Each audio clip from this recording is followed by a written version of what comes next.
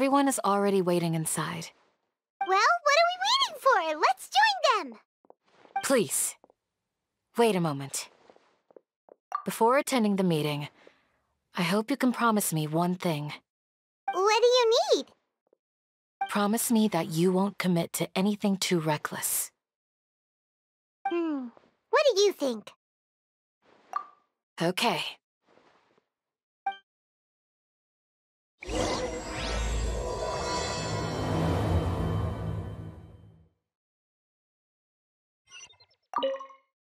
They're all waiting for you. Everyone's here so early! But why isn't anybody talking? We already discussed things a bit. Hey, where have you been? I've missed you too. Are you ready? Very well.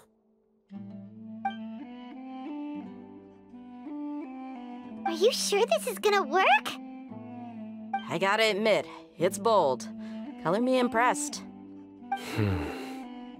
It's worth a try.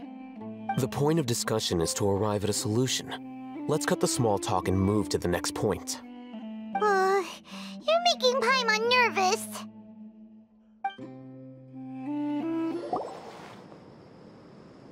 You're finally done. I have some other stuff to take care of. Catch you all later. Come on, don't give me that face. I know what you're going to say. I'll be careful. That's what I wanted to hear. Take care. Well, Traveler, Paimon, judging from your expressions, the meeting must have been quite productive. You can tell? I'm not that good at scheming or strategy, but I can sense people's emotions. And based on your reaction, things must have gone quite well. Paimon's a little worried. Hopefully nothing will go wrong. To be honest, I feel the same. But you're already some of the most capable people I know. So you have my trust. Candace gave us a compliment! Your deeds speak for themselves. Candace, we stayed behind to tell you that, although you won't be coming with us, we'll be sure to remember your words. I'm very glad to hear that. I've said the same thing to everyone here today as I said to you when you arrived. Your safety is the most important thing. Only when you're safe can the plan be successful. So please, take care. You're welcome. And thank you for taking my advice. Good luck with everything. I'll be here in the village praying for you.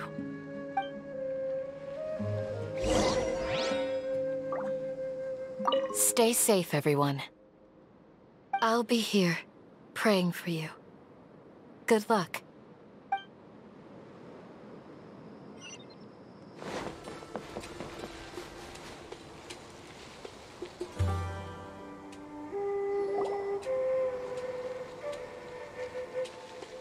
Sounds good. I'll go make some preparations. Okay. I'll hit them! Have you finished saying your goodbyes?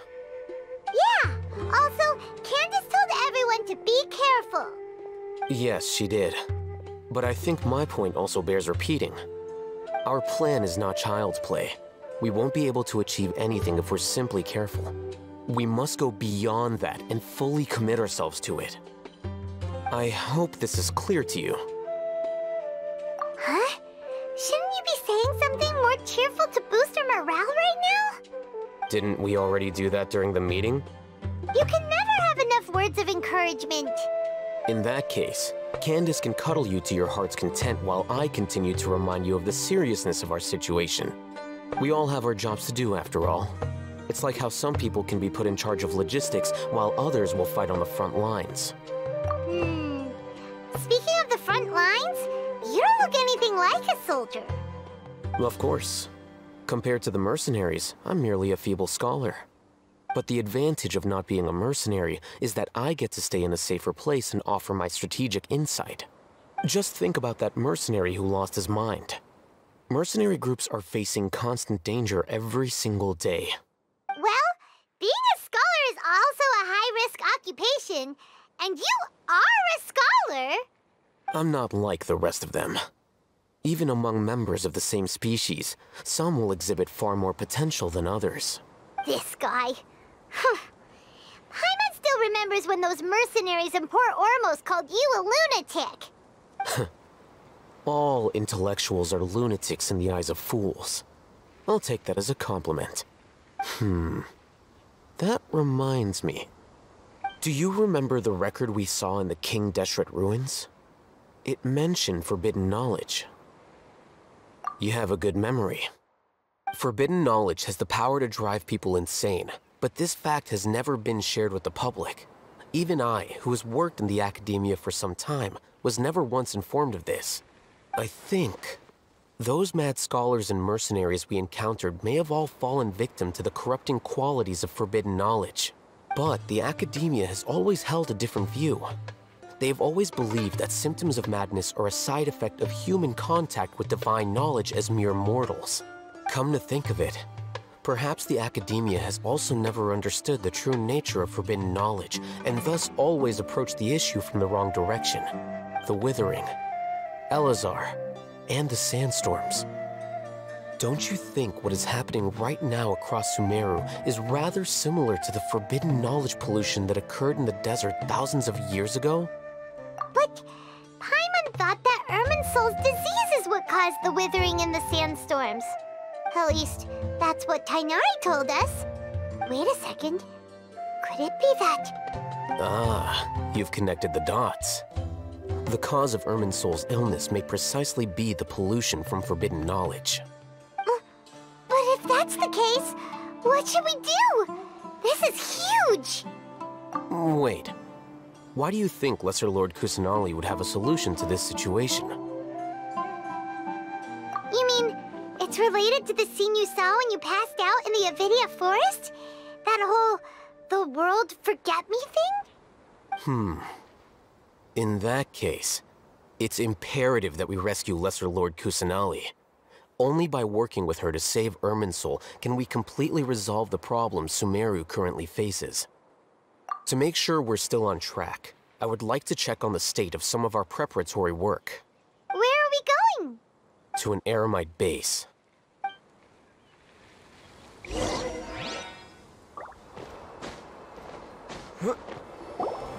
Oh, you made it. Huh?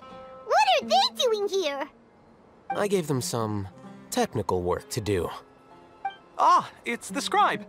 And is that the traveler I see? How's the work going? Ah, yes. We have fixed the devices according to your instructions. One of them is already ready for use, while the others are still under repair. Aren't those devices for can knowledge extraction? What are you doing with those?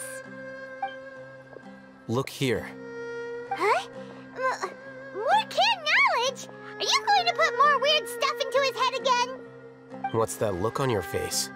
Are you scared? Paimon's a little scared, but very, very furious! That's an interesting response. Anyway, we're not going to use this just yet. As I mentioned during the meeting, this knowledge capsule contains a decree I drew up in the past. The academia should also have their own copy. And according to the plan we just came up with, Traveler, I want you to record something into this capsule. Do you believe we can save Lesser Lord Kusanali? Good. Conviction is the most important part of all of this. Now, please get ready and put on this device. You want us to record our conviction into the knowledge capsule? Yes. Paimon is still really worried. I understand, but trust me, Paimon, this is something we have to do. It's best if you can do as I say. Because, to achieve this impossible task, it sounds like you'll need to fool your own heart first. Although it may feel like a trick, self-encouragement may be the most important tool we have. Paimon can see the point you're trying to make. Imagine this. We have orchestrated our plan and successfully rescued Lesser Lord Kusanali. As a result, we have changed Sumeru's entire political landscape. Everything went without a hitch, and everyone recognizes and praises our achievements. Now, open your eyes. Here. What's this? Read it out loud.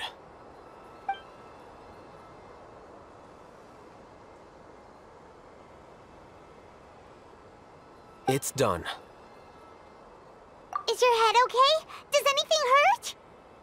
It's just a recording. There should be no negative effects. But what was the point of doing this? Paimon doesn't get it. And that's perfectly fine. In any case, these capsules aren't meant to be used by you. Huh? What do you mean? Have you forgotten? Our plan needs to account for those who have long relied on the Akasha. You may find it hard to believe, but for those people, everything the Akasha transmits to them is nothing short of absolute truth. Imagine if you've been using a device like the Akasha since the day you were born, and this device has always supported you during times of need. After all that time, what do you think you'd become?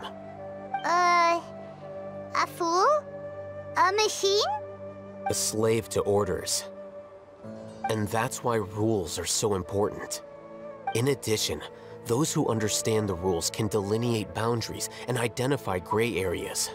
But why would you need to identify the gray areas? You could say that those kinds of ambiguous zones can be very interesting. One might even say they're advantageous in the right hands. Things you're interested in are really out there.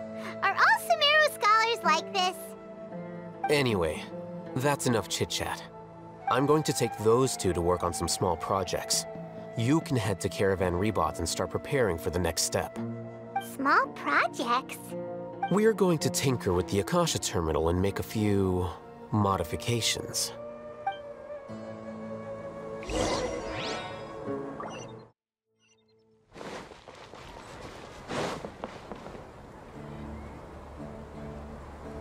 I thought we agreed on a plan. How can you go back on your word? The plan is too radical and carries a high risk for casualties. I've given it a lot of thought. And in the end, I still can't agree to it. But it's still the best plan we have. As a former Matra, you of all people should be able to see the bigger picture and recognize the innate advantages of our plan. I did. And that's how I saw the danger behind these so-called advantages. Alhaitham's plan is even more radical than I imagined. Huh? Why are you guys arguing? My friend, you're just in time. Why don't you help me persuade Sino? He's turned against our plan. We agreed to work out a plan at the meeting. As mercenaries, you're familiar with the local environment, so you'll take care of the specifics. But then, you went to Alhaitham for suggestions. Had I known Alhaitham would give you those kinds of suggestions, I would not have agreed to the plan. Look, you already know that we're all on the same side here, don't you? Mercenaries place a lot of importance on their bonds of friendship, but also will not hesitate to make sacrifices if they deem the situation to be sufficiently dire. I'm sorry, but as things stand, I can't accept your principles. Seems you really do understand the ways of the desert. Traveler, Paimon, this is also something you should know. Ramon's plan is to have me work with the Caravan Rebot guards in my capacity as a Matra. We will arrest the mercenaries and escort them into Sumeru City. Wait, how can we work with the guards? We can't get through that wall easily, remember? Caravan Rebot would never let so many unregistered members of the Eremites enter Sumeru City. My plan will clear us of any possible suspicion, and also let us enter the city as a big group. There is no better way. That also sounds like something Alhaitham told you. Am I right? Doesn't Alhaitham know how dangerous this plan is? Of course he does. He told me, there is no perfect plan, but this can get the job done. He also said that with the help of Sino and the Traveler, our chance of success would increase significantly. I never blindly trust anyone, and I've always had a good eye for people. I think he made a number of valid points. It's my own choice to trust you. If I make the arrests alone, I can control myself and prevent you from getting hurt. But I can't guarantee that kind of discipline from the guards. To make the whole thing more convincing, you'll need to resist to some degree. Casualties are inevitable once push comes to shove. I'm okay with the deaths of enemies. But now that we're allies, I'm against the meaningless loss of our own. I can't believe a Matra would actually care about us. I've lived a hard life, and I can say that people like you are hard to come by. I've always treated my allies with honesty and respect. They have the right to know important things like this. Now you're making this hard for me. Hey, is there something we can do to help? I knew you would say that. We can help fight some of the mercenaries, which should reduce the number of times you'll have to struggle directly with the guards. That should help at least a little bit. Sino, on behalf of my people, I thank you for your kindness. But this is a mission we cannot turn our backs on. We strongly value the lives of our friends, but the goal we are about to achieve is even more important. We have no fear of casualties, because we crave the spoils of victory. So please, lend us your support. We will show you the determination of us desert dwellers. Well, now that you've put it that way, I can no longer refuse. But remember, you need to follow the plan and not do anything reckless. Candace made it very clear that we can only achieve our goals if we can ensure our safety. Since you and I both recognize the significance of this operation, there should be no more animosity between the followers of the Dendro Archon and those of King Deshret. Everyone's life is equally important. Okay, you have a deal. Let's do this for our shared dream. The guards should be stationed in the courtyard nearby. You can find them there.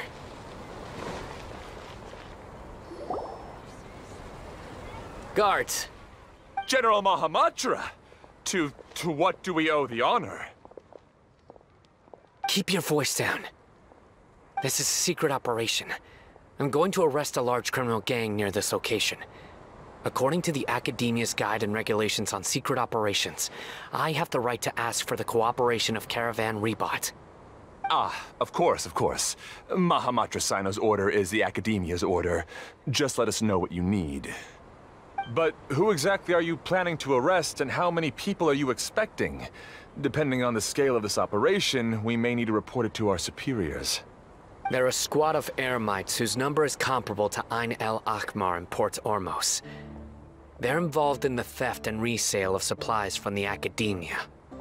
As many as Ain el Akhmar? This should definitely be classified as a joint operation. Then I suggest that you report this to your superiors as soon as possible, and treat it as a top priority desert operation. I will need personnel. Got it. Please wait a moment. I'll contact them immediately.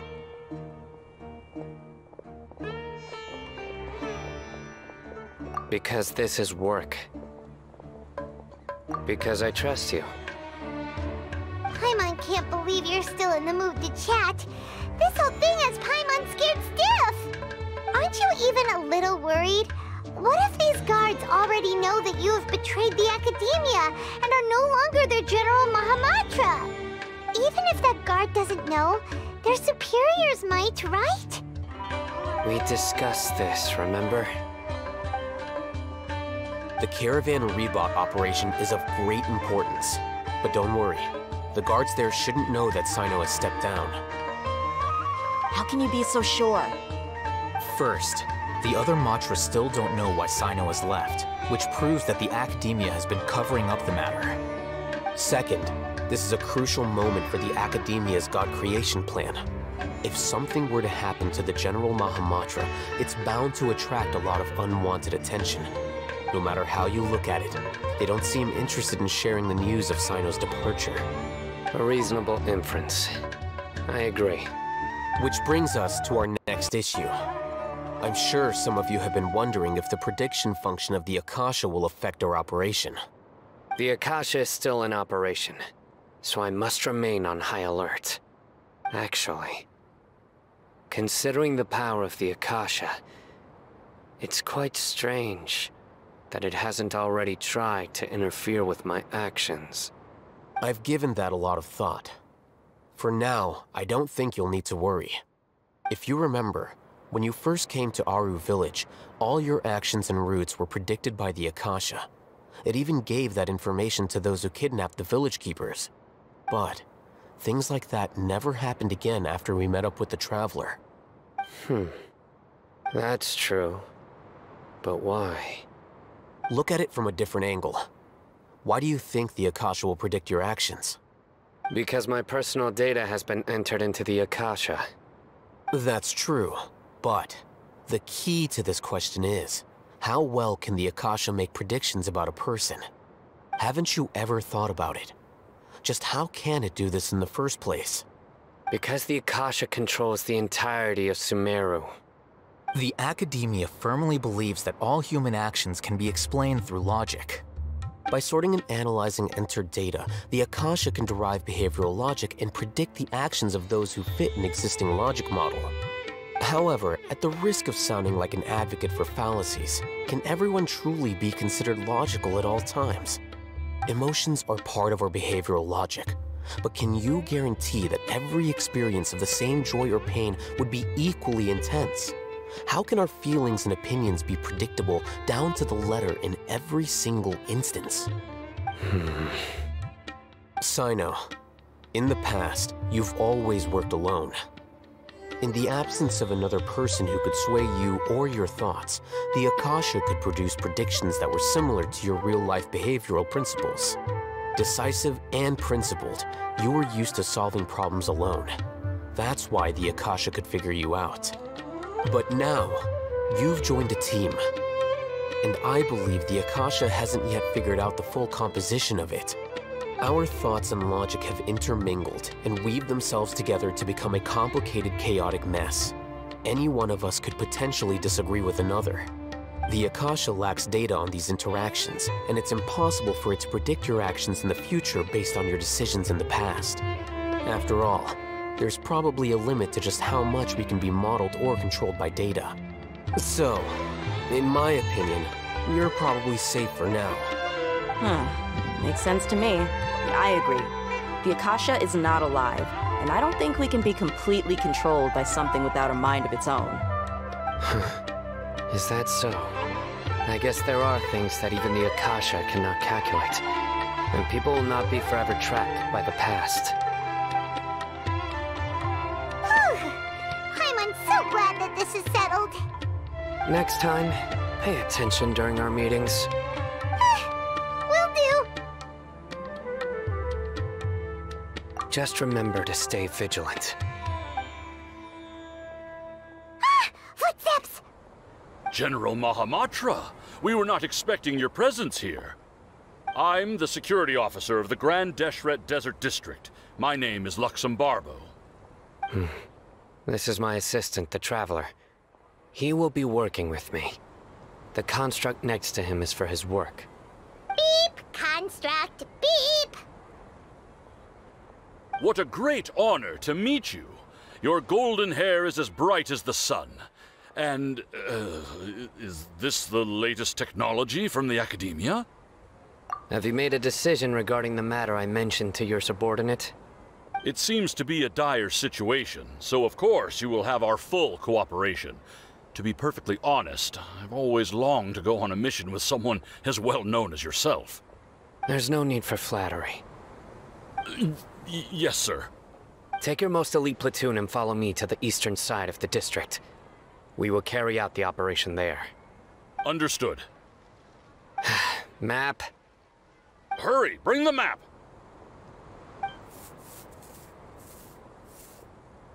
In 2 days, we will engage Ramon's Eremites and capture all of them. Any questions about the time or location? None at all, sir. Good. See you then. Yes, sir.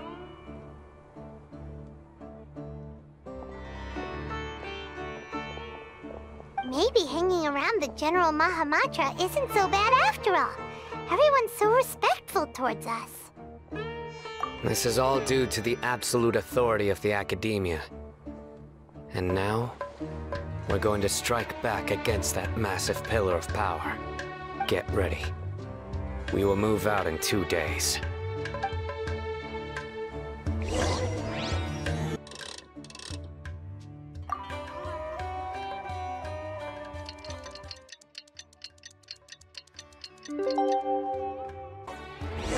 It's time for the operation!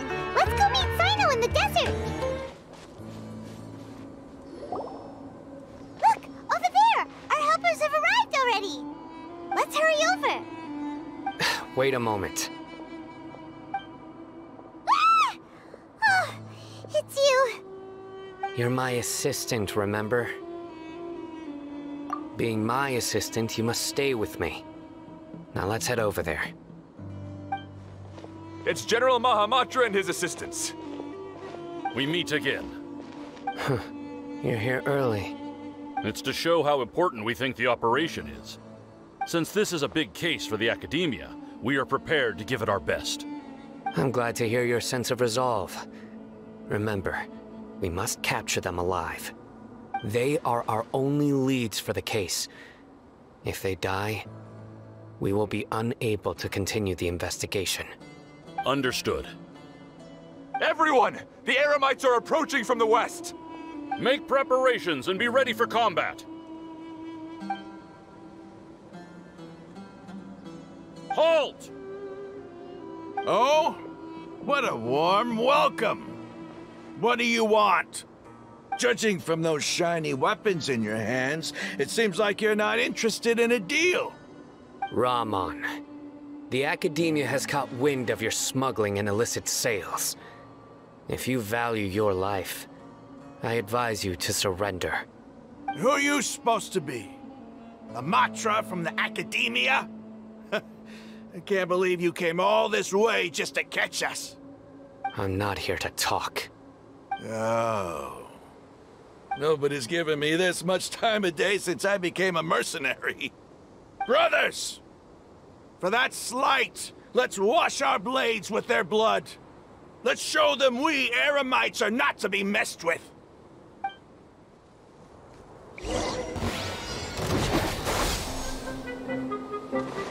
One with nature. Everybody stand back! Quietly now. Into the wind. Fallen leaves, adorn my night! Here comes the catch.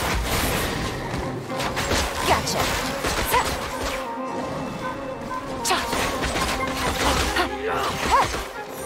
I'm going in! One with nature. Quietly now. It's over. Ah! We have subdued them. The operation is now over. All Eremite mercenaries and related personnel in the area have been arrested. Ah, you pitiful Dendro Archon dogs! You'll regret this! I'm afraid you'll regret it first. King Deshret will curse you, and you will all! Silence! Oh, Restrain them and take them back to Caravan Rebot.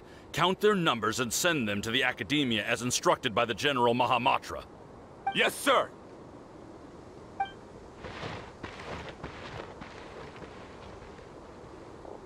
Mahamatra Sino, I will now take my leave. If you need further assistance, please come to Caravan Rebot and ask for me. Understood. You are dismissed. There they go. Let's talk elsewhere.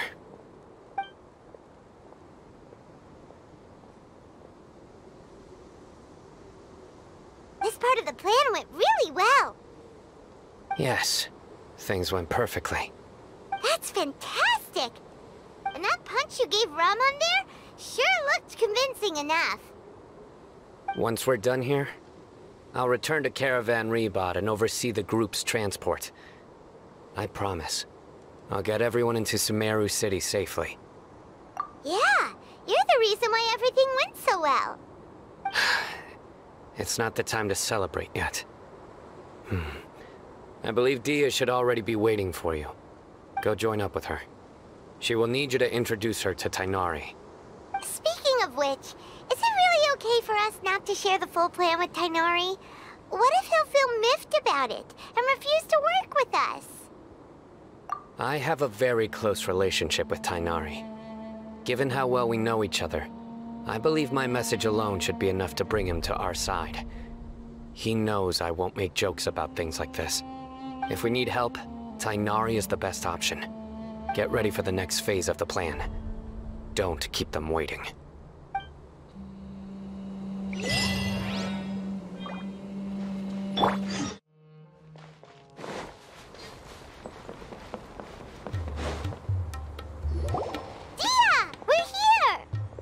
It's about time.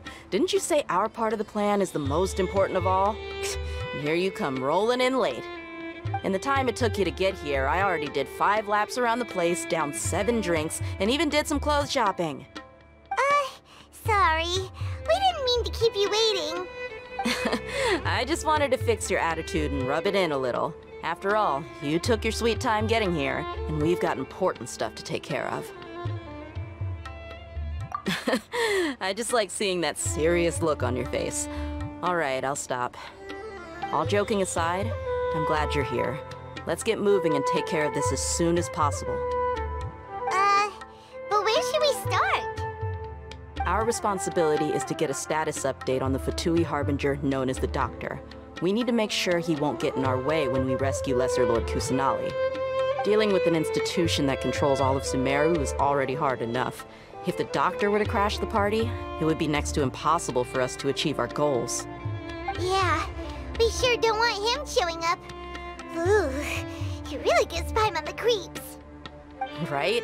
Hearing his name just reminds me of those stuffy old geezers in the academia. I'd rather not have to deal with someone like that. According to the plan, we should first go to Pardis DI and ask for Forest Watcher Tighnari. If all Hatham and Sino's sources are solid, then we can be sure that Tighnari still has the Academia's trust. So, we'll find Tighnari and convince him to get us the latest intel on the Doctor.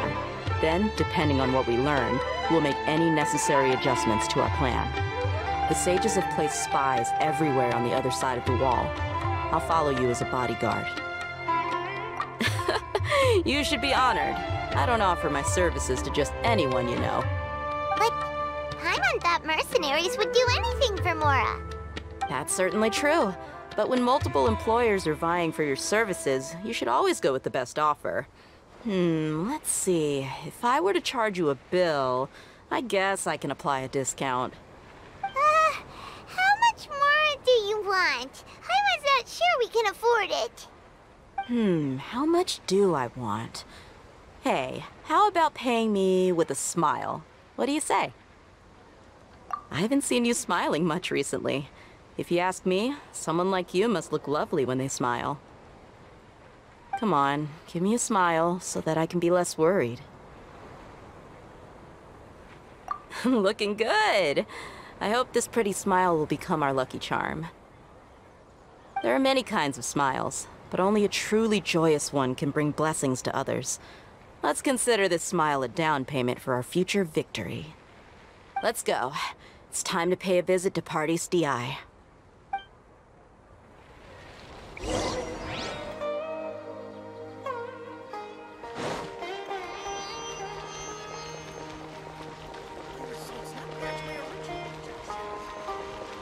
He's over there! Let's go say hi! Tighnari! Ah, Traveler, Paimon. And you are? Hey there. This is our friend Dia. She's an Eremite mercenary. A mercenary? You must have some big news for me. help us out. All right, then follow me.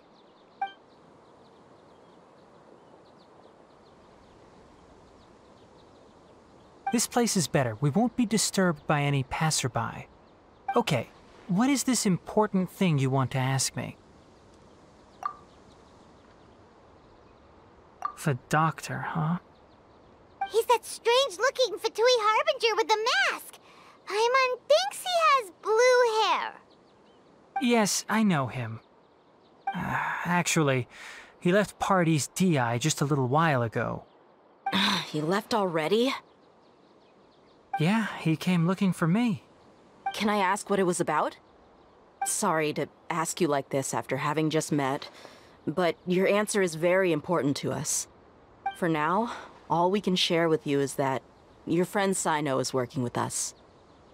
Sino, you say?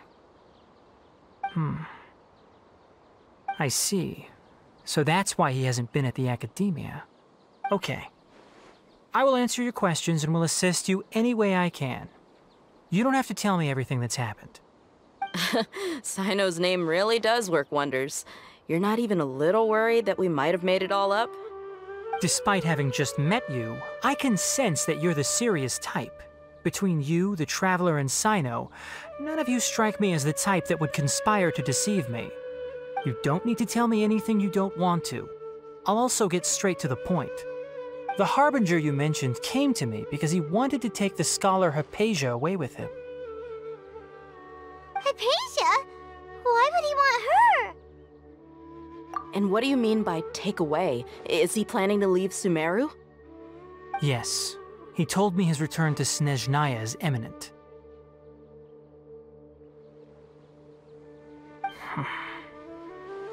So you mean... you're leaving this place soon? Indeed. Otherwise, we could have perhaps talked a little more. I was just about to set out when I remembered something important. To that end, I made a final trip to Pardis DI. Let me ask, have you been taking care of a scholar by the name of Hypatia? Your sources are accurate. No doubt because you recruited many informants. But you're right. Hypatia has indeed been receiving treatment from me.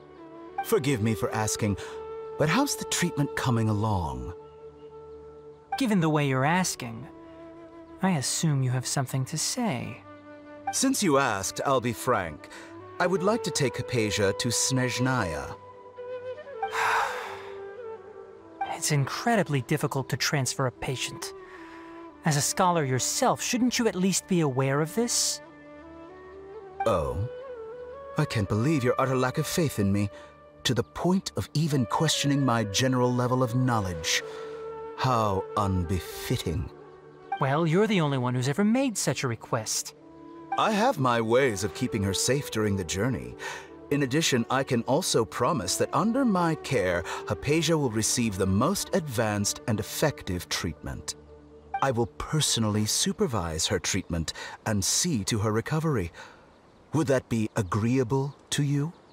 Hypatia was born in Sumeru and remains a scholar of the Academia. Her situation has not become dire enough to necessitate her transfer to another nation.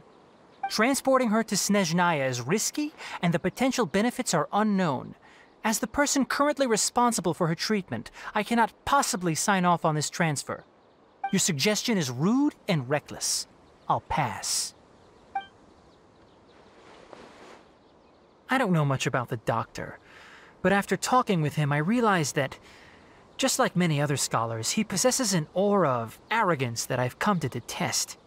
It's not so much that he's looking down on others, but more that he's so confident in himself and his abilities, to a point of near insanity. I would never refer a patient to someone like him. I prepared myself for a protracted battle of wits, and was really surprised to see him just give up on the topic. Still, his reaction really concerned me.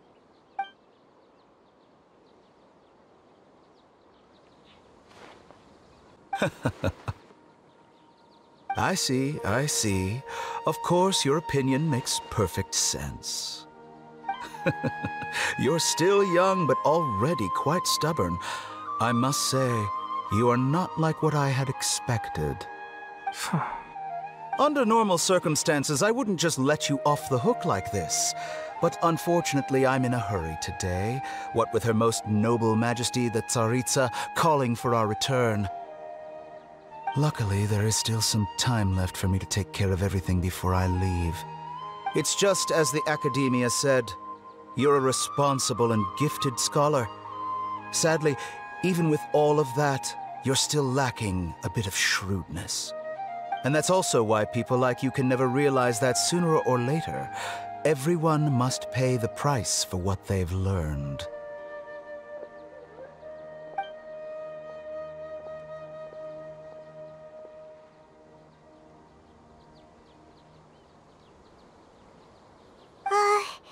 Paimon can't help but feel like he's hinting at something unpleasant. He asked a question, yet didn't care for my answer. Perhaps I'm nothing but a talking rock in his eyes.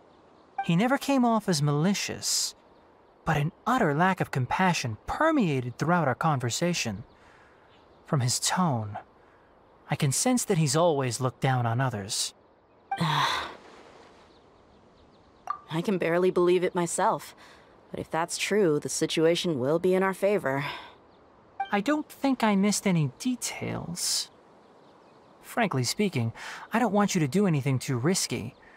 Now that you know a little more, it should be easier for you to stay safe. Sorry we can't tell you everything. We appreciate that you helped us anyway. I won't forget your kindness. It's okay. I have an obligation to do so. To be perfectly honest, all of this may have started because of me.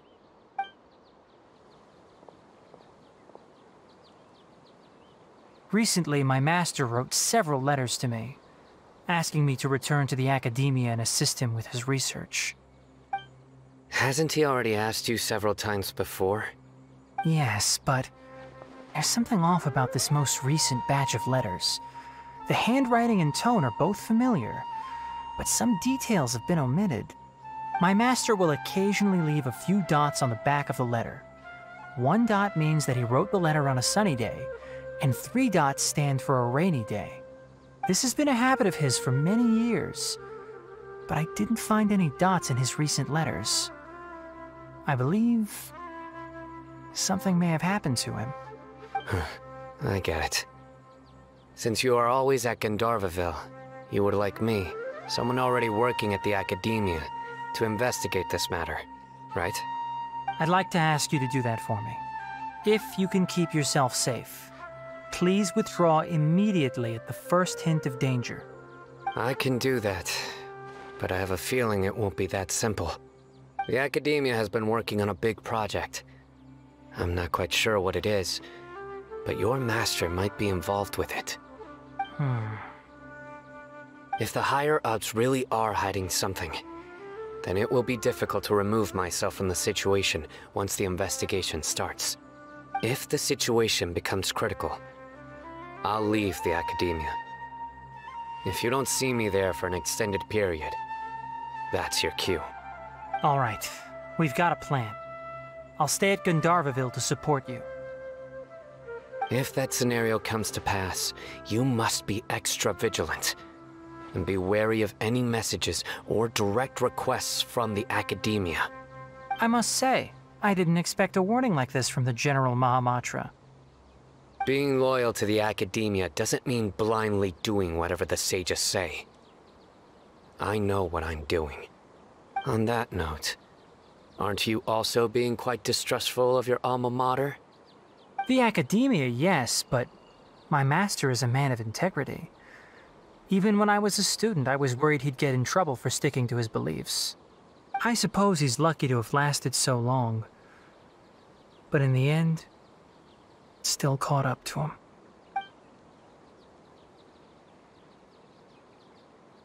I see.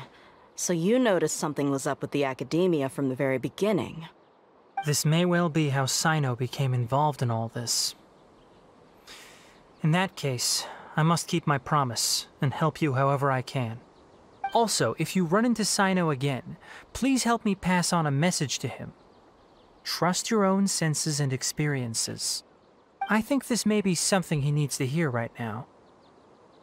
Okay, we'll find a chance to tell him. Thanks. Right. Now let's go hunt down this Harbinger. Oh, by the way, which way did the doctor go when he left Pardis DI? That way. Gotcha. Thanks so much. We'll be on our way. According to Tighnari, the doctor is leaving Sumeru soon. I want to check if the doctor was actually telling the truth. He also said that he'll take care of everything before he leaves. What did he mean by that? We need to be extra careful when dealing with a person like him. Just to be safe, let's chase him and see what we find. But we have no idea where he went! How can we start chasing him? We'll do it the mercenary way. I'll find leads as we go. All you have to do is just follow me. That Harbinger may have tried to cover his trail, but he still left some traces. Or perhaps he never even thought about concealing his whereabouts. Maybe that's just how arrogant he really is. Yep, we're headed in the right direction. The traces are still fresh, but there's no sign of his entourage. Clearly they're in a hurry. It's just as I thought.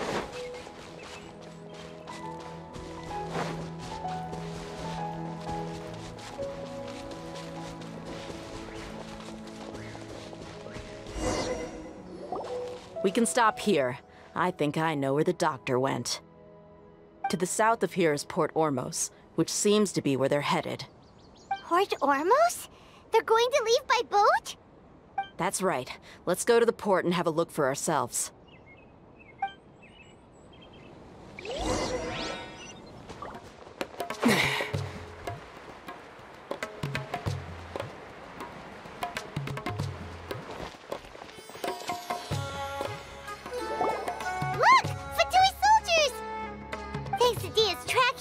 Seems we found the right place. Shh!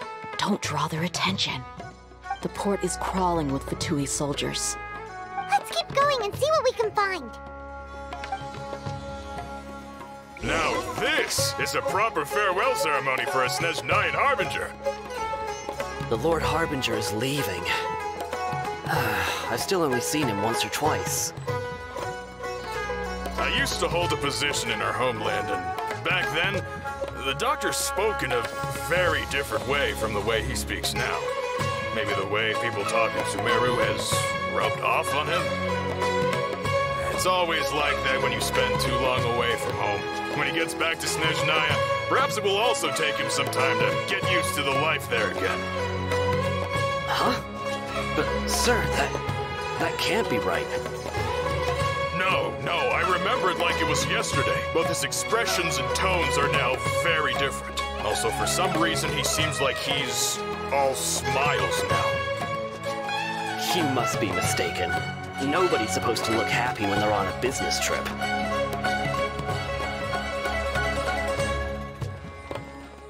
The doctor is on that boat.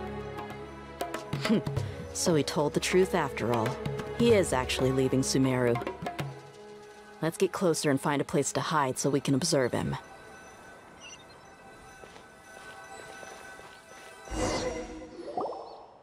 This place will do. We can hide here while we keep an eye on the boat.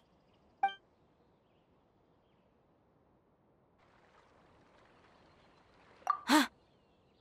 Uh-oh! He saw us! Huh? Is he waving at us? It's time to say goodbye. Wait, is he the only person on the boat? You mean there's nobody with him? And where are all the soldiers we saw in the port just now? They were all here just a few minutes ago, but now they've vanished. So this was a trap. Wait, don't tell me that. Luckily, there is still some time left for me to take care of everything before I leave. Oh no. They might be after Hypatia. Let's get back to Party's DI. Huh? What do you mean? I'm afraid that she's seen something that she wasn't supposed to see. If I were the Fatui, I would also try to take her away. And if I couldn't... Oh no! Are you saying they're going to kill her? Let's go!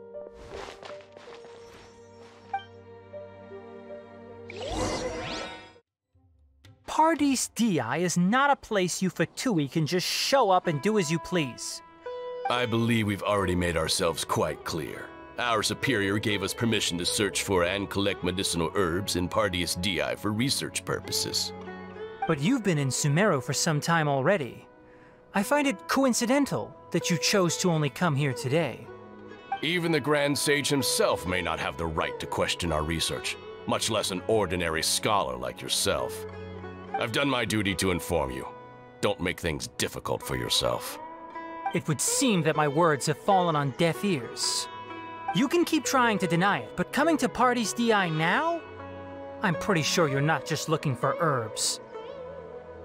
With all due respect, your baseless speculations will only lead to unnecessary trouble. Well, you only have your Harbinger to blame. He knows nothing about keeping a low profile.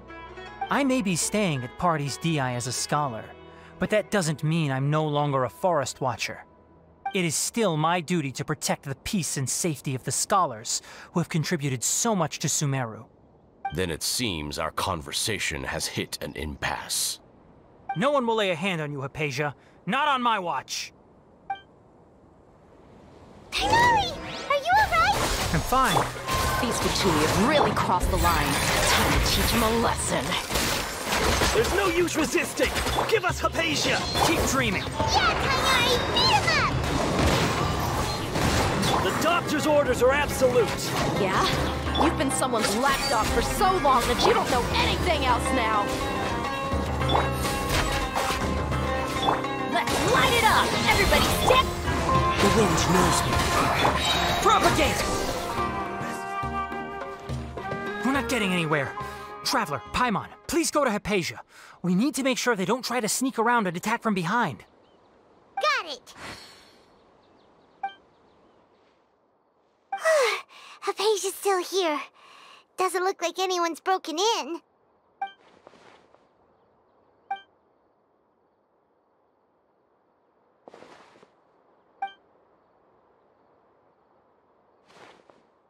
Well, how is she? Oh, that's good.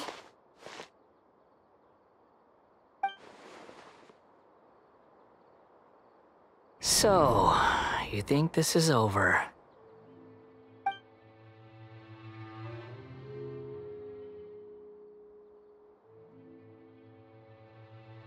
What? The Balladeer is here?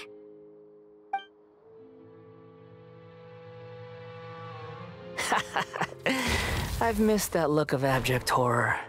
You've given me that look every time we meet. But, where is he?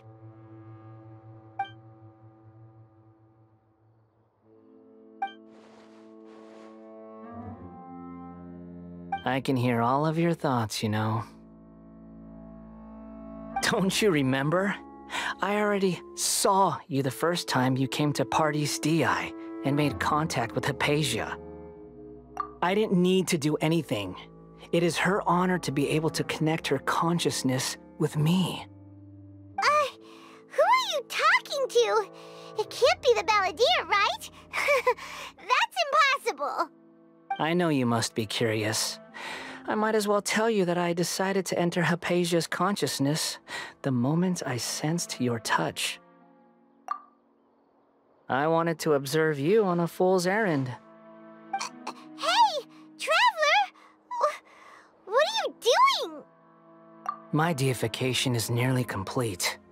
All that's left now are just some final details. Do you understand? Even if you manage to rescue Lesser Lord Kusanali, it will be impossible for you to defeat a bona fide god like me.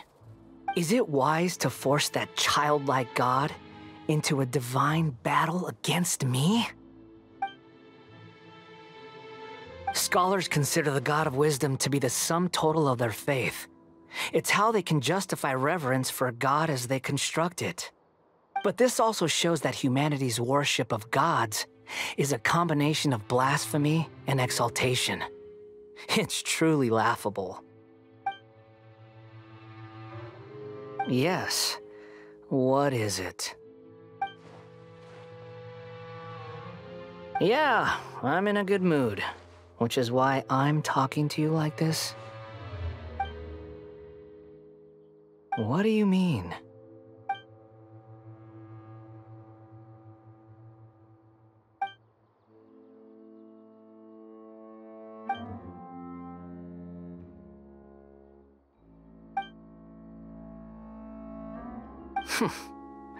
Those words almost make you sound like a friend who actually cares.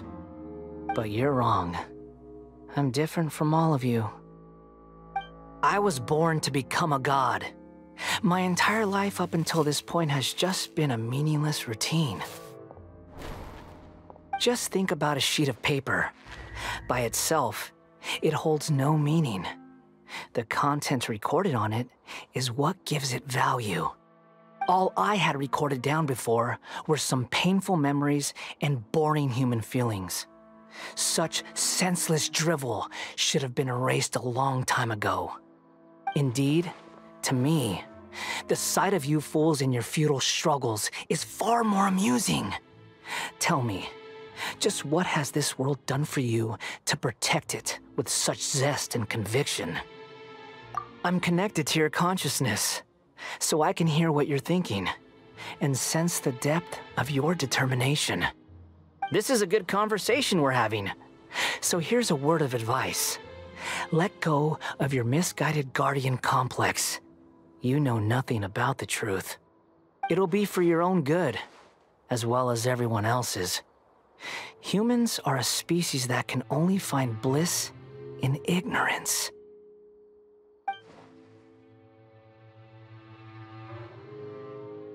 Ah, you've seen my affection for her. If you were in my position, I think you'd feel the same way. She peered into my consciousness and saw my past. Someone like that is qualified to become my first follower. All gods need followers. So Hypatia has been chosen. Her appearance heralds my imminent arrival at the throne of divinity, while her worship shall become my glory.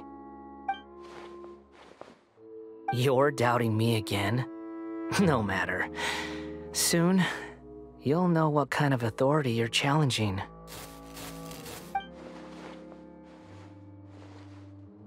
Who wants to hurt my devout follower?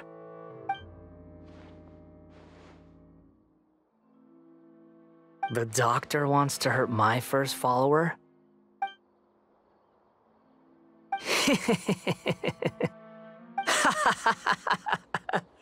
How very amusing. Has anyone ever told you that you're not good at sowing discord? The doctor has never known his place. Even now, the puny human thinks himself capable of interfering in the business of the new god. You're still too naive if you think a few words will be enough to convince me to destroy the doctor. But I'm willing to give you a gift, just like my expression of affection towards Hypatia. It is an honor for you to be able to stand here and speak with me. As my listener, you will be rewarded. Both good things and bad things can be called gifts. After all, gods have never needed to be reasonable. Ah! Paimon used thunder! That person Paimon couldn't see was the Palantir? Oh, he sure chatted with you for a while.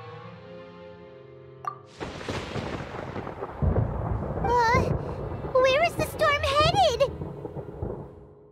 That means anyone outside is in danger! Let's go! Tighnari and Dia still must be fighting!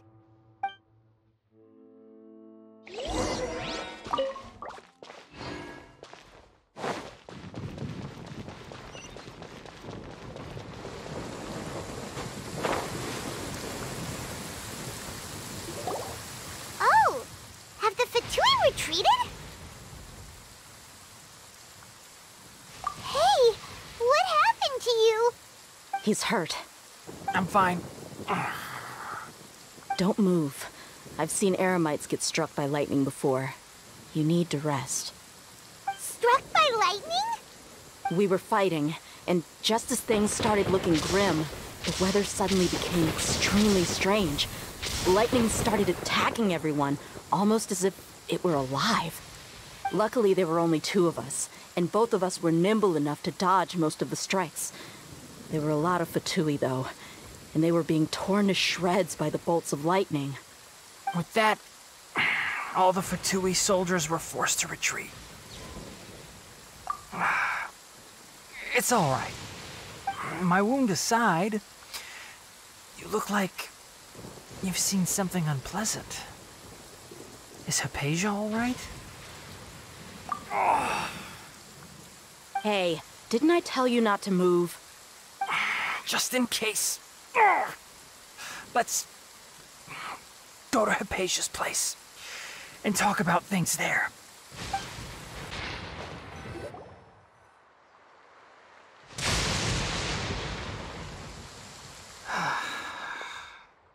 Thank goodness she's fine. Hey, how about taking care of yourself first? I understand my condition. The wound is not fatal. I'll be all right. Ugh. The more you understand medicine, the worse of a patient you become. I know. They always think they can push through the pain. Oh, he sat down. Let me rest for a bit. Sorry, traveler. Now you may start.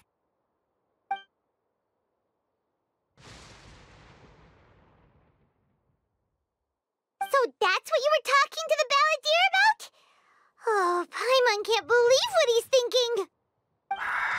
The Academia's God creation plan. How ridiculous. That sounds, ambitious, I guess? Anyway, this is all way beyond me. As long as I can enjoy every day with a drink in my hand, tasty food in my stomach, and a good night's rest, that's enough. I'll only work when I have to. I must be the least ambitious person who's ever set foot in Party's DI.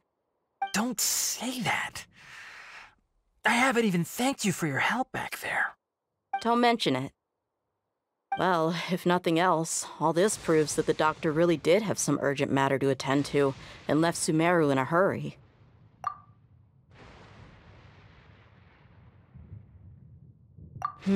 Maybe the Fatui want to cover up some secret of the balladeer. Is that why they tried to seize Hypatia? You said the balladeer claimed that Hypatia has seen his past. So, what could be there? Have you noticed? The balladeer is not happy with the doctor's actions. He thinks the doctor has no right to consider himself as his equal. So, if the doctor was to show up again, would the balladeer zap him with lightning? Based on what the traveler has said, I think he would. Having the doctor gone benefits him as well as us. In other words, we've successfully completed this stage of the plan. The doctor is out of the picture now. Yay! That's a big accomplishment! I'm also happy for you. Thank you for the help, Tighnari.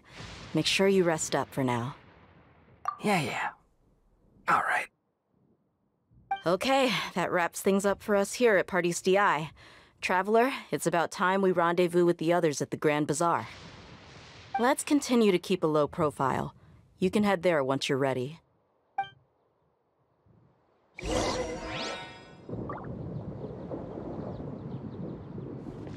You can just focus on your plan. Leave Hypatia to me. My wound isn't going to get in the way. Oh. Okay. Guess I'll sit still for a little while longer.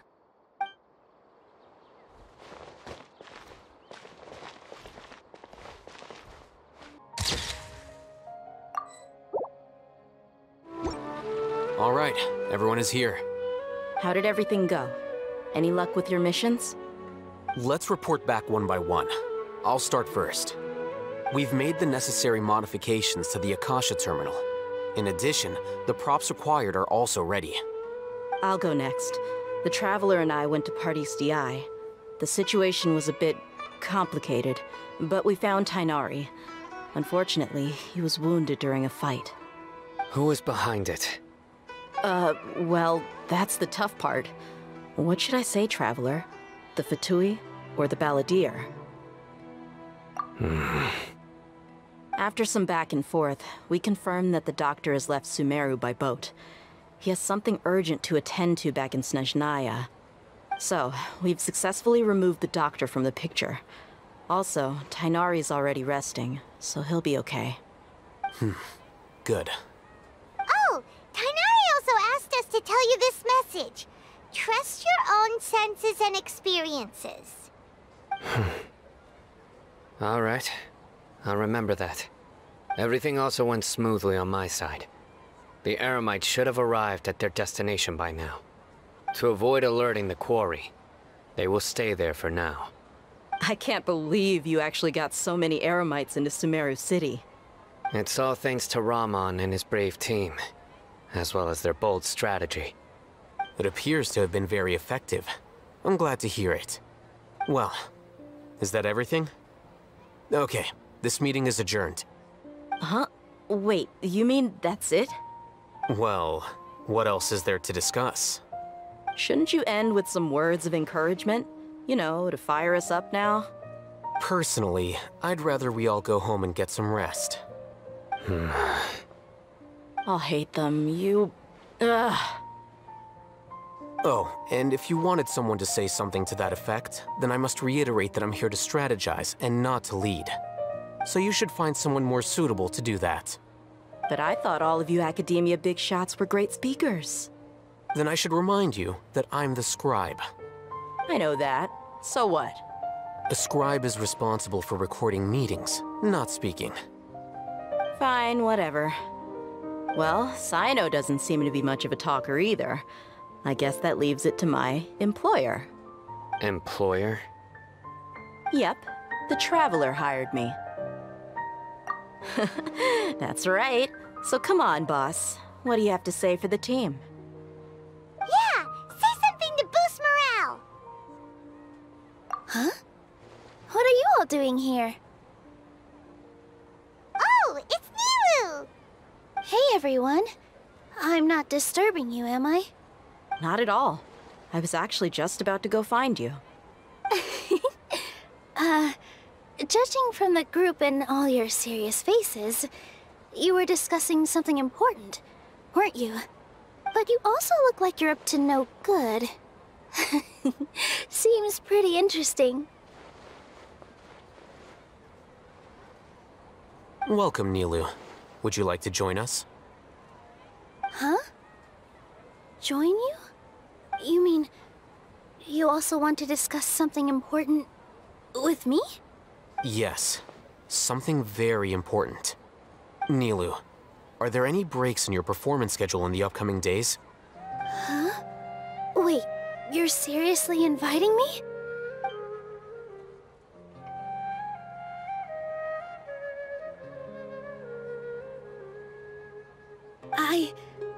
I can't believe my ears.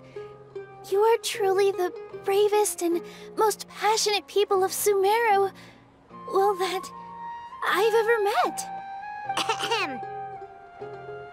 Oh, right. The Traveler and Paimon are not from Sumeru, but you are awesome as well. That's right! I must admit that I'm a little scared, but I'll try my best for Lesser Lord Kusanali. If I can somehow use my abilities to help you, then count me in. Remember, believe in yourself. Okay, I'll get my friends at the Grand Bazaar to help us tomorrow. Just remember not to say too much. Be discreet. Yep, you got it. All the preparations are done. Now, can we finally conclude this meeting? So, have you thought up what you'd like to say, boss? Yep, it's a grand plan and we're all super awesome!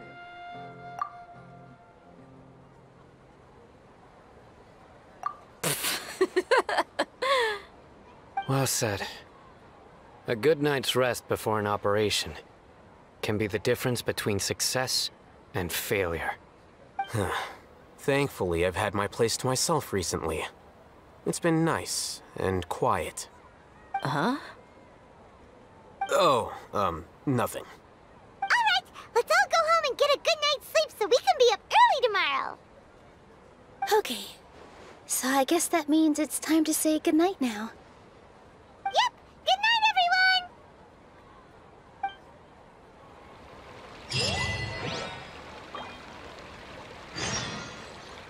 Today is the Academia's Niagarbaha Day. We can finally put our plan into action! Alhaitham should be waiting for us. Let's go to the Academia and find him. Hello, you two. Sleep well? Not really. Paimon got too nervous thinking about today and didn't fall asleep until the sun was almost up. What about you, Alhaitham? Naturally, I slept just fine. After all, a good rest should be considered part of the plan, since energy is an important resource. You just want to show off how calm you are. It's crucial to dissipate any tension before we execute our plan. The only thing you're doing is being annoying.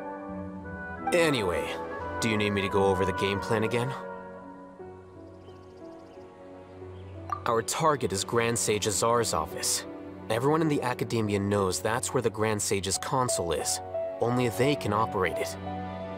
Many restricted commands and operations are executed via that console.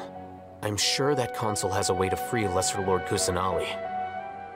You know, Paimon's been thinking, what kind of technology could let the sages imprison even a god? That isn't something they could have accomplished with their scholarly talents alone. In the Sanctuary of Surasthana, there's a device of Greater Lord Rukkhadevata's that she once used to isolate herself while meditating. 500 years ago, the Grand Sage at the time modified the device so that it can no longer be controlled from the inside. They were effectively trapping one god with the power of another. So, how are we gonna get to the Grand Sage's office? Don't forget, today is Niagarbaha Day, arguably the most important day to the Academia. The sages and core Academia personnel are busy loading the latest batch of research developments and legal decrees into knowledge capsules so that they can be entered into the Akasha. All the Darshan's researchers have their noses to the grindstone, and the Academia's grounds are flowing with all sorts of people. It's the perfect time for an infiltration. When the Grand Sage leaves his office to supervise the entering process, that's our cue to access the console and free the Dendro Archon. Well, yes. That's just the visible side of our plan, after all. If precedence holds, the Academia should have already started preparing for Niagarbaha Day. Everyone should be in position. All that's left is for us to lead the charge. Let's go. So are we just gonna walk in through the front door, or...? Yes. Were you expecting a stealthier approach? Paimon can't think of a good comeback. Alright, it's all on Alhaitham if things go south.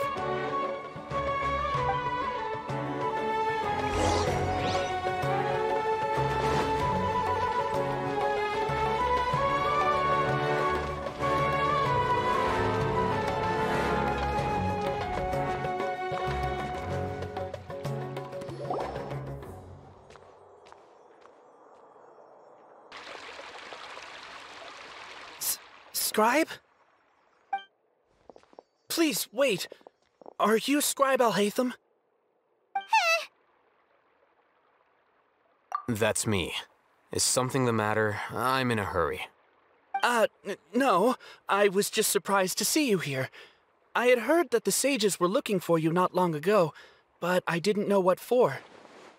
And, also, please don't bring outside guests into the Academia.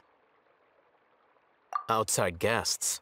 How did you arrive at such a conclusion? Your groundless inference shames the Haravatat Darshan. What did you say? I'm the top student in Haravatat, and I earned 3rd place at the last Inter-Darshan debate. Don't look down on me! That wasn't my intention. As your Haravatat senior, I just assumed that you possessed a greater aptitude for critical thinking.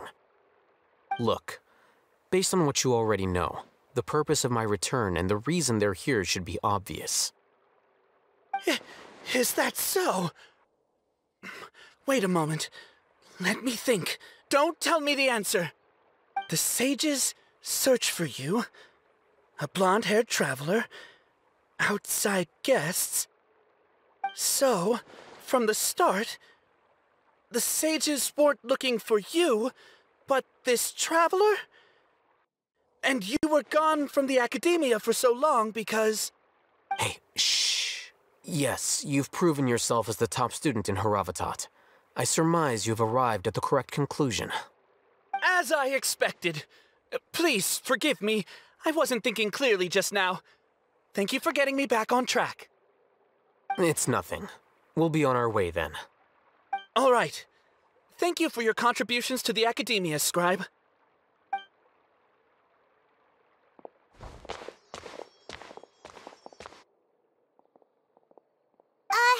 What the heck just happened now? What did he just guess?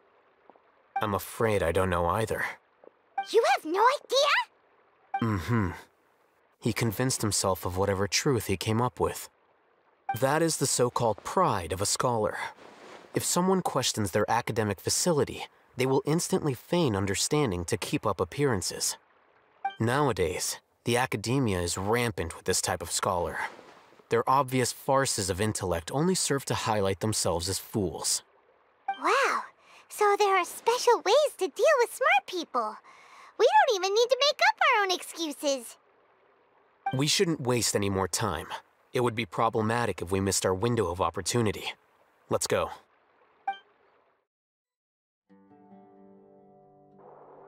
Is this the Academia's library? Indeed. Known as the House of Dana, it is quite possibly the most extensive special collections library in Teyvat. There are a lot of students going through here. Is it really okay just to waltz right in? The Academia marches to a fast beat, especially since it's Nyagarbaha Day. They're all occupied with their own matters. Just act natural. Now, hurry along.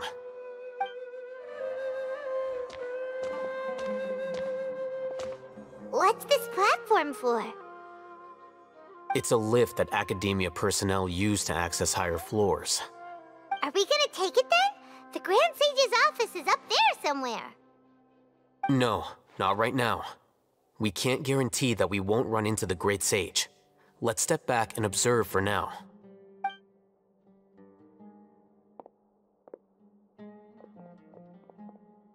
You think the Grand Sage will exit from there? And after he does, we'd sneak past him? Oh, Paimon thinks that's really dangerous. Who knows? However, if we can confirm Azar's current location, our operation will be much safer if we... Allow me to offer you a hint. If you wish to know his location, look behind you.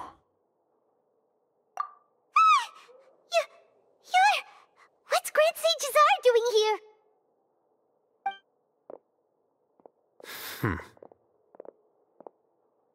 Do not tell me you believed the Academia would not grow suspicious of you after such a prolonged absence, Scribe. An eyewitness had informed me of your whereabouts, so I came to personally welcome you. Great Sage, I didn't expect you to care so much about me. I'm truly flattered. I'm sure, but compared to you, I am far more interested in these two unexpected guests. You are the Traveler and Paimon, correct? It's a pity that only now have I been afforded the opportunity to formally meet two of Sumeru's most esteemed guests. I do apologize for my lack of decorum. Excellent. You immediately initiated discussion instead of attempting to prepare some perfunctory excuse. You clearly understand the situation at hand, and have no intention of making a reckless stand. The foot traffic here renders this place unsuitable for discussion. Please, follow me to my office.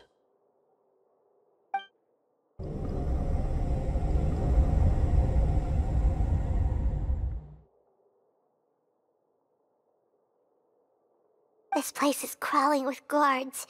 There's no way out for us. All right then, Traveler. What did you wish to discuss with me? Today is Niagarbaha Day, so I still have many responsibilities to attend to. There is little time for idle chit-chat before I detain you all. You seem to know quite a bit about our endeavors. If that is so, then you should be praising our great work, rather than using your trivial misgivings in a futile attempt to sway me. Trivial? Then tell me, what do the Fatui want from me? Worthless. Those are all completely worthless. Benefits, divine power. These materialistic words do nothing but debase our great work. Creating a god. Yes, we are using human wisdom to create a god. If humanity cannot attain omniscience and omnipotence, then we shall create a god to reveal them. This is the pinnacle of human wisdom. We shall regain a god's guidance at long last. No longer will we flounder in the interminable void of consciousness and knowledge.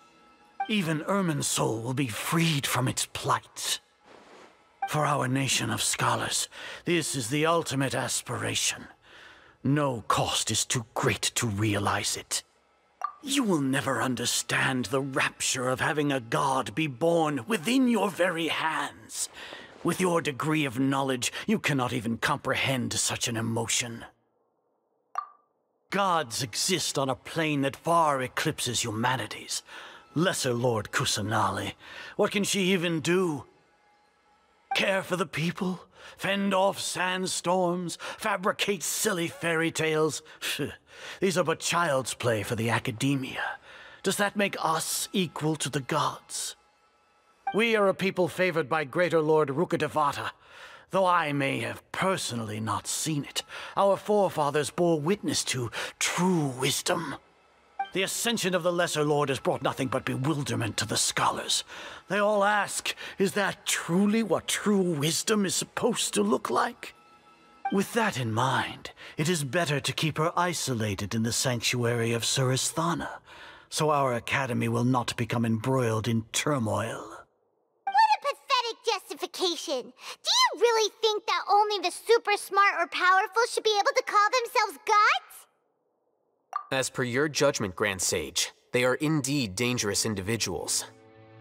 Not only are they acting against the academia, but their ideologies have the potential to lead scholars astray. Looks like there really was merit in my assignment. Oh, Hatham? Are you talking about us? Anyway, I've brought them to the academia as ordered, but it took some time and trouble. Oh, that reminds me. Here's the investigation report you had requested. It's a summary of my time spent with the Traveler, an array of information about him ready for your perusal. Oh, Hatham! So you're still on the academia side! We finally started to trust you!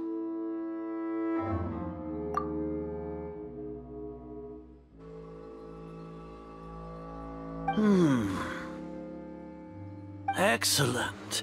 Detailed contents with no errors.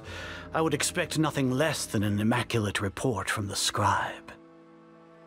As it is Niagarbaha Day, I'll enter the information on you into the Akasha. Surely you know what that means. We'll be monitored, just like Sino. With the Akasha's calculation prowess, all of your actions will be predicted with an accuracy of at least 98%. Furthermore, your data will be updated in real time whenever new information presents itself. To put it into words you can understand, wherever you go, you will be walking under an invisible leash. This is Sumeru's greatest penalty for dishonest persons. Are you not familiar with the concept that great responsibility begets an equally great suspicion?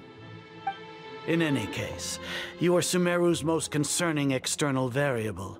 Locking you down will greatly decrease the chance of any undesirable outcomes coming to pass. You're despicable! Despicable? perhaps, from your perspective, but I suppose you had mentally prepared yourselves for this, no? Your ploy was to sacrifice the traveler here, was it not? Lord Azar, I know what you're trying to say, but I've been following your plan this entire time. Why are you doubting me at this juncture? Must I delineate your entire plan? Very well, I will spell things out. First off, I received an eyewitness report that you were spotted with the traveler at Caravan Ribat. However, you immediately departed for the desert and escaped surveillance range. Judging by the time, you all likely encountered the truant General Mahamatra in the desert. Am I correct? Maybe Paimon shouldn't have mentioned Sino just now. The Academia had not received correspondence from its scribe for a prolonged time. You were also in the company of the Traveler, a close associate of Lesser Lord Kusanali and General Mahamatra Sino, who had defected from the Academia. With their instigation, what was the probability that you would betray the Academia? Rationally speaking, 50%? 70%? What do you think? Regardless, that's only a guess. The facts are that I've brought the Traveler right before you, and I gave you my report. Indeed, your boldness deserves praise. To think that despite status as an outlander, the Traveler is still willing to sacrifice for the sake of your plan. If I'm correct, you have a contingency plan to save Lesser Lord Kusanali and ruin our great work. Sneak into the Academia on Nia Garbaha Day, using Alhaitham's status as the scribe. For there is a good chance that an opportunity to save the Lesser Lord will arise. Should your intentions be discovered, Alhaitham will turn traitor and sacrifice the Traveler, thus proving his innocence. He can then stay inside the Academia and continue searching for a way to proceed forward. As for Sino, according to the Akasha's calculations, he will soon return to the Academia and confront me in person. I suppose this is also a part of your plan? You'll see me as a traitor regardless of what I say, no? Even if you impugn me, it would have little effect on you all. You misunderstand. Losing our scribe would irreparably damage the Academia's regular operations and the development of Sumeru's future academic systems. However, under the current circumstances, even that is trivial compared to what we stand to gain from our great work. You said that I betrayed the Academia, but you, Azar, you've betrayed all of Sumeru, betrayed its Archon. So flight has turned to fight at long last. Guards!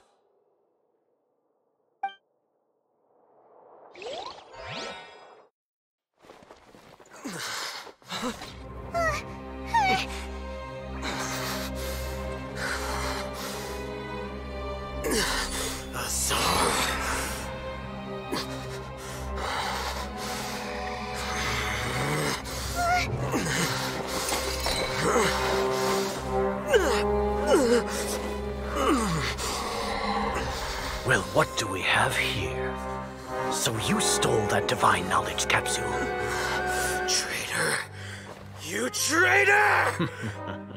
Even the most rational scholar will yearn for the power of a god in a moment of desperation. Aren't you doing the exact same thing as me, Alhaitham? Unfortunately for you, no god will lend you their power. Azar!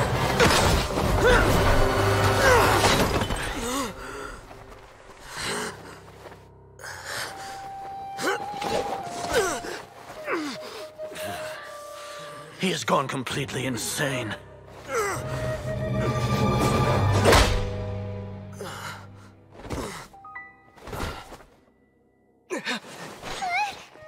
Take him to the Matra and exile him to Aru village.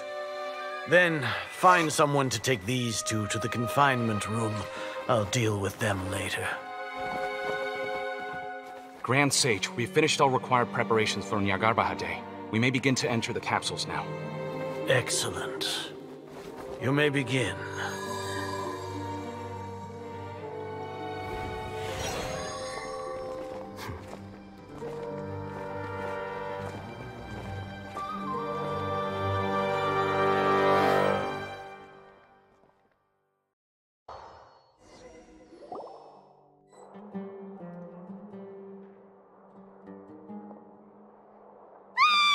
Don't lock us up! Let us out!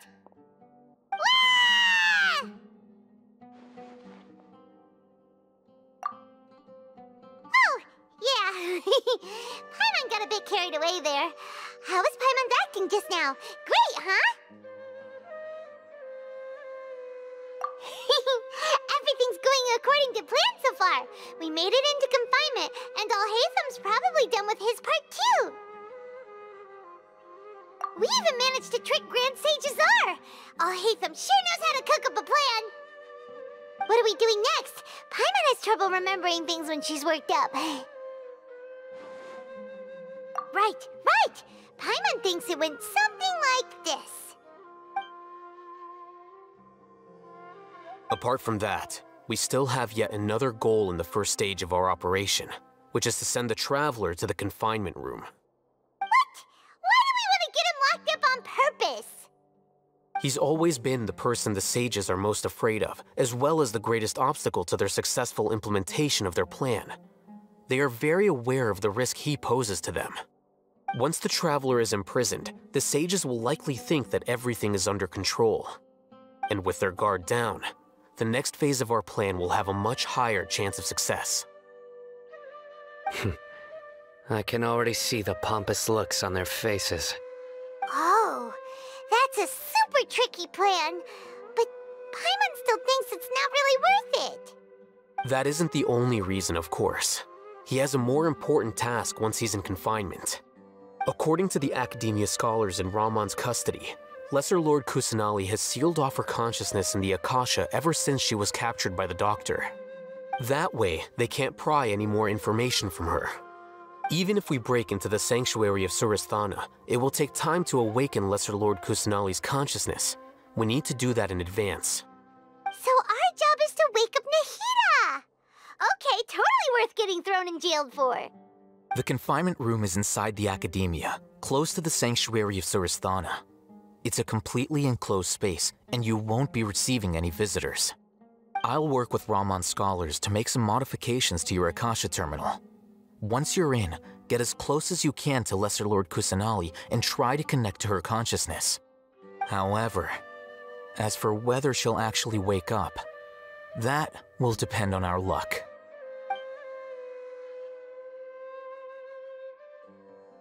Oh, no wonder you've been wearing your Akasha terminal today. It's the one that Alhaitham modified. Paimon thought they'd take our Akasha terminals when they'd locked us up in here. Were they being careless? Alright, so what now? Sounds easy enough. We can finally talk with Nahida after all this time. Let's do it. There's a light flashing on your Akasha terminal. It's almost like... the faster it blinks, the better the signal!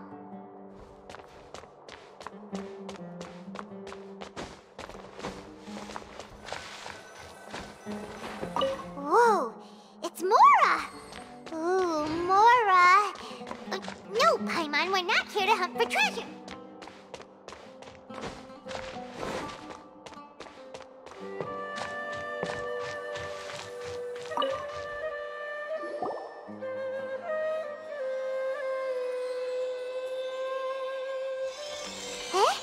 Is this the right spot? Are you getting anything?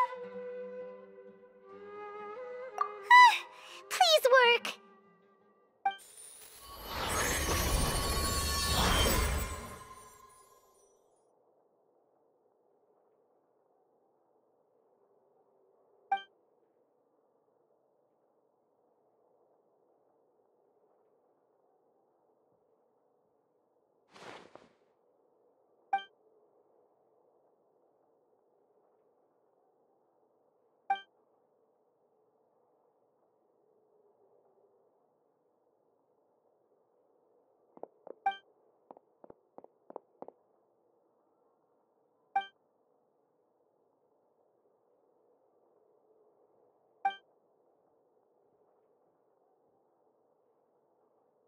Nahida!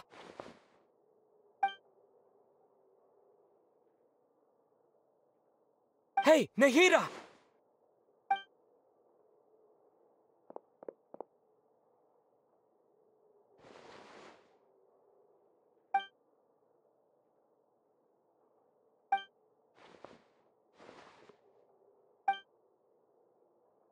When did it first start?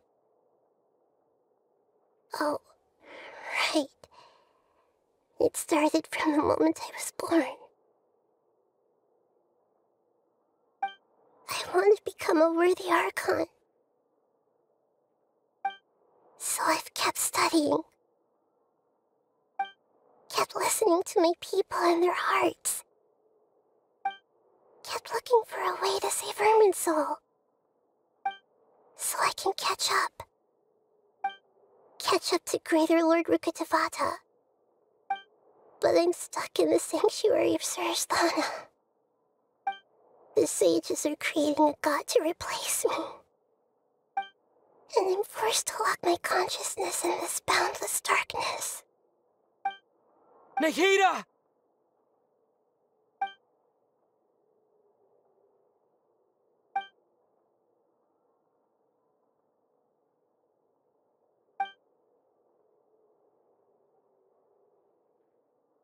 Nahida!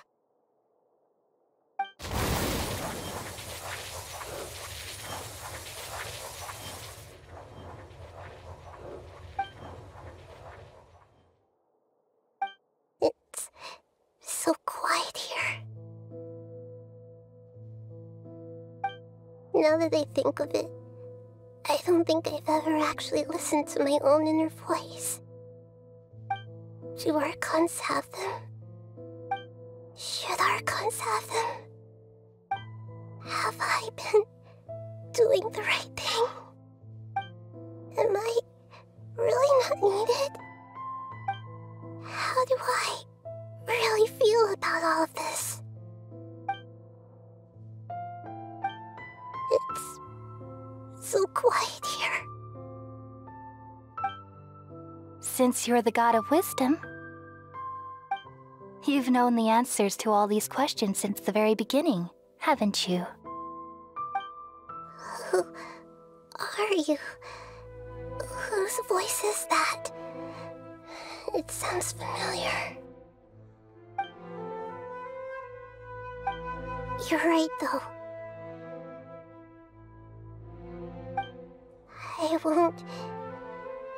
I won't ignore my own voice anymore.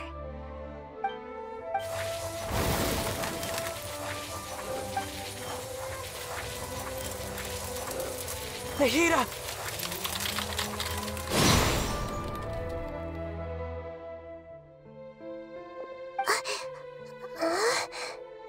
Nahida? Did you wake me up? Thank you. Why are you here? We're here to rescue you. Are you alright? I'm fine. It's just... when I think of everything that's happened to me, I feel really angry now. You should have been angry ages ago.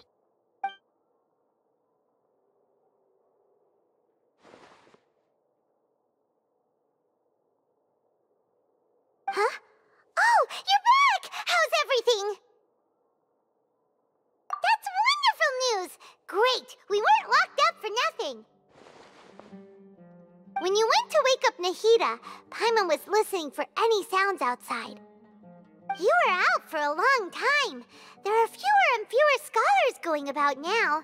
You think everyone's done with their Nya Garba day stuff? Yep, so that means our next act is Nilu's performance. Nilu, are you sure about this? You're taking such a great risk for them. I'm sure, and I'm going. You know that I don't like to pass up any opportunity to dance, and this one is especially important. All right.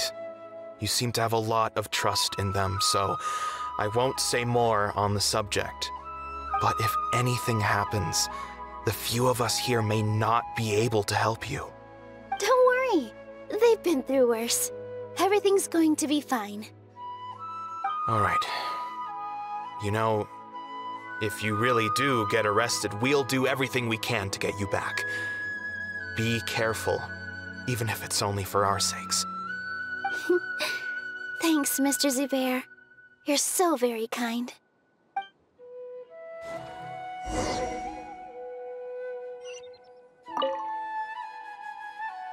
Always remember that your safety comes first. And don't forget that you're the star of Zubair Theater!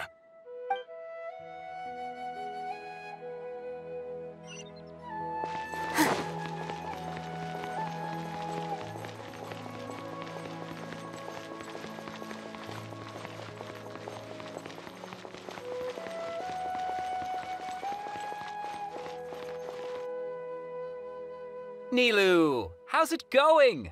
Nervous? Definitely more than usual. But it's because I'm worried I won't dance well enough. It's okay. Just focus on your performance. We'll take care of everything else. You sure know how to talk. Taking all the credit, even though we came here together to help out. Well, thank you both. I'll have to treat you to a meal after all this ends. I really, really appreciate all of your help. Ooh, that sounds great. Huh? How can we say no to that? All right, let's get back to business. Nilou, we'll be here to keep people from going to the Academia so they don't interrupt your performance. I was planning on telling them something like, the Academia's been conducting a weird experiment, and some of their test subjects escaped. It's really dangerous there, so stay away. Oh, you couldn't think of anything better? Oh well, I guess it does sound like something the Academia would do. I think it sounds great. I'm counting on you guys. Don't worry, it'll be a piece of cake.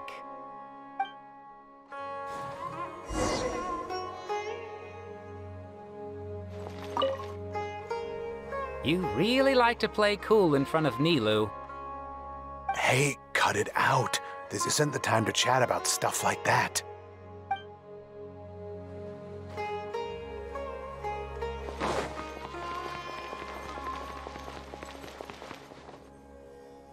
Hey, Nilou!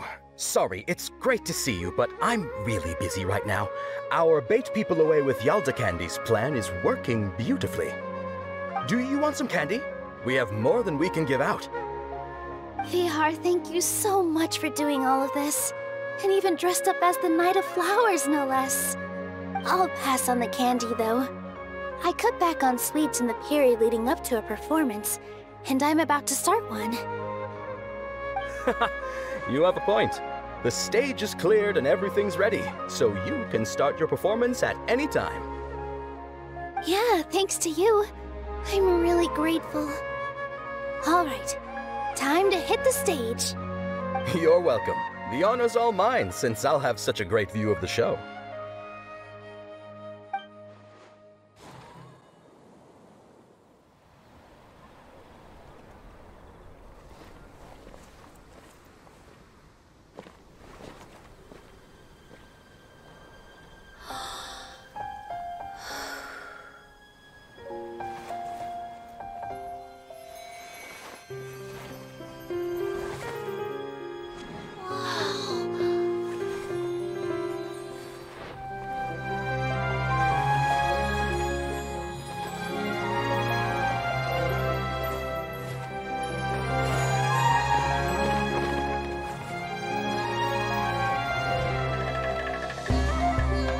I've never seen a performance like this. This is incredible. Yeah, but I heard that public performances like these have been banned. I can't believe she's doing this here.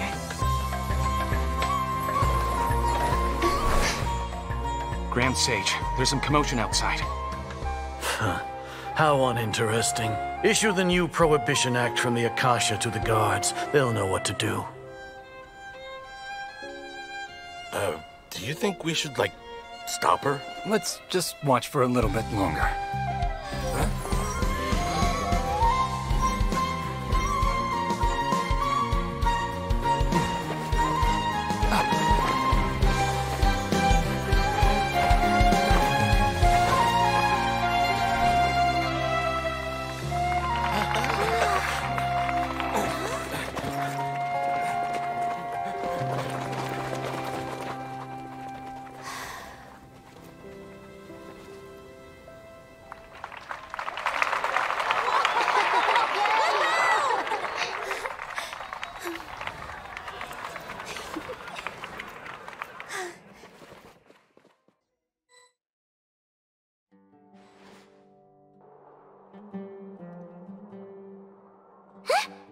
Did you hear that?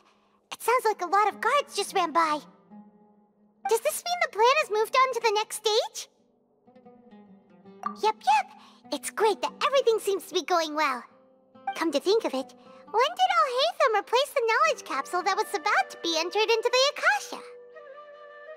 Oh, so that's when he did it! Paimon was too nervous to notice. Speaking of, didn't Alhaitham also yoink the divine knowledge capsule from that mercenary leader in Port Ormos when everyone else was distracted? It's a time-tested trick of his. Why are we complimenting him? Yeah, he's smart and all, but he still makes Paimon's blood boil. Let's review our plan for this stage again.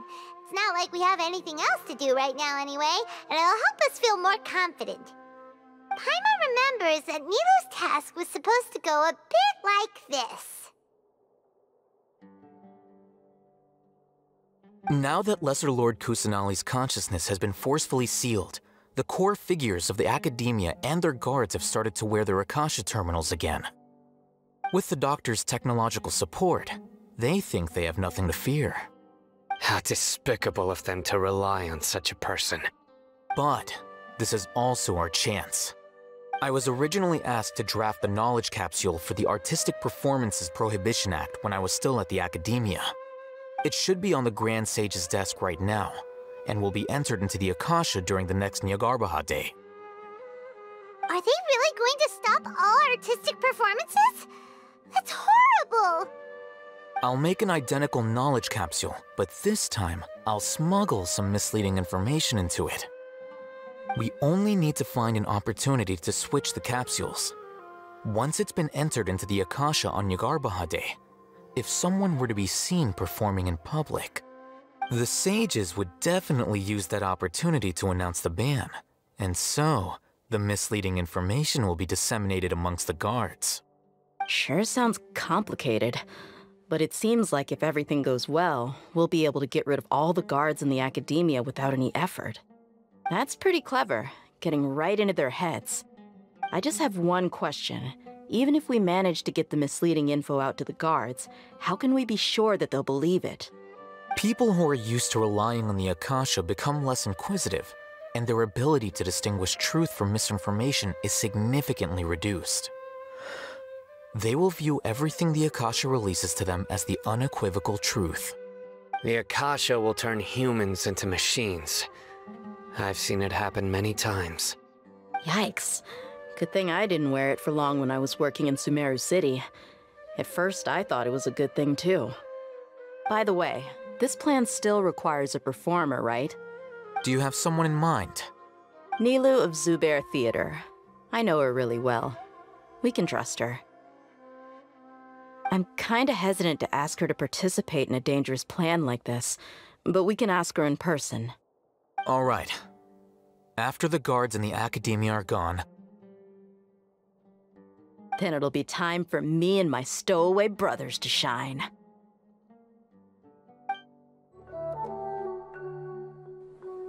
Here they come. Did you see that, Raman? They came out from the Academia in droves. After laying low in the city for so long, this is the moment we've been waiting for. My brothers have already sprung into action. We couldn't do anything to them inside their coop, but outside the Academia, this is our hunting ground. With a lioness like you, the prey sure won't be able to run far. We still need to eliminate the guards as soon as possible. If we give the sages enough time to realize what's happening, the plan's doomed.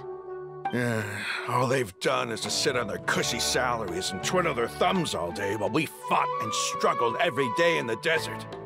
The only advantage they might have is their numbers. Speaking of which, most of the guards who report directly to the 6 sages belong to the Corps of 30, but they have a completely different reputation. Following those blasted sages every whim, throwing away all the principles of being a mercenary. As someone in the same profession, I'm obligated to teach them a good lesson today. Indeed, the trap has been set. All we need to do is lead them there.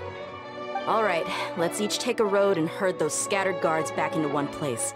Make sure to attract their attention. Isak will be the key. You gave such an important task to that child. Will he be okay? It'll be fine. Isak was so determined to help, so let's put our faith in him. Besides, even if he's caught, the guards would be too scared to do anything to him. They've never seen Lesser Lord Kusanali in person, after all. You've got a point. Anyway, I think I see them coming. Let's head out. Good luck.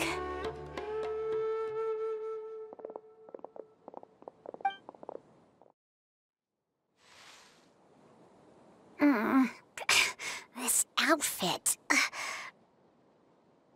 Hey, do you remember what you need to do, Isak? When the guards get here, you'll pretend to be Lesser Lord Kusanali and run away from them. Oh, yeah, I remember. Of course I do. I'm just a little nervous. Relax. Don't think about getting caught. Even if that happens, we won't leave you behind.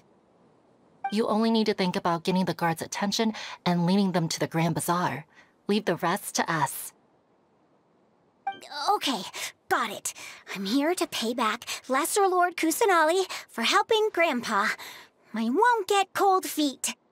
Hey, they're here. I can see the Academia guards. All right, it's time, Isak. Take a deep breath and go. You can do this.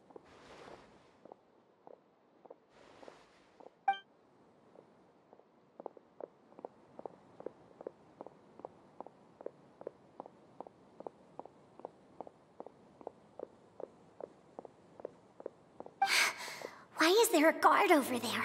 Did he already run ahead of me? This is different from our plan.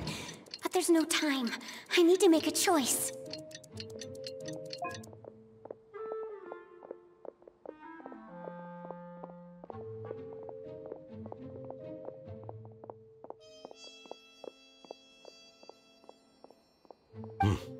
Let's have a look behind the house. What should I do next? Huh. Looks like nothing's here. A wasted time. Luckily, he didn't check behind the tree. What should I do next? The guard looks alert. What should I do next? Doesn't seem like anything unusual's around here. Looks like the guard finally left. I need to go.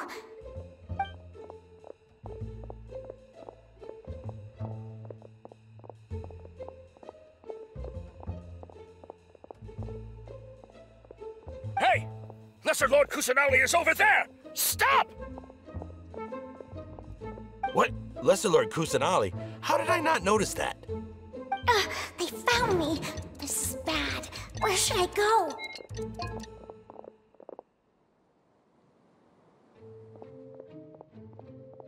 Hey!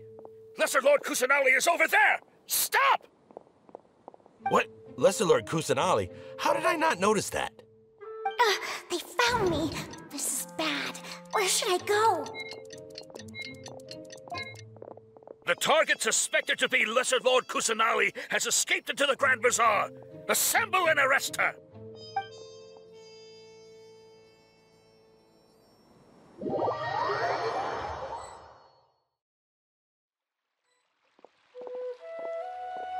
Where did she go? How did she disappear? Did we lose her? Hurry up and find her! Hey, why is your team here? Didn't we say to split up our search? Hurry, hurry! This place is... Why are you all here? Yeah, isn't it one heck of a coincidence? Everybody's here. What on earth is going on? I suppose that's all of you? Who are you? Did you set us up? What are you planning? Phew, that was rough. I almost got caught. Little brat! So you're not actually Lesser Lord Kusanali. Who exactly are you all? Eremites from the desert? Just some colleagues. Think of this as a business competition, or a personal grudge. After stepping into our trap, stop thinking of yourselves as hunters. Behave like the prey you are.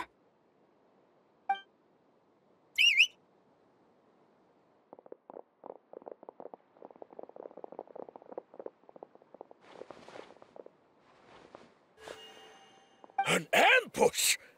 How's that possible? This is Sumeru City, but mercenaries from the desert somehow ambushed us! You've spent all your time hiding away in the academia. This place has long since become our hunting ground. Brace yourselves!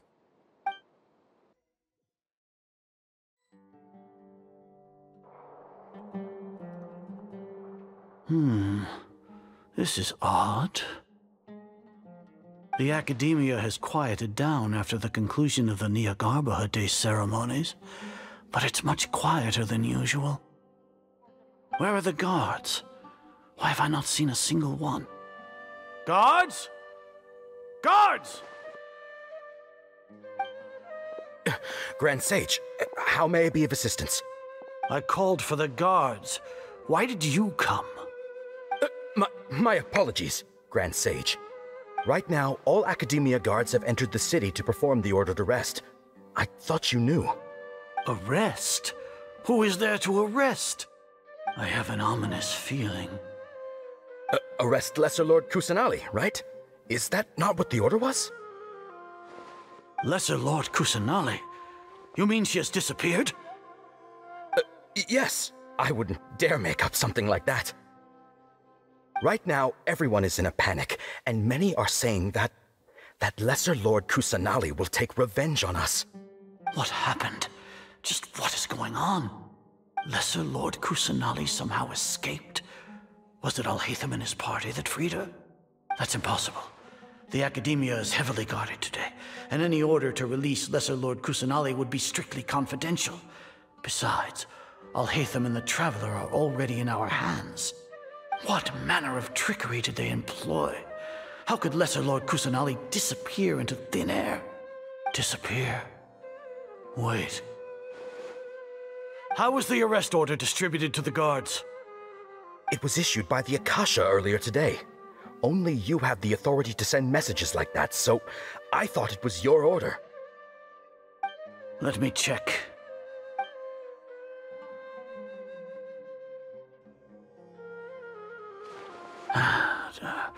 Here. Lesser Lord Kusanali has escaped from the sanctuary of Suristhana. Go to the city and arrest the escapee immediately. The Akasha indeed contains this information, and it clearly appeared in my mind. How did they bypass my permissions to issue this kind of message? Was it the report about the Traveler that Alhaitham submitted? No. I specifically checked that knowledge capsule before entering it into the Akasha. Could that have been a red herring? Well, even if I figure it out now, it won't make any difference. The important thing now is to confirm Lesser Lord Kusanali's status. Have you been to the sanctuary of Suristhana to confirm that Lesser Lord Kusanali has indeed escaped? Confirm? No, I haven't. It may be a bit offensive to say this, but Grand Sage, what you're saying doesn't make any sense. How can the information in the Akasha be inaccurate? What the Akasha decrees is fact. That is common knowledge to all of us. If we have to confirm the information and knowledge from the Akasha ourselves, then how is that any different from us learning that information ourselves? Wouldn't Greater Lord Rukkhadevata's legacy lose its meaning that way? In the beginning, it was I who asked you to believe in the Akasha, to believe in the legacy left by Greater Lord Rukkhadevata. Are you trying to use my words against me? No, Grand Sage. I'm merely confused because I believe in you. I never meant to refute you. Stay here and see if there are any suspicious people around. I'll go to the sanctuary of Suristhana on my own. Yes, Grand Sage.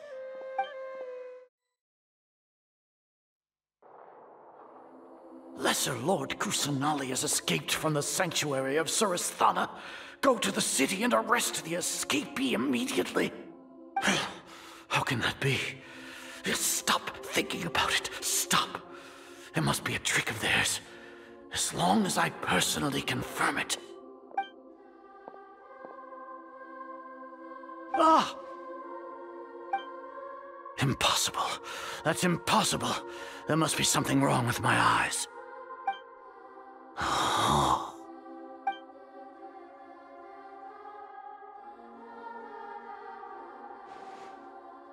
What a comical sight, Azar.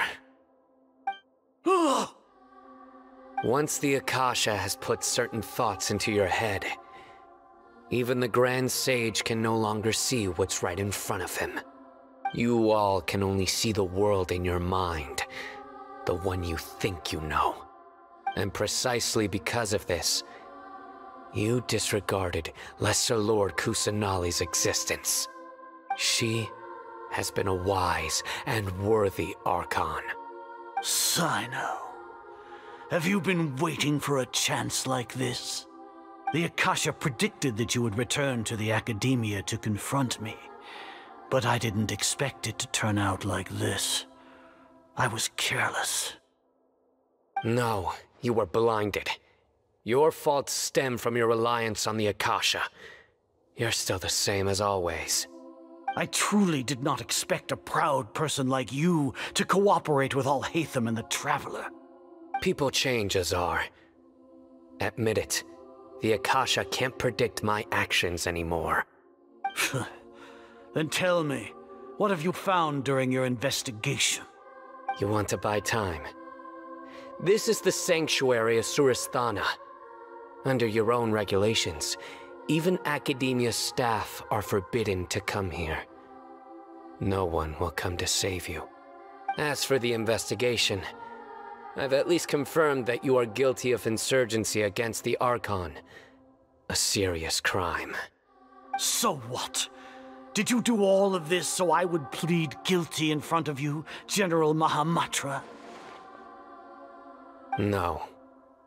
I want you to plead guilty in front of the Archon herself.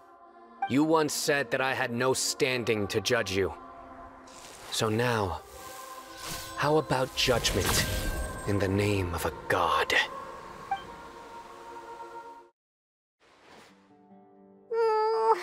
How long do we have to wait? Paimon wants to know how things are going out there.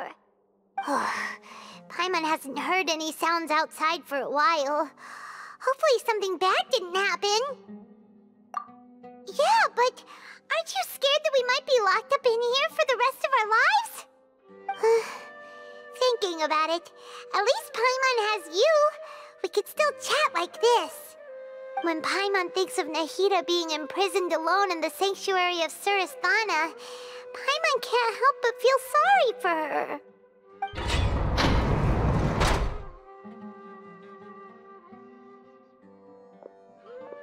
Here comes your savior. Dia! Paimon just knew you would come to rescue us! You two really owe me some big thanks.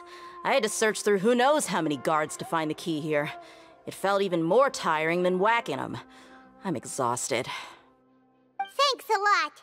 Need Paimon to rub your shoulders? No, that's, I'll pass. What are you afraid of? Oh, are you ticklish? Now isn't the time to talk about being ticklish. Things in the city and on Cyno's side are both going well. The guards that stormed out of the Academia are all taken care of. The Corps of 30 is in charge of the city's defenses, but we already talked to Asfand. They've been fed up with the sages bossing them around. As long as it doesn't break their employment contracts, they'll turn a blind eye. That's probably because you've been super great friends with them for a long time. So, how's Cyno doing? The Grand Sage is in his custody. Even I know how terrible it is to fall into Cyno's hands, so he probably does too. Cyno forced him to release Lesser Lord Kusanali. He has no choice but to obey. So, hurry to the sanctuary of Suristhana.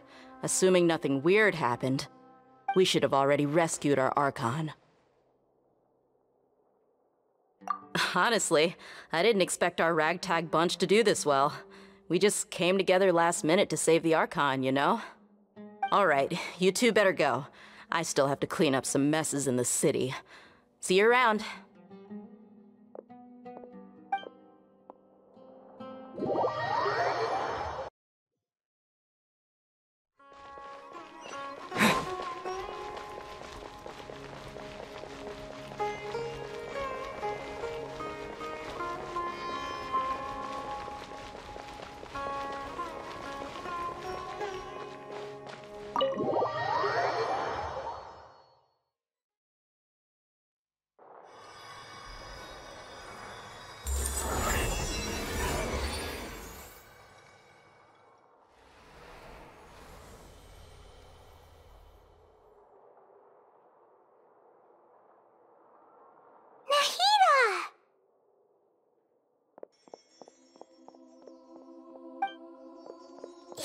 They say it's nice to meet you.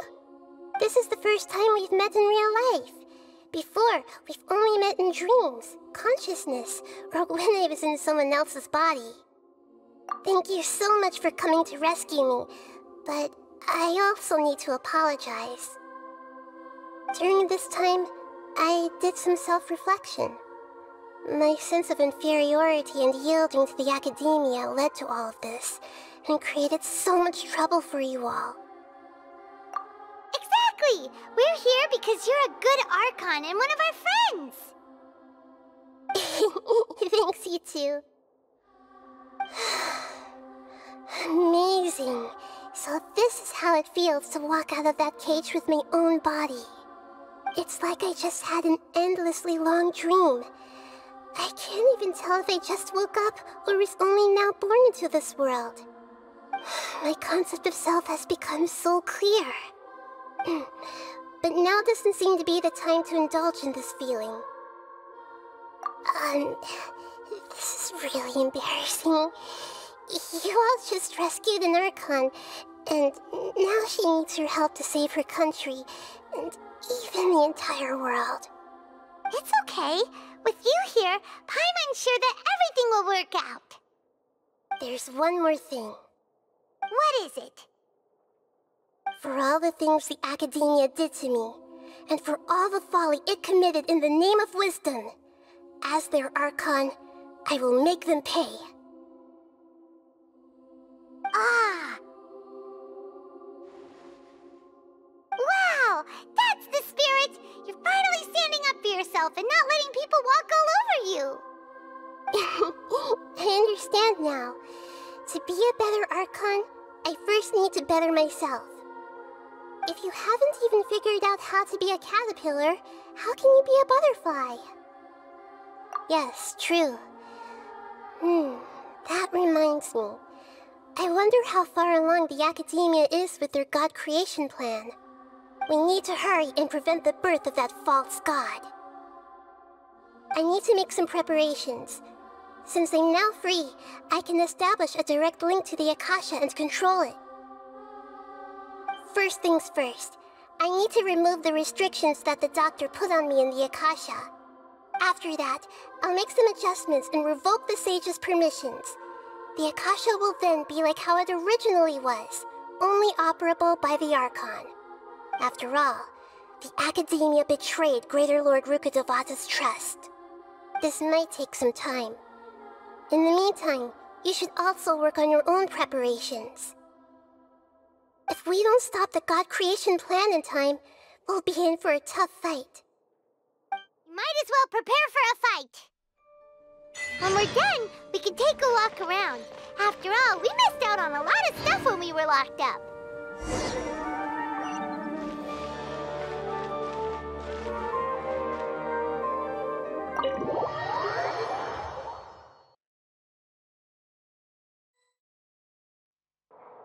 How's it going, Nahida?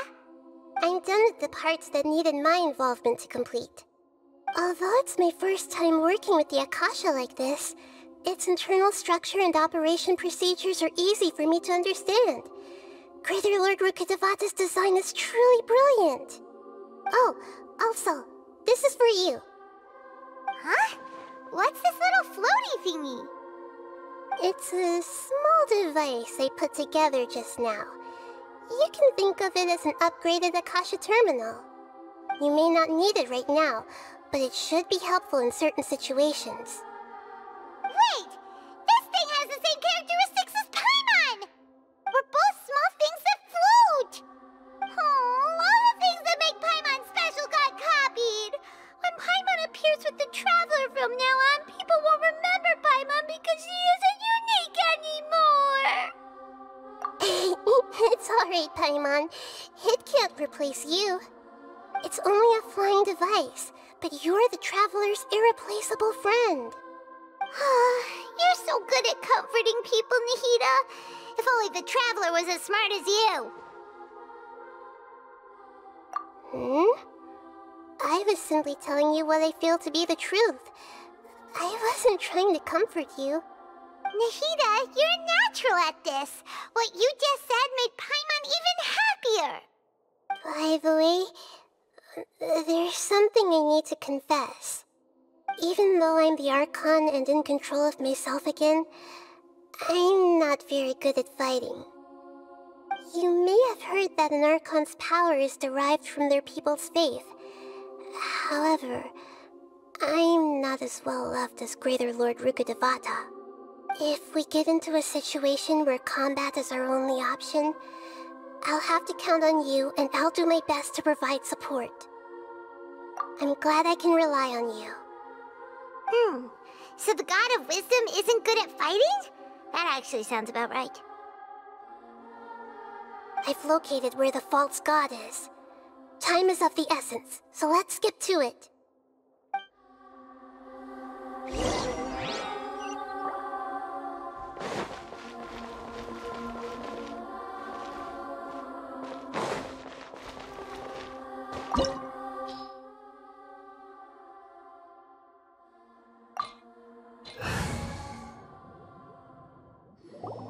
What is this place? Is this really the way we need to go? Wow.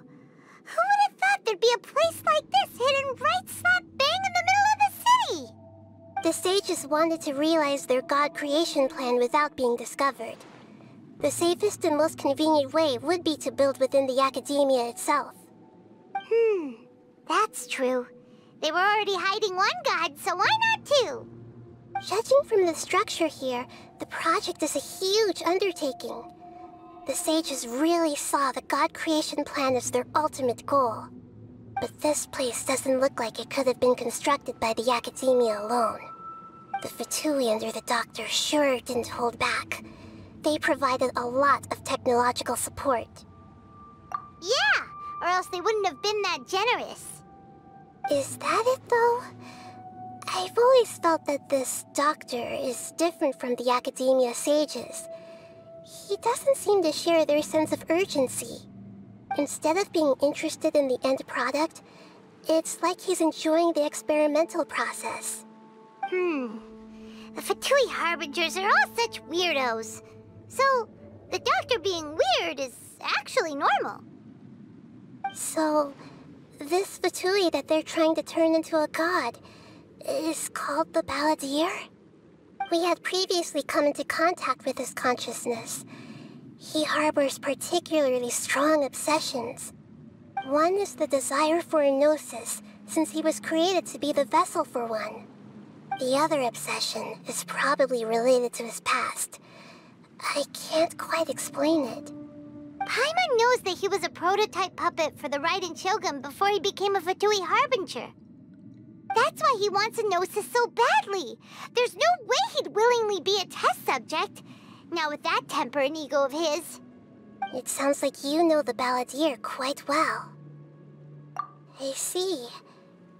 Tell me more about him and what he's like. The more we know now, the better we can plan for and react to any future situation.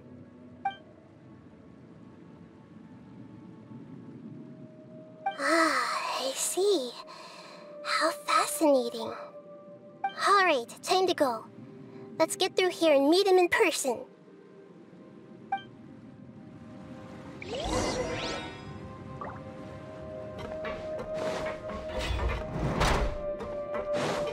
Time Propagate! Let's begin. Into the wind. Gotcha. Spring forth! Going in! The wind knows it. I guess this is it.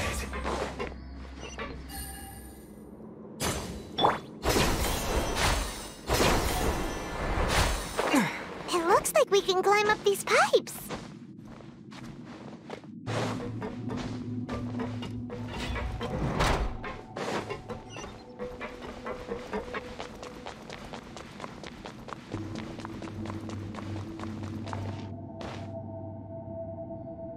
The pattern on the ground seems all messed up.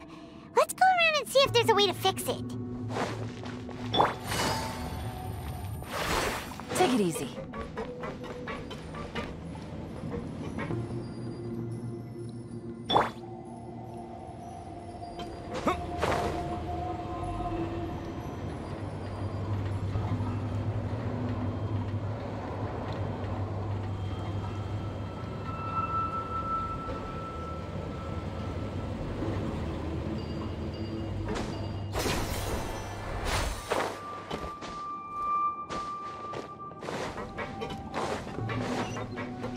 Let's light it up! No more words. This isn't good.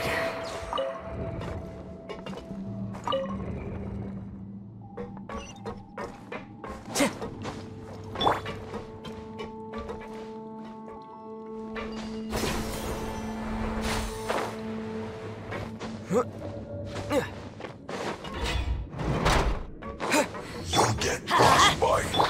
Quietly now. Wind strategy. Teamwork is dreamwork! Here comes the catch.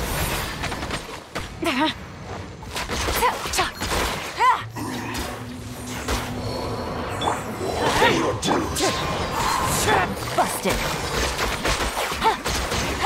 You can't run from it.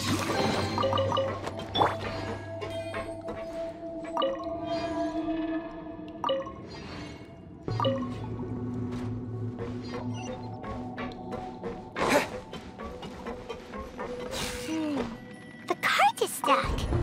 Maybe there's something wrong with the tracks. Let's try adjusting the direction of the device to clear the tracks.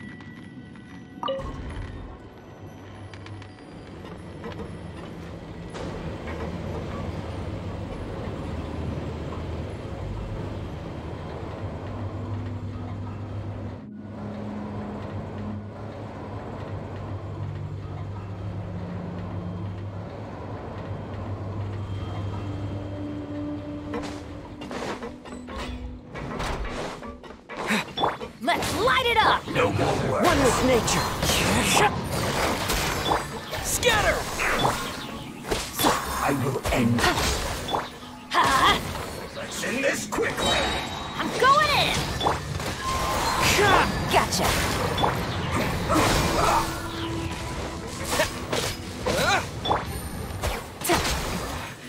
This isn't good. Go Come at me. Have a load of this. Don't be a killjoy. The wind knows Just begun. As one with wind and cloud. Busted. You can't run. Miscalculated. Everybody stand back! Game's up. Time's over.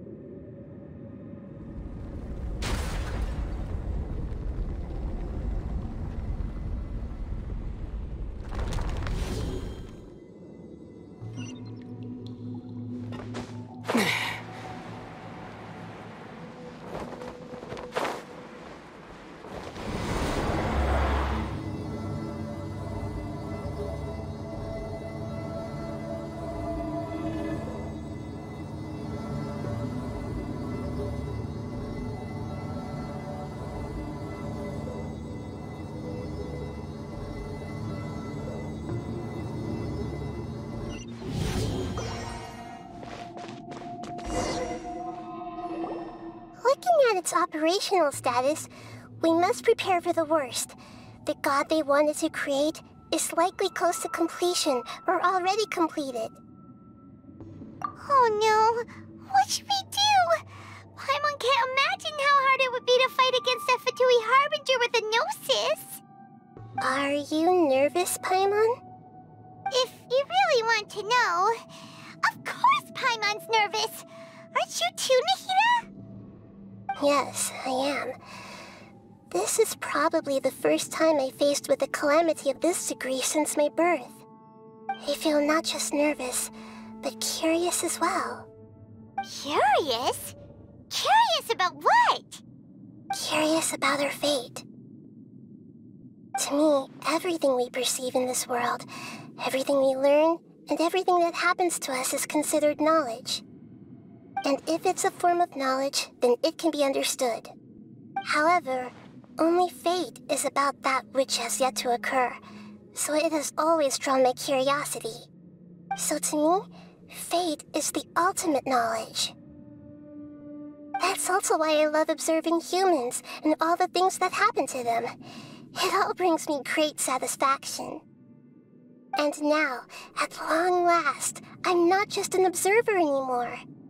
I will personally experience my own fate with you by my side. Isn't this such a wonderfully exciting thing? Ah, so that's what you mean. Paimon thinks she understands what you're feeling. Agreed. Okay, let's continue on. I can sense his aura from here.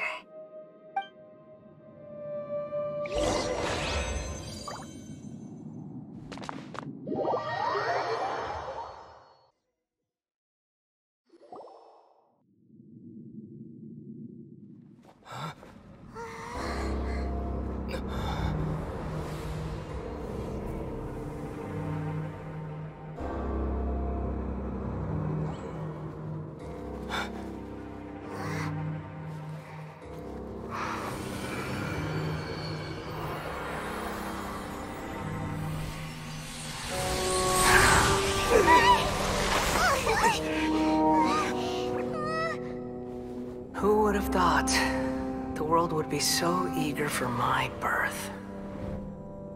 I remember you, Booer, the god of wisdom, and standing beside you, the traveler. Is he all-knowing and powerful now, like Greater Lord Rukkhadevata?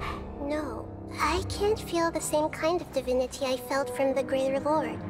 It seems that the sages didn't get the chance to infuse the divine knowledge capsules into him. But even still, he has undoubtedly become a true god now. So we're too late? The Balladeer has already become a god? The Balladeer. A long bygone title. When my spirit ascended to divinity, I felt as if I had existed for the same number of epochs as heaven and earth. Looking back, the existence of what once called itself Kunikazushi appears infinitely small and ugly.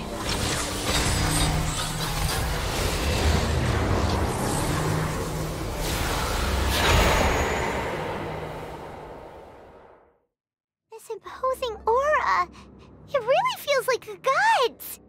A body that capitalizes on the Balladeer's original construction as a mechanical puppet, with the Gnosis serving as a constant power supply. How much effort and resources did the sages put into this? From a purely technological perspective, it's a commendable achievement indeed. It's no exaggeration to say, this is the culmination of human wisdom. You sure are something! Dishing out compliments at a time like this? But I don't think he's reached the spiritual height of a god. Strife is engraved upon every god and every gnosis brought forth into this world. Can you feel it?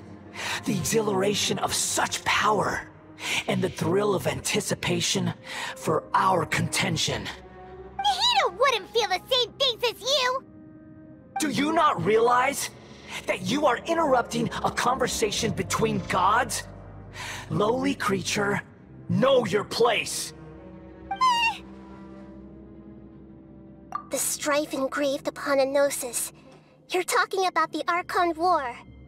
Tevat's current peace was not easily won.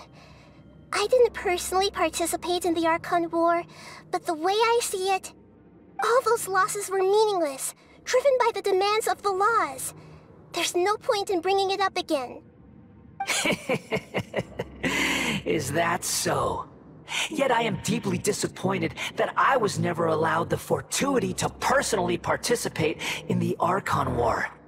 This is a first. Encountering a god in this world who does not crave power. No wonder your own people have abandoned you, God of Wisdom. Your judgment is as your existence, unsubstantial. This is where everything ends, Booer, the God of Wisdom. You should know that wisdom cannot solve every problem. Like now, where your only option is to face me in combat. Come! Let us reenact a scene of the Archon War. Come and inaugurate my birth as a god.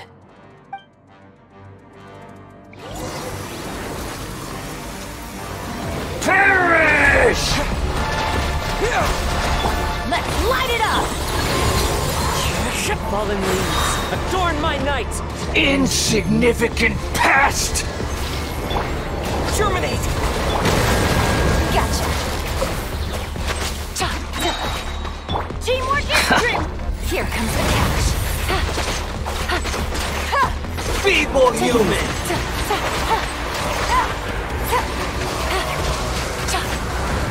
Busted!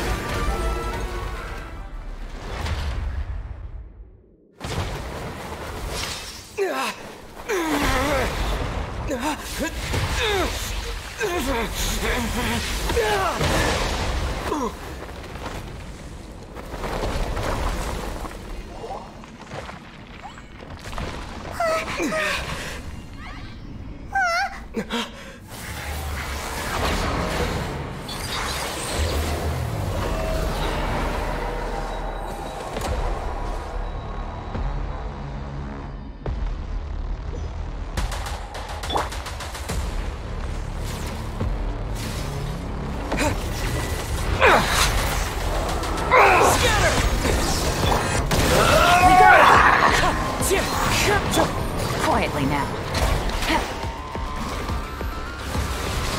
Kneel!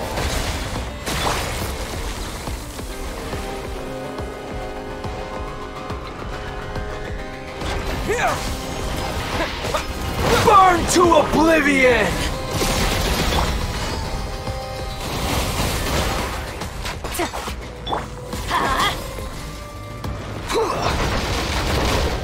Let's light it up! Adventure time!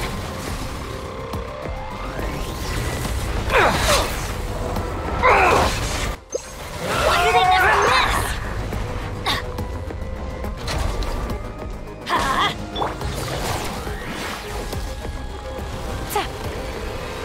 reality is pain!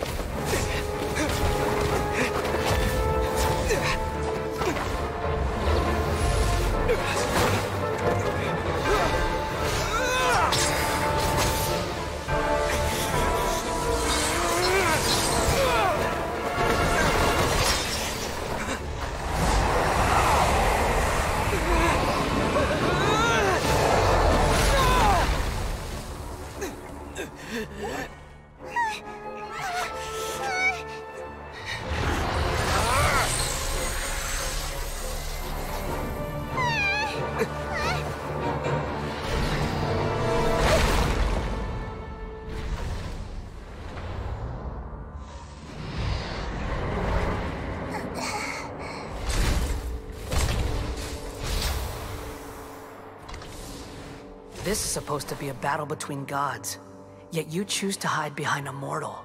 And now, you're acting like you'd sacrifice yourself for a human. Are you having fun proving a false sense of heroism to yourself, Boor?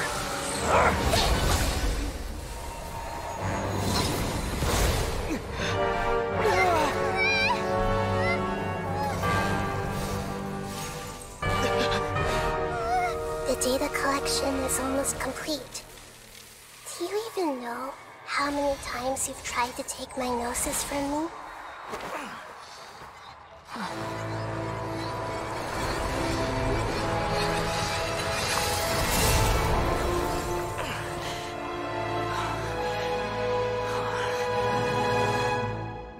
We just concluded the 168th loop.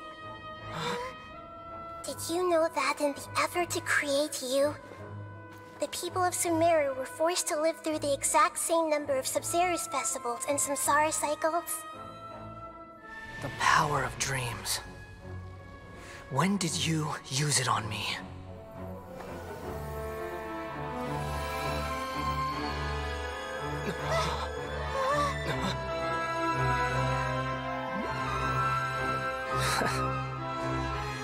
You can't even defeat me in a dream. What do you hope to achieve with this little trick? Come, Traveler. Just like before. Allow me to awaken the memories in your dreams. All that battle experience! It's more than that. Compile everyone's wisdom in the name of the Archon. That is the original function of the Akasha. I've sent everything that happened just now to the people of Sumeru in the form of knowledge. I've asked them to help you find a way to defeat the false god.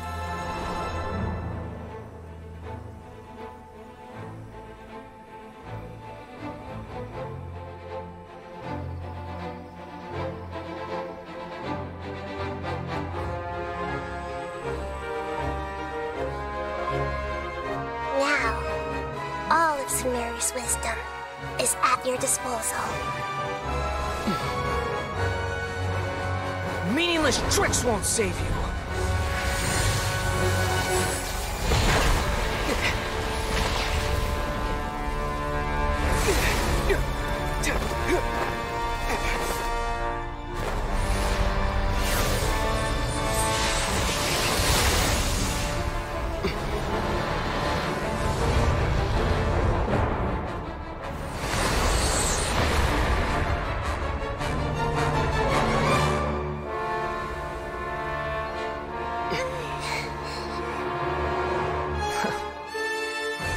Are you done with your tricks?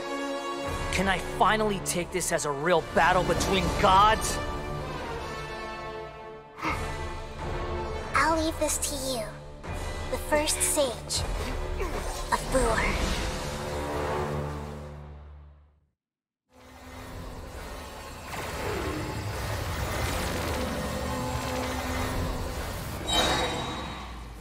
A thousand eons, mine to dominate!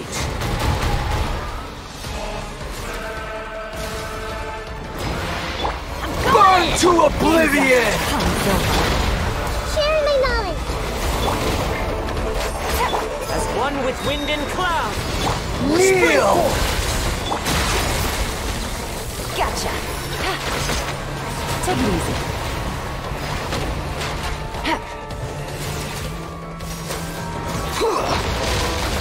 Take it easy.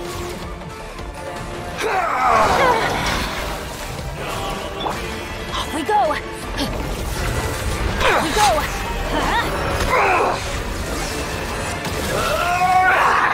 That's gonna hurt in the morning.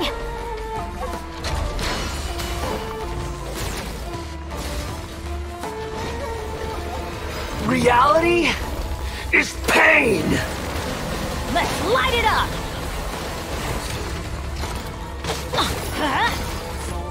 Busted.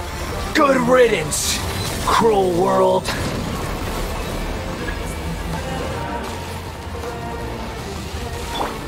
I see everything. Let's light it up!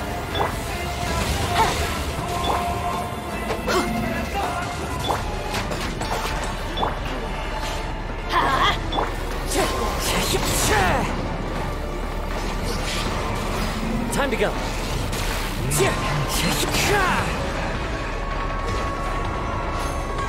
Time to go. Wind strike.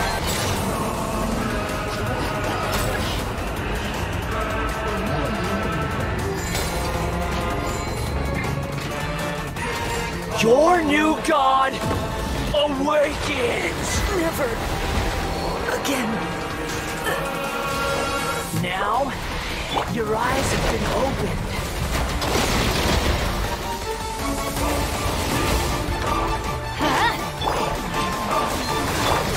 Kneel! Gotcha. This way, Colonel.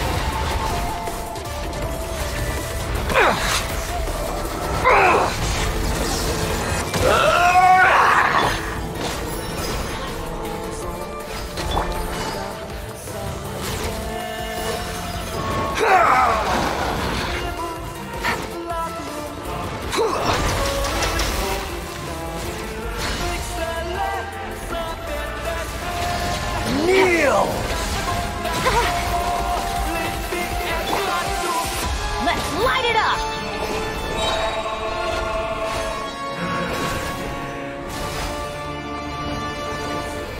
Reality is pain! Everybody stand back! Grow! Busted.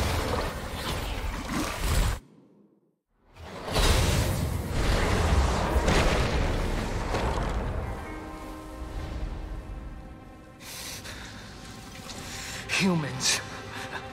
Filthy humans.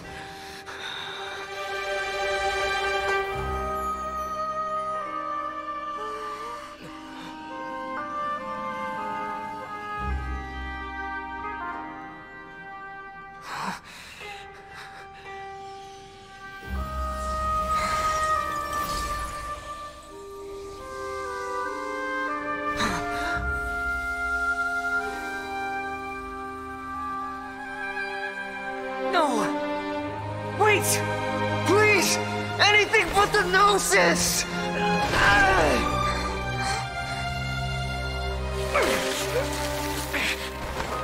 That's mine!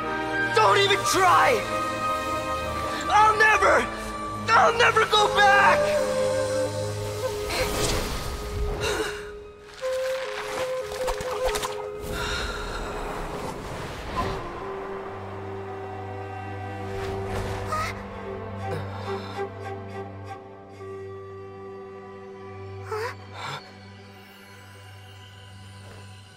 We haven't yet found the answer to the most important mystery. Irminsul is still waiting to be saved. With the power of another Gnosis, we may now finally understand the last memory of Greater Lord Rukkhadevata.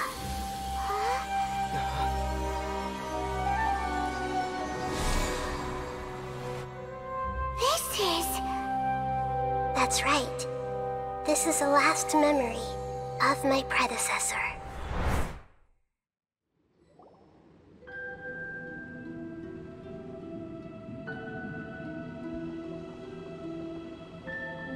Huh.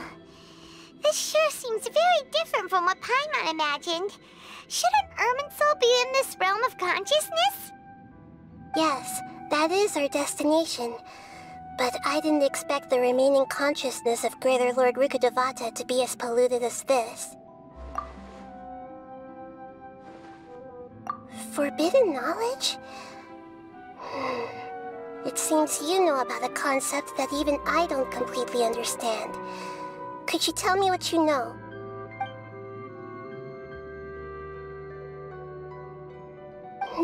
Your inference seems logical enough. Forbidden knowledge once polluted the desert thousands of years ago, but was successfully repelled thanks to King Deshret's self-sacrifice, and Greater Lord Rukkhadevata nearly exhausting her power. Then, a second instance of forbidden knowledge pollution occurred during the Conria Cataclysm 500 years ago. But I'm afraid it is much more serious this time, with Irminsul itself already in danger. So, if we're in the remaining consciousness of Greater Lord Rukkhadevata, and it's also been affected by forbidden knowledge pollution, then does that mean, in order to save us, Greater Lord Rukkhadevata? Yes. It's very possible that she sacrificed her life in the fight against forbidden knowledge. She didn't completely eradicate forbidden knowledge, but if it weren't for her actions, the pollution would have been far more rampant over these past 500 years. The way that everyone, including me, has forgotten everything about forbidden knowledge may very well be due to her restoration of Irminsul. Aww. Do you feel sad, Nahida? I'm just sharing her pain. The pollution of her consciousness here is severe. There is madness, chaos, and pain all around us. Did she fight to resist the forbidden knowledge pollution in such terrible conditions, all the way up to her last breath? She even used her last remnant of lucid consciousness to leave a clue for us to follow. Yes, her words were distorted by forbidden knowledge, so that's all we could hear. But now, we have a chance to find the answer to this mystery. We can cross the polluted consciousness until we found the right path to meet with her lucid consciousness. And then, we'll let Greater Lord Rukkhadevata tell us the truth in person. Each of us need to be mindful of the state of our own consciousness while we are here. Even with the Gnosis' protection, we must always keep a clear mind. Otherwise, we could go mad at any moment. That's so scary. Don't worry. It should be easy enough for you to keep that mind of yours clear, Paimon. Let's go.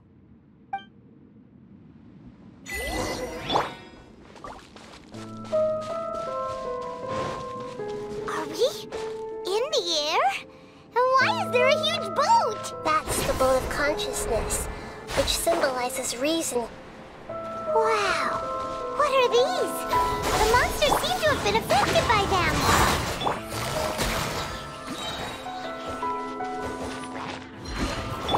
Adventure time!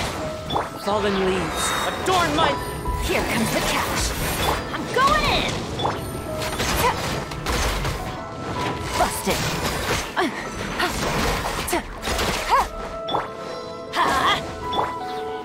One with nature! Take it easy. Gotcha!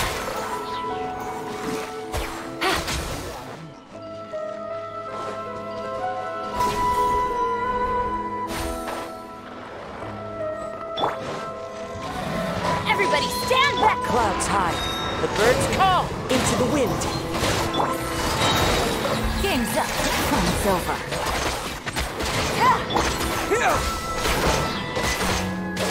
Look! A four-leaf sigil has appeared in the sky!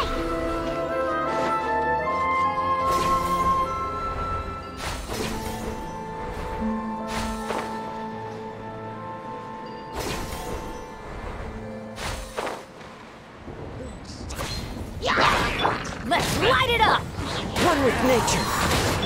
Quietly now.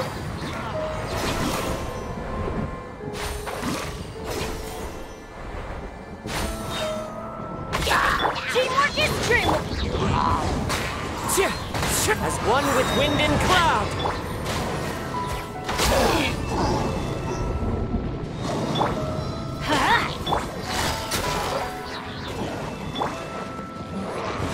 into the wind. I'm going in! Fallen leaves, adorn my... germinate!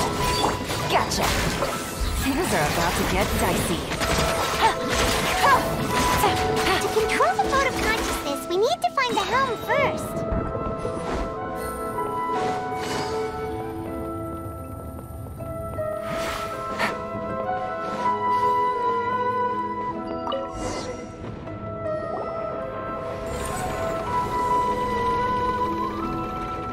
We changed direction. Are we still going the right way, Nahida? Judging from the current route, the boat of consciousness will soon take us out of here.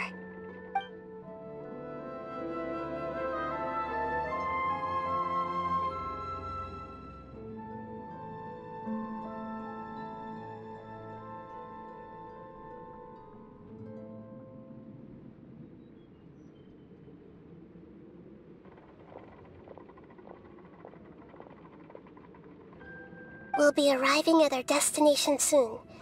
How are you feeling? Are your minds still intact? Huh? But everything's been completely normal for Paimon. Hopefully there won't be any more interruptions.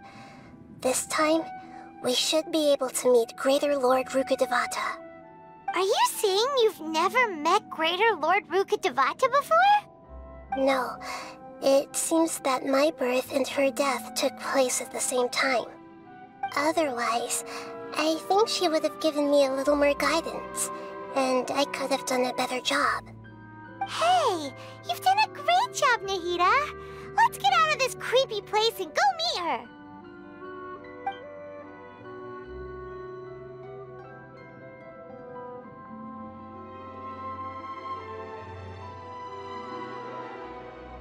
So, is this the place you were talking about?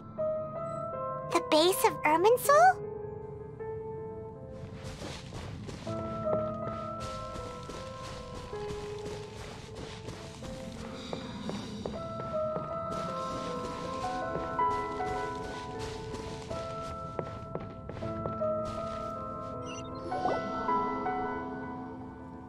Well, this is the place.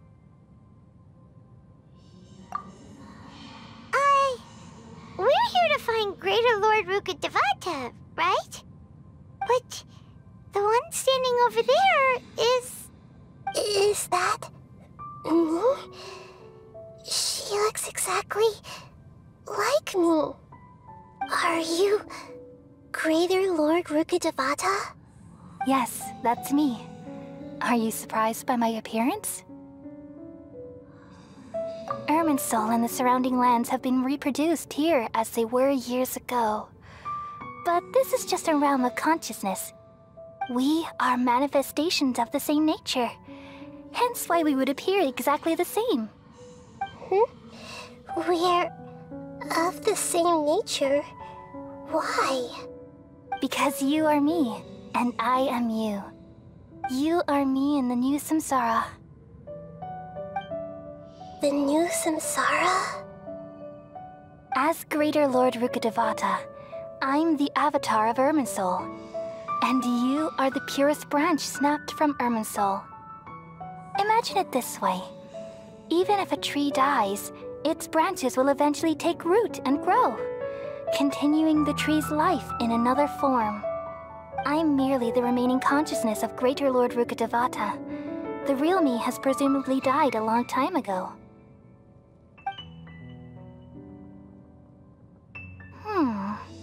Judging from your appearance, I've probably been dead for 500 years. But you're finally here. My new self in the samsara. If this is true, then am I going to be a great Archon like you someday? Though we share the same nature, our fates are bound to be different. All things have their own fate. When a branch grows into a mature tree, it won't be the same as the original tree. That's why fate is the ultimate knowledge, isn't it? That's a great insight. Yes, very good. It's also precisely why you won't become like me. Really? But perhaps you may become an even greater Archon than I.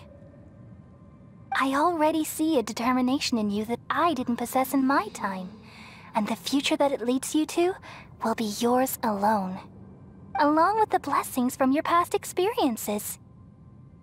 Don't worry, the growth of wisdom is like that of a plant. You only need to wait quietly for the flower to bloom. Come to think of it, the sages never had the faintest inkling of the meaning of wisdom. Thank you. Nothing makes me happier than discovering that the Archon I always admired was in fact myself in another fate. It's so nice to speak with you, Greater Lord Rukkhadevata. I've always wanted to meet you. The feeling is mutual. From the moment I snapped the branch off Irminsul and created you, I've also looked forward to talking with you. Could you tell me why you wanted to create me? And what exactly happened when you died? Ah, I see. You're here seeking answers, right? Everything that day, even the sky itself, changed into a color like this. At that time, the Seven were all summoned to the nation of Conria. Except for me. I had a more important task to attend to. I had to protect Irminsul. The disaster occurred together with the pollution of forbidden knowledge. At that very moment, with my consciousness connected to Irminsul, I sensed something was wrong. The pain started to torment my mind. By the time I reached Irminsul, it was already displaying signs of corruption.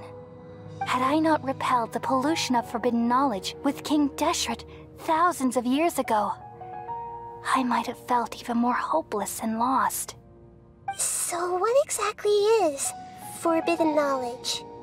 It's a kind of knowledge that doesn't belong to this world, and a form of truth that can't be understood. It came from the very bottom of the abyss. Even I could never understand it. The world is constantly rejecting it, leading to all kinds of bad phenomena. If we allow forbidden knowledge to pollute Irminsul, I'm afraid the entirety of Teyvat could fall apart. So, there's knowledge that even the God of Wisdom can't understand?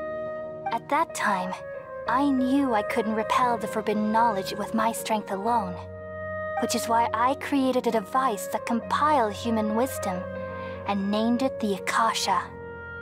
It's truly the world's most amazing invention. Thank you. For a long time, I thought dreams were the fruit of human wisdom. Though it was selfish to do so, I borrowed people's dreams using the Akasha. Then I compiled their wisdom and all of my own power. Well, did it work? Thanks to the wisdom of the people of Sumeru, almost all the forbidden knowledge was cleared from Irminsul. But things didn't go as smoothly as I thought. I had a terrible headache, which gave me an uneasy feeling. And then I remembered that my consciousness was also connected with Irminsul. It brought me knowledge and wisdom, but vile corruption as well. From the very beginning, my existence had been polluted by the forbidden knowledge. Oh no! How could that happen? I've experienced that pain in your consciousness. It must have been a horrible experience. Yes, but my feelings weren't important. The important thing was that even if I died, my existence and everything related to me would continue to exist in Irminsul as memories and knowledge, meaning that the forbidden knowledge couldn't ever be permanently eradicated. And there's no way for me to eliminate myself. It would be a sort of paradox.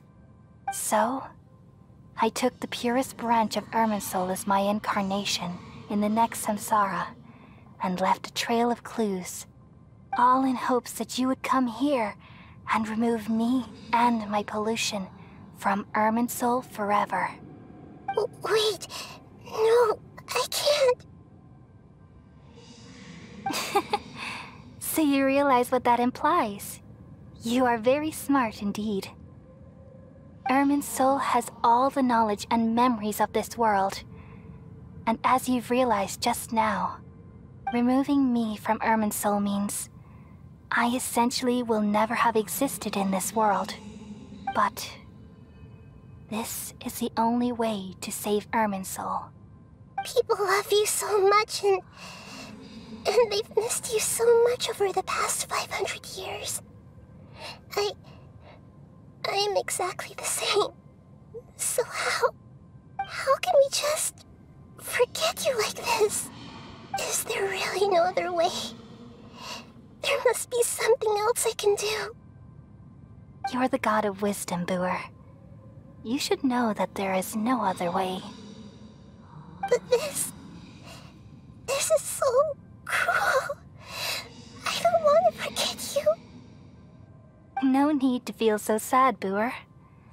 As someone who delights in wisdom, you should feel joy at finally finding the answer. These are the words in their entirety. The answer you've been seeking all along. Let the world completely forget me.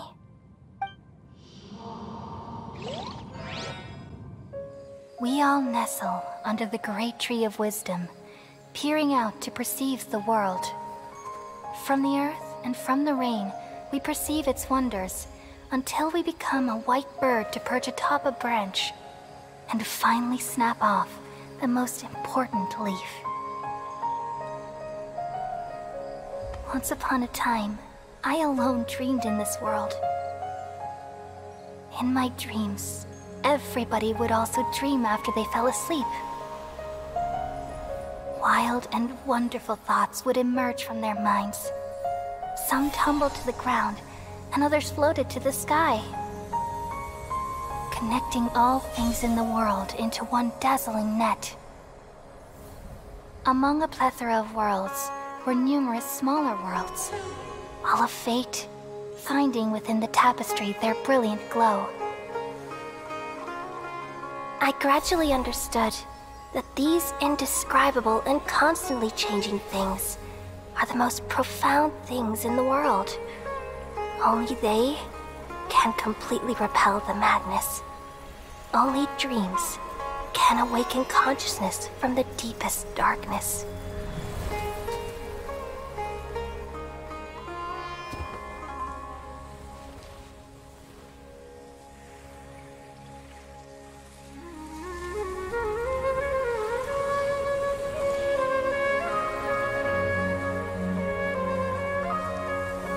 I'm the one who posed this question, yet also the one who sought a solution. Saving the world with the dreams of the people used to be my answer. And now, you've also found your own answer, and I shall return all the dreams to the people.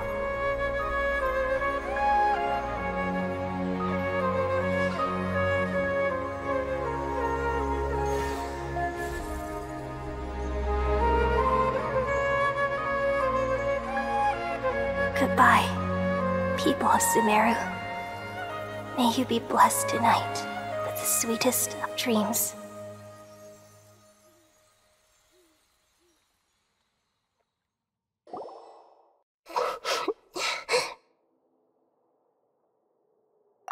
I'm alright. I'm just a little confused. We've just saved the world, right? So why am I crying? I don't know where this feeling inside of me is coming from, but I feel very sad. Just now, we used the power of two gnosis to successfully connect with the Ermin soul consciousness from 500 years ago. Then, we removed the remaining pollution from Ermin's soul. Yeah, what's wrong? Weren't you there just now?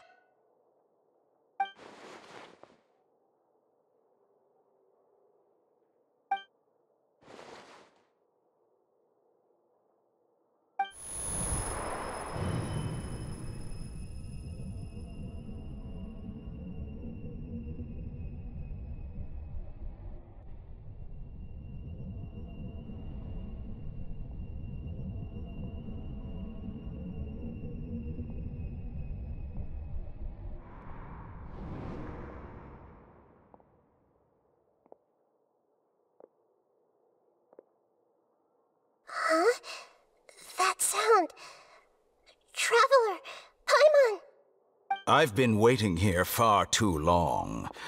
But finally I have the chance to be alone with you. All the precious time I wasted has finally paid off. The doctor! What have you done? Just a type of sound wave that can quickly put defenseless people into a dream. As I expected, it doesn't have any effect on gods. This is the only thing of interest I found among the sage's research. I thought I'd take it for a little spin. Don't worry.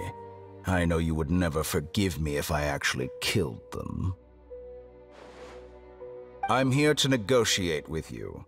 Naturally, I won't do anything dangerous that could potentially damage our relationship. Negotiate with me? I heard you had already left Sumeru. Why are you here again now? I left Sumeru, but I also stayed in Sumeru. Even the God of Wisdom is restricted by the habits of cognition. How disappointing. You mean there are many different versions of you in this world? An astute guess. Even the same individual will have different cognitions at different ages. A long time ago, I made a major decision in hopes of preserving all my perspectives of how I observed the world. Observation is the first step of any experiment, but observing the current world doesn't satisfy me. It lacks an important dimension, that of time. So I saved segments of all my ages and made them into independent individuals. That's all there is to it. Indulge me. How does the God of Wisdom find my method of seeking knowledge? It's an insult to the very concept of life. Life inherently has many rules and restrictions, each with its own significance and reason to exist. They can't be broken on a whim. Good. Amazing, even. Indeed, it's difficult for humans to make peace with themselves, not to mention oneself from a different period. Since you're in the academia, why wait until now to show up? You could very well have stopped us and helped that fake god. Simple. Let me ask you this. Would any staff member ever help the subject in the middle of an experiment? It was my experiment. So why should I interfere with the results? The academia saw the plan to create a god as their ultimate goal, yet you only saw it as an ordinary experiment. You really are crazy. If the experiment succeeded, you would have had a new god on your hands. How would you have faced your own god then? Would you still take the same stance? Would you still hold the same view of yourself? I'm first and foremost a scholar. These results should be left to the judgment of the hypothetical me confronted with that outcome. But you're right. And that's exactly why I'm disappointed with the conclusion of this experiment. As an individual, you don't have any sense of belonging. You seem to have even fewer convictions than a typical scholar. Oh no, I certainly have my own convictions. They just don't fit your standards, that's all. All right, that's enough conversation for today. The experiment is over, and it's time to tidy up the equipment and reclaim any useful materials. For example, the Gnosis. Lesser Lord Kusanali, you're an intelligent Archon. I'm sure you understand the disparity in our combat abilities at this time. Besides, you have no way to use that Electro-Gnosis in battle. Didn't you say you were here to negotiate with me? Somehow, it's starting to seem like you intend to take it by force now. I'm merely stating a fact. After all, I'm also a scholar. Naturally, I hope to show proper respect and dignity to the God of Wisdom. Your hypocrisy is built on absolute confidence. I understand your scheme, but... what if I were to destroy the Gnosis now and awaken the heavenly principles? Awaken the heavenly principles? Do you think that's really possible? The heavenly principles have been silent for many years, but the Gnosis are symbols of their control over Teyvat and all the laws. Will the destruction of a Gnosis attract the attention of the heavenly principles? And if so, how do the Fatui plan to deal with the consequences? Do you dare to gamble such a possibility with me? Gamble? How surprising. I thought you would show evidence or use rigorous reasoning to prove your point. The word gamble is the last thing I expected to hear from the god of wisdom. But this is a clever move.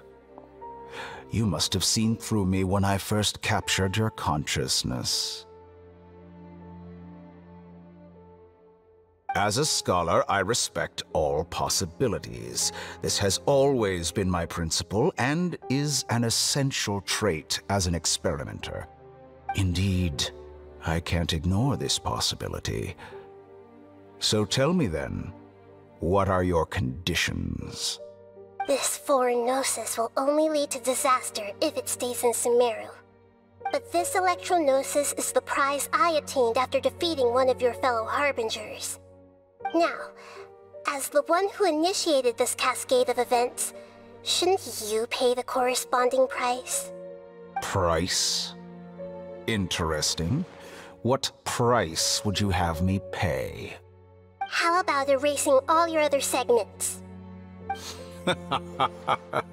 So this is how you wish to restrict me, the most threatening opponent of the Nation of Wisdom. What you request of me is like plucking out the eyes I have placed in the dimension of time. Segments are extraordinarily difficult to make. They require extremely rare resources and enormous amounts of time and effort, requiring me to destroy them all here and now. Bravo. A suitably wise decision on your part. Yes, how very interesting.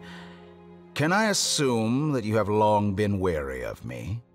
Among all the versions of me, this segment you see now is the most selfish. If it weren't me, your idea wouldn't have worked. What did you see when you were imprisoned? You were observing me, and that's how you know I've long grown tired of their doubts and endless arguments. Like you said, it's difficult to make peace with yourself. Being as smart as you are, have you managed to do that? I see. If you think all those versions of me are worth a gnosis, then deal. You sure didn't hesitate much. Is the relationship between all the versions of you really that bad? I don't think there's any need to dwell on that. The surplus versions of me can be exchanged for a gnosis. Do you think anyone can offer themselves at a higher price? Besides, with my abilities, it's only a matter of time until I find better perspectives. Perhaps it's best to say, you're just temporarily ahead.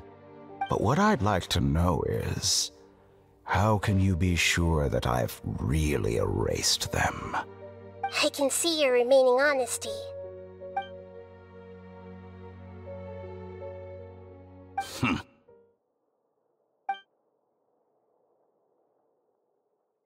What a ridiculous decision! Sheer You can't be foolishness. serious! How could I have been so short-sighted? You think this is the end? Wait, I'll have revenge! You'll make Good this riddance. moment count. You will regret this! Well, have you confirmed that it's complete? Here, take it. The future of Sumeru City will be in my hands alone. I will shut down the Akasha and let curiosity and the thirst for knowledge drive the realm of academics once again. There won't be any further gaps for you to exploit. It truly pains me that my academic achievements have never been appreciated in my homeland. Of course, I have no interest in being rejected by this city for a third time. Another chess piece. And where is your dendronosis? Don't be greedy, Harbinger of Snezhnaya. No, this is a different transaction. If you intend to turn off the Akasha anyway, then there's no further use for the Gnosis of Sumeru, is there? Besides, isn't it the Archon's duty to deliver what's desired of the Seeker? Oh, judging from your expression, you don't seem to find the idea very agreeable. Then let's think of it this way. Since you're the god of wisdom, how about I exchange some knowledge with you? People exchanging knowledge with the God of Wisdom is the stuff of legends. Yet here you wish to exchange knowledge for the God of Wisdom's property. Arrogant as that is, it has piqued my interest. Let me ask you, have you in all your mighty knowledge ever heard the rumor that the skies of Tevat are fake? Huh? That's the secret hidden by Irmin's soul concerning the truth of this world.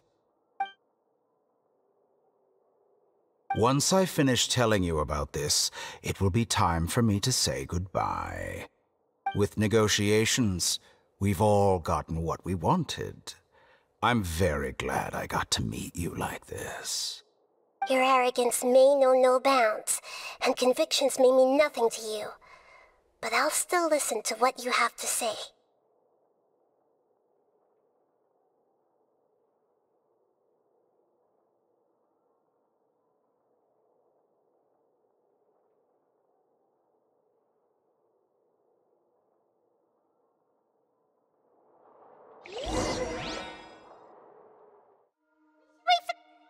Together!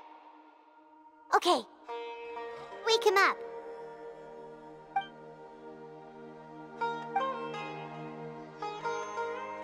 Are you awake? Kali says it's time for breakfast. Come on, get up! Good morning! How are you feeling today? Good to hear. It looks like we've recovered pretty well. Not even Tighnari can stop us from going out now, right?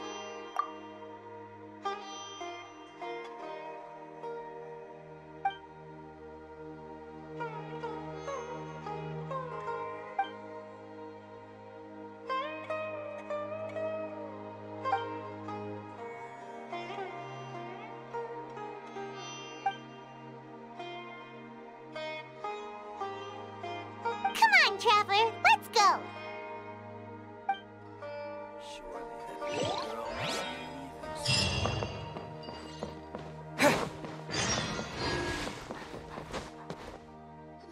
Good morning! Looks like you're awake. Yep. I prepared some breakfast today. Please have a taste. I hope you'll like it. It's nice to have you here so we can eat something yummy. Well, now that I've recovered from Elazar, I'm feeling better than ever. I can even prepare 4 or 5 meals a day now. And Paimon bets they're all delicious. Oh, by the way, someone brought a letter for you after you went to sleep last night. Nope, Paimon wanted to read the letter with you after you woke up, so Paimon didn't open it. All right, let's read it now. Oh, it's from Nilou! Ahem.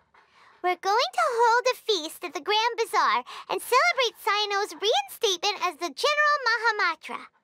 As heroes of Sumeru, please be sure to attend. I'll wait for you. The date of the banquet is written on the back. It's in 2 days. Oh, I've also heard that you've become heroes here as well. That's amazing. Sometimes I'm really envious of strong and confident people like you. Oh, you're embarrassing me. Anyway, let's go to the Grand Bazaar to have a look. Oh, before you leave, be sure to inform Master Tighnari.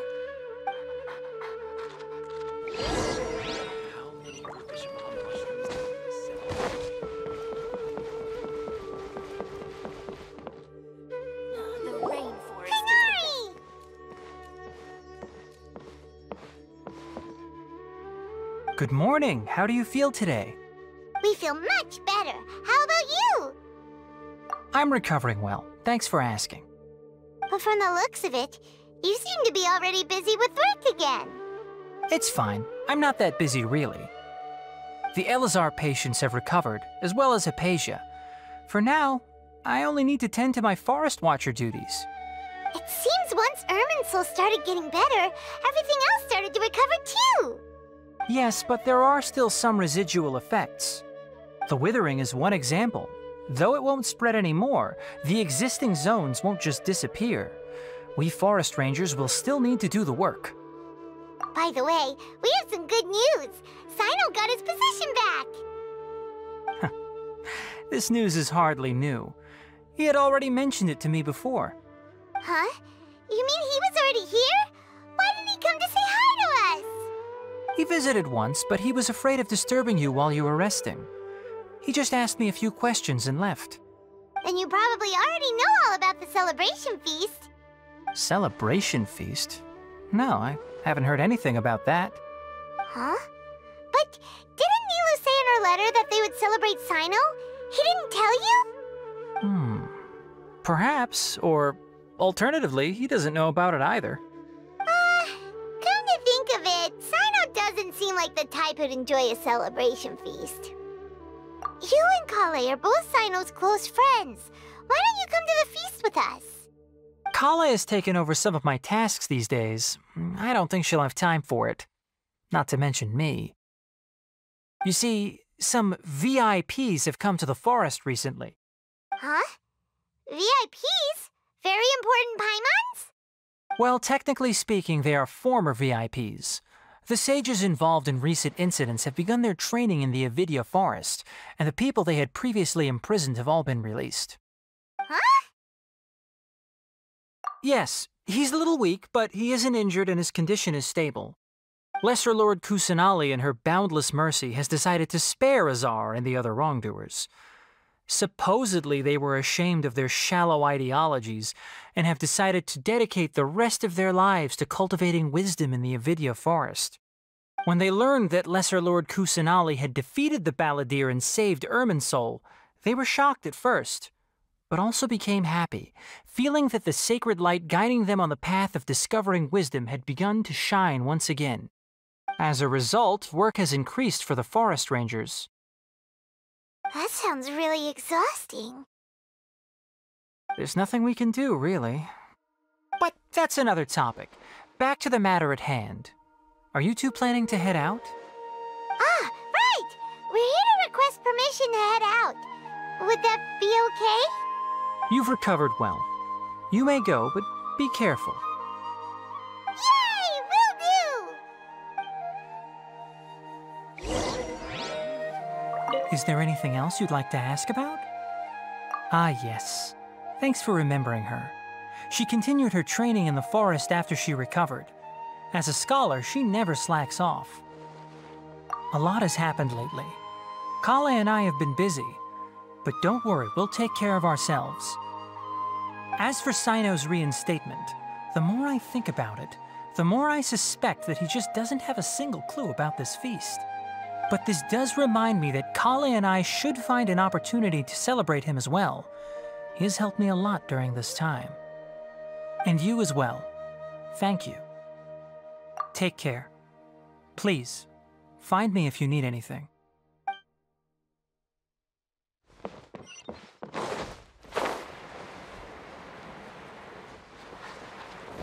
Everything has been getting better lately, and my mood has been improving as well.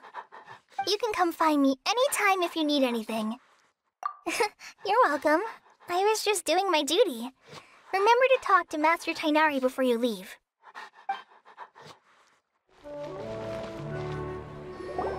Well, there won't be any problems if the feast starts at that time. Everything has already been prepared. Mr. Zubair, I finished tallying things up here. Well, except for the guests. Is a simple reply really that much to ask of our guests? It's affecting our arrangements. Oh, it'll be fine. Besides, it never hurts to get things ready in advance. I was thinking the same thing. The feast will be held sooner or later, right? Hey, Nilou! Traveler, Paimon! We got your letters, so here we are! You're the best! The other guests haven't even replied yet. Huh? Are we the only ones that have arrived? Yeah, I had someone deliver letters to all of our guests. But maybe everyone is still busy with other things. Look, I get it. Sumeru is in an extremely important period of transition right now, but even if your friends are important figures, they shouldn't just ignore your request like this. Nilou is Sumeru's #1 celebrity after all. You have no idea how happy I am to talk to people with good taste. If you consider enjoying Nilou's dance as having good taste, then almost everybody has good taste. Because Paimon thinks everybody will love her performance. That's right. We all think she's amazing too. Nilou is an absolute favorite among those of us who frequent the Grand Bazaar. For Outlanders, you have a great eye. Master Zubair, let's have a vote for the most outstanding audience members next time. I think these two may win. Nonsense! It is not for us to determine the value of an audience. But indeed, we could try giving gifts to people with particularly good taste. I heard there's a device in Fontaine called a camera that can record people's appearances as pictures. Such pictures would make superb gifts. Ooh, good idea. I wonder where we can find one. I don't want you giving pictures of me to everyone. I'm satisfied just being able to perform here. There's always a lot going on at the Grand Bazaar. Yeah, and that's why I love it here. Traveler and Paimon, could you help confirm if the letters were actually delivered? If for some reason they didn't receive the letters, then please tell everyone that there will be a feast here. Yeah, we can also check out how everything in Sumeru is going now. When I wrote the letters, I heard that Dia was in Port Ormos, and Alhaitham was at the Academia. As for Sino, we've only heard that he appears at the Academia from time to time. I'm not too sure about Ramon's whereabouts. My guess is that he's with Dia.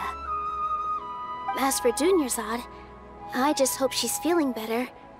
I sent her a letter, but I was afraid of disturbing her. If you have time, please ask about her for me. Okay, got it. Let's go, Traveler.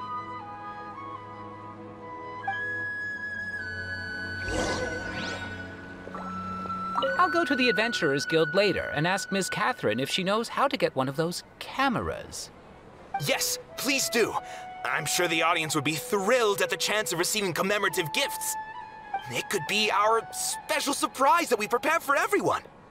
I think it's an amazing idea. Who knows? If we take more pictures, they might even become the signature souvenir of the Grand Bazaar. And Nilou will become even more famous. Ha! It won't be long till people are fighting for front row at your performances. I've heard that this camera is not just something anyone can use as they please. It must be aimed properly, and subjects should pose for the best results. Oh, should we get ready then? Perhaps we should wear something a little more appropriate. No. I think we look absolutely fine. If anything, when we pose for this, clever invention, we should just be ourselves, You really think so?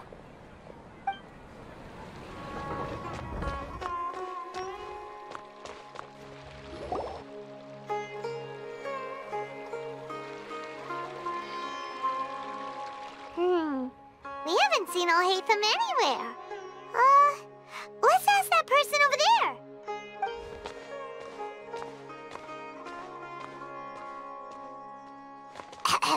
Hey there, have you seen Alhaitham around? Yes, it seems Scribe Alhaitham has gone to the House of Dana. You should be able to find him there. But you're already the second group of people I've seen looking for him today. He must be quite the busy man. Oh? Who else was looking for him? Mr. Cavey was just here asking about him. You wouldn't believe how terrible their relationship is. And now you two are here. Don't tell me everyone's here looking for gossip about the sages. No, way. We're strictly here on business. Ah, I see. Sorry, I thought maybe everyone's as interested in rumors about the sages as I am.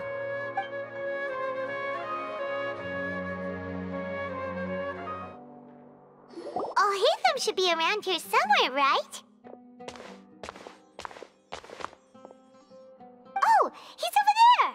But it looks like he might not have time for us. Just put down that worthless book and tell me what happened in the academia. This is not just some worthless book. Do you have any idea how difficult it is to find a physical book like this in Sumeru? It doesn't matter. It's probably just another thing that you used your authority to get your hands on anyway. Just put it aside. Listen, I came back today only to hear that the sages have disappeared. Oh? You sound surprised. I thought you would already know the inside story. Would I be here asking you if I knew? You're the scribe, not me. So just tell me what you know already. Well, I almost became a sage. Huh? Oh, don't sound too surprised now. You're the renowned Kaveh, light of the Kasharawar. Besides, as a master builder and craftsman, chances are you'll be appointed as a sage too. Why do I feel like you don't really mean it? Huh. What makes you say that? Why would you question my heartfelt sincerity? Maybe it's because you've never said anything good about me before. Yeah, well, I share a similar sentiment, and anyone who knows you as well as I do would surely do the same. Oh, you... See? This is why I hate discussing anything with you. Your ridiculous and arrogant attitude always gets in the way. It seems that you really can't stand my personality. Ha! What was your first clue? Well, then you might as well move out of my house. Are you threatening me? Stooping to a new low, I see. Ugh, and don't change the subject. You, a sage? What a joke. The academia might as well just close tomorrow. Are they having a fight? Forget what's going on with the academia. Haven't you been busy with your construction project? Tell me, when are you going to build yourself a mansion? Don't get me started. I get angry just thinking about it. So, what great building did our master architect work on this time? Like I need to tell you. Keep your nose out of my business. No, I think we deserve to know. Where were you when Sumeru needed you most? I was in the desert for a large project, but considering Haravatat's utter ignorance of architectural and aesthetic matters, you probably wouldn't understand. Which is truly unfortunate. I can only pity the man who doesn't understand the first thing about beauty and romance. Unlike a true... Hold on, wait a second. What do you mean by when Sumeru needed me most? Well, while you were out fiddling around in the desert, many people came together to save Sumeru from a crisis. Ha! And you think I'd believe that? Look, all you really need to know is that Azar and all his accomplices have all been overthrown. Huh? What nonsense are you talking about? It's no skin off my nose if you don't believe me. It's not like my Darshan was the one trying to apply for funding from the Grand Sage. Yours, though, on the other hand... You know what? I'll ask around. I'm sure someone knows what's going on here. You're dead if I find out you're lying to me.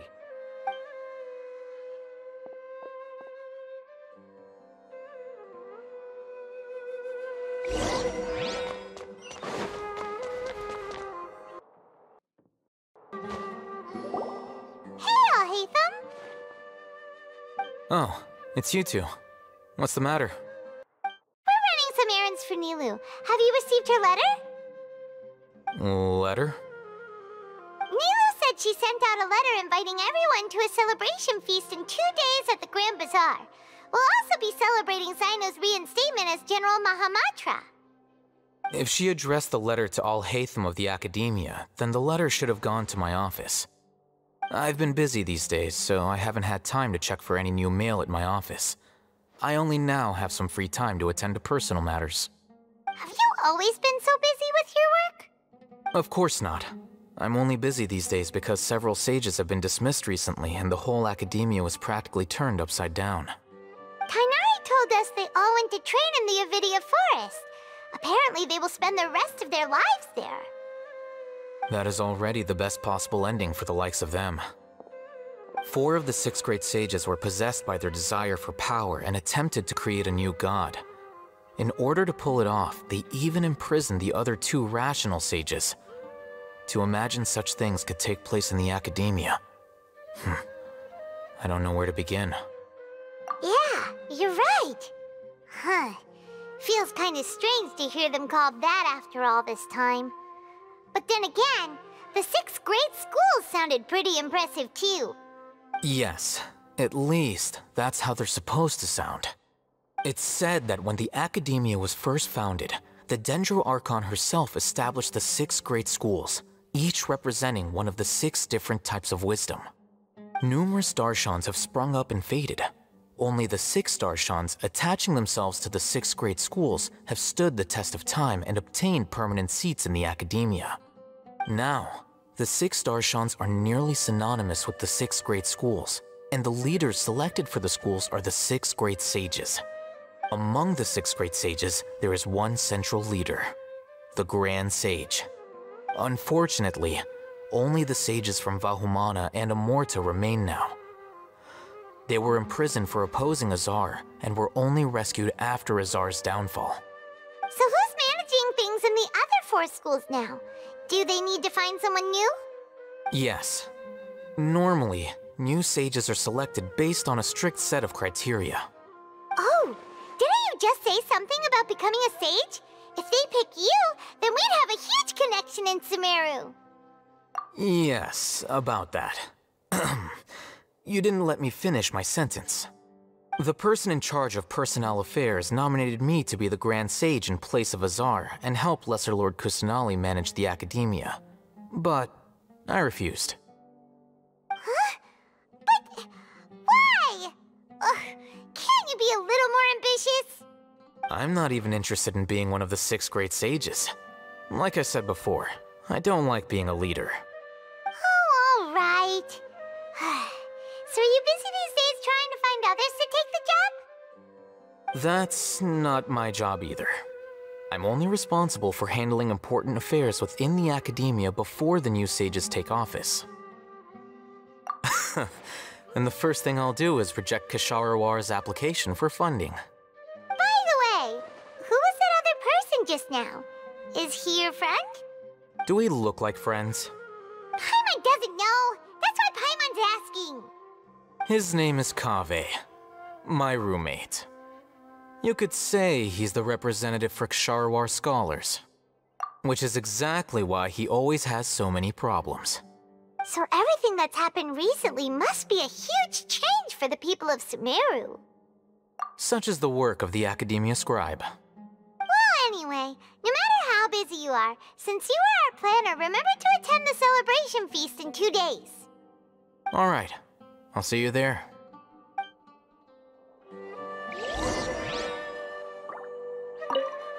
The House of Dana is the last quiet place in the whole academia now.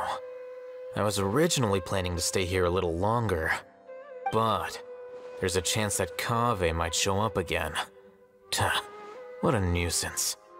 I'd better go somewhere else.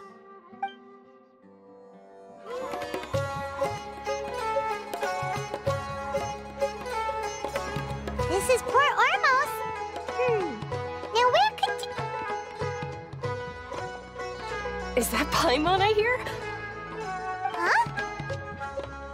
It's been a while. How are you doing? Dinnerzad! It's been so long since we've seen you! I'm doing well. I can go as far as saying I have never been happier in my entire life. I don't know if you've heard, but Alizar has completely disappeared, and all the patients have recovered. You kidding? Knowing them and the connections they've got, I'm sure they've heard about it. Yeah! That's right. My lady is feeling better now, so I'm accompanying her for a walk. Why do you still call me that, Dia? You've already informed my father of your resignation. I guess I'm just used to calling you my lady. Old habits die hard. Resignation? You mean you're quitting? Yeah, I might start losing my edge if I keep being a bodyguard for the Homayanis. You know that my parents and I are fond of you, and that we appreciate you very much. It wouldn't be a problem if you wish to continue to be our bodyguard. I'm not a woman that's easily persuaded. You should know that by now, my lady. When I took this job, I'd already decided that I'd quit as soon as you'd recovered. It's time for me to get back out there and chase that horizon. So what are you gonna do now if you're not gonna be a bodyguard anymore? I want to take a risky job and put my body to the test again. Huh? But we literally just finished one of the most dangerous jobs ever. Are you getting bored already? I know. If I hadn't joined in that plan with you, I wouldn't have come up with this idea. I guess I still get fired up by that feeling of going all out in a fight. It made me realize that I'm still a mercenary through and through. Life is short, and I'm happy that I got to be a part of that operation. But the whole thing also made me realize that there are still many problems in Sumeru. And as a desert dweller, I'm still not completely ready to settle down on this side of the wall.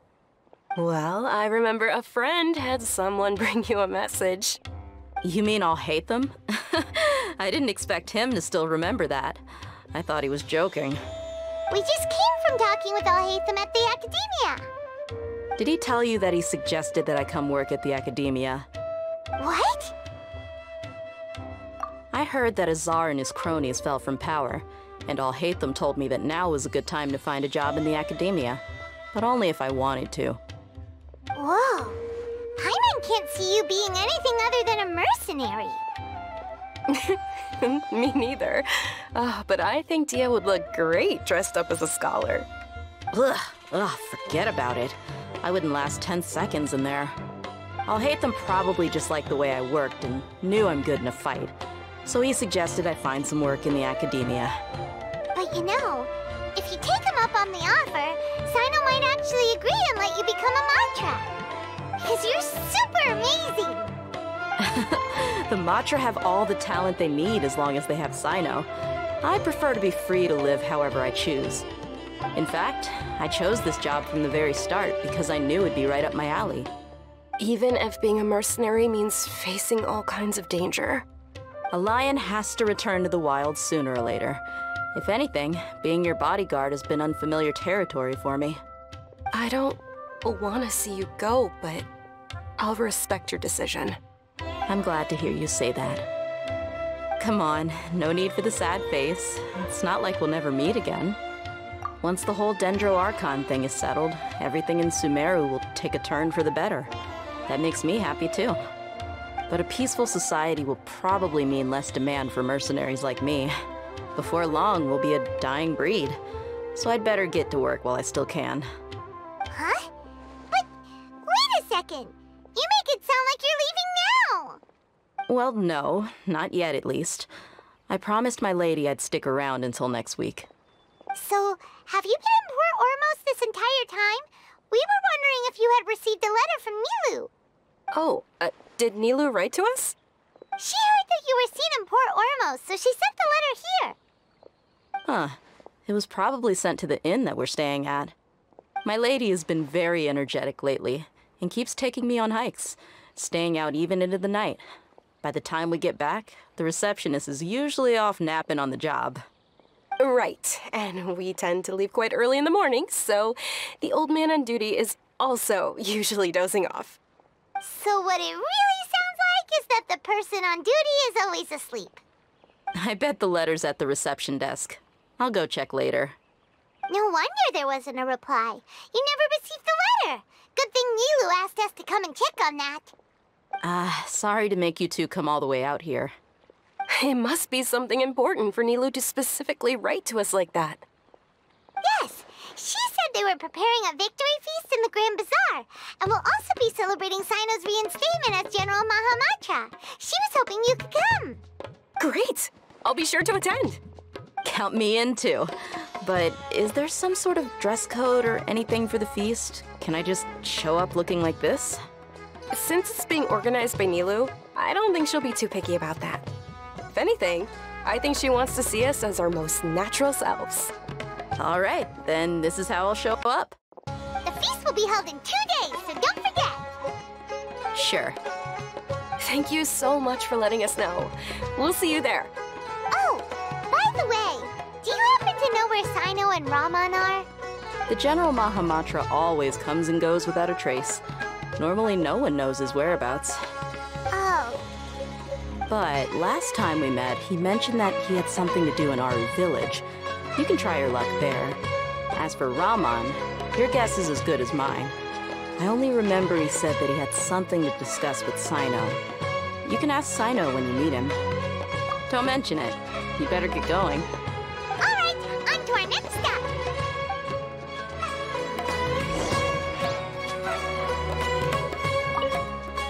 After recovering from Elazar, everything seems so different to me. When I look at the scenery I've visited before, it has a completely different feeling. Yeah. You need to be stronger than an ox to take life by the horns. I think I've heard you say something like that before.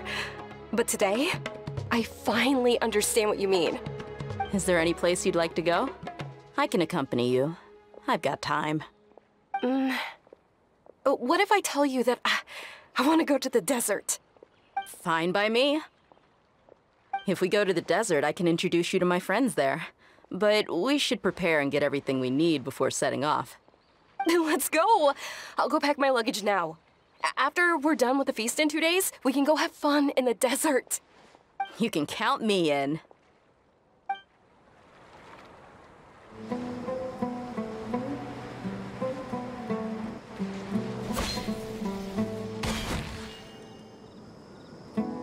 It's been a while since we last visited Aru Village. Ah, there's Sino!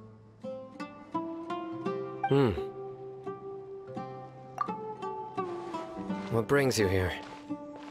We recovered well, and Tighnari agreed to let us leave, so now we're out and about again. It seems Gandharvaville's medical treatment is still as good as ever.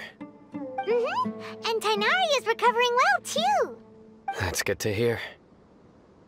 Yeah, you're the one who brought us to him when we lost consciousness, right? Thanks for that. You're welcome. Tighnari has excellent medical skills, and Kale is quite attentive. It was the best place for you. But why are you just standing here like a dead tree? I'm meeting some people. Oh, you mean Candace? I've already talked with Candace and the village chief. They're still at the usual place. You can go there if you'd like to see them. But you know one of the people I'm meeting as well. Oh, by King Deshret's blessing, my friend suddenly appears in the desert. Don't tell me you've run into trouble and need us to help now. Raman! And... huh? Setaria? Oh, you know me? Oh, well, you're pretty famous in the academia. Don't worry, these are our friends. No need to be so guarded. I see. I'm doing well. Many good things have happened recently. Same here. Really, I feel that my whole life has started to shine after suddenly finding a new direction. Oh, tell us everything. Yeah, you go ahead.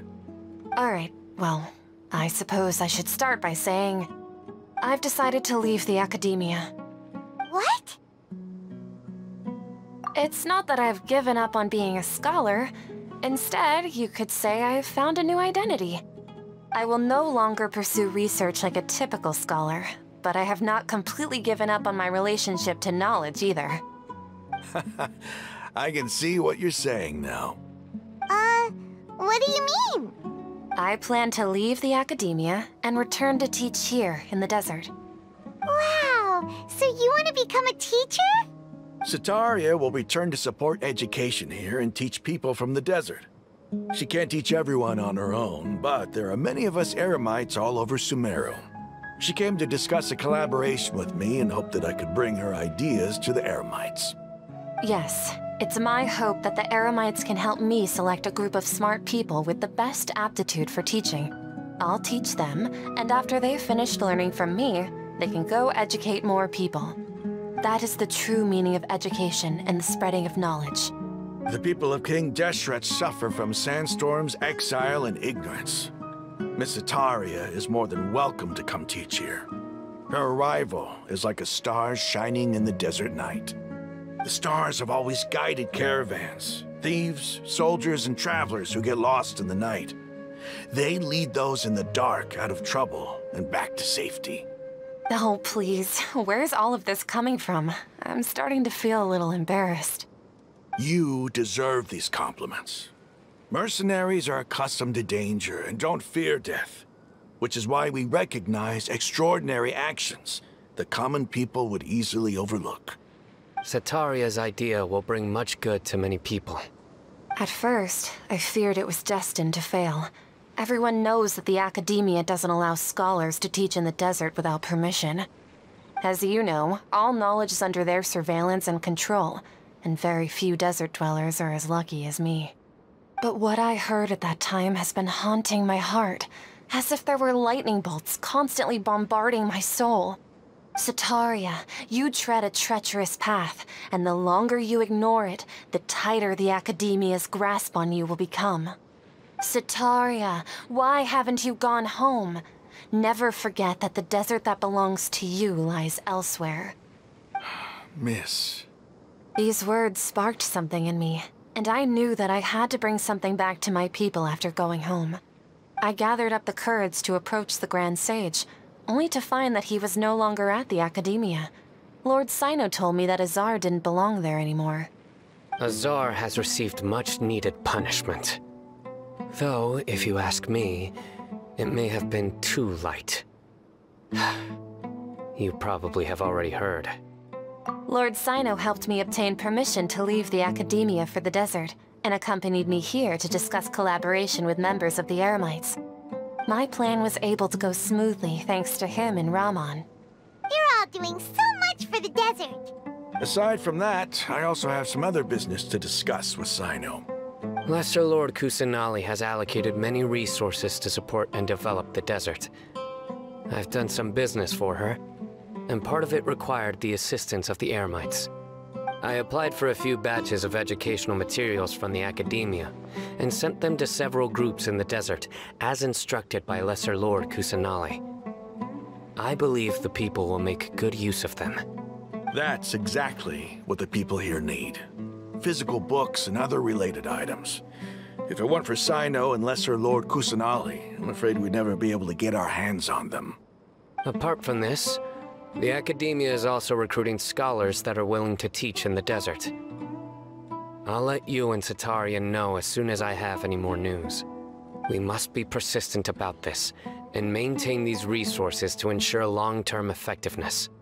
This is the first time in hundreds of years we've had a glimmer of hope. I think this may be the turning point for the desert. Remember these words. Here lies our faithful priest, Kasala. His wisdom is a miracle among the people, deserving of high praise and admiration. I hope people with wisdom like that priest will rise again among the desert dwellers. Then we'll once again see the wisdom and glory that once shook the world. Enough about us. Are you here to discuss some business too? No, not at all. We're actually here on behalf of Nilou. Nilou wanted to write to everyone, but she wasn't sure where the letters should be sent, so she asked us to come find everyone personally. A celebration feast will be held in 2 days at the Grand Bazaar. She hopes that all of you will be able to attend. At the feast, we'll also be celebrating Sino's reinstatement as General Mahamatra. Although, judging from your appearance, it seems you've already been reinstated. Paimon thought you would only start working for the Academia after the feast. Celebration? Feast? It's the first I've heard of it. Tighnari was right. He really didn't know. This feast is for you, Sino. Sounds to me like you'll have to be there. It's rare to see that kind of expression from Lord Sino. You must not like feasts very much. No, not really. But I'll go. Well, I still have a lot to handle here. Besides, I need to look after Miss Sataria in the desert, so I'll have to pass. I'm afraid I won't be able to join you. Although, if you'd be so kind, please give a message to Miss Nilou for me. The message is, I'm sorry for how I treated you before, but now I understand the beauty of your dance. It's like a light shining in the sky.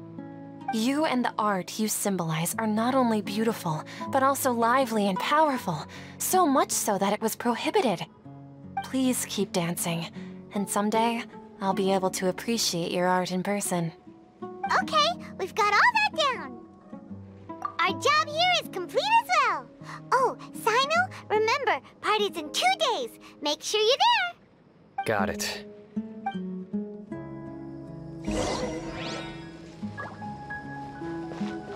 Anyway, our preparation has been going smoothly these days. Can such good things really be happening in the desert? It's almost hard to believe. Yes, even if you can't bring yourself to believe it, you should at least believe in those of us who are working hard to make it a reality. Indeed. Take it one step at a time.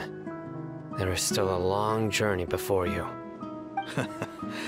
What heartwarming words. Today's the big day! Let's go to the Grand Bazaar and see how the celebration's coming along.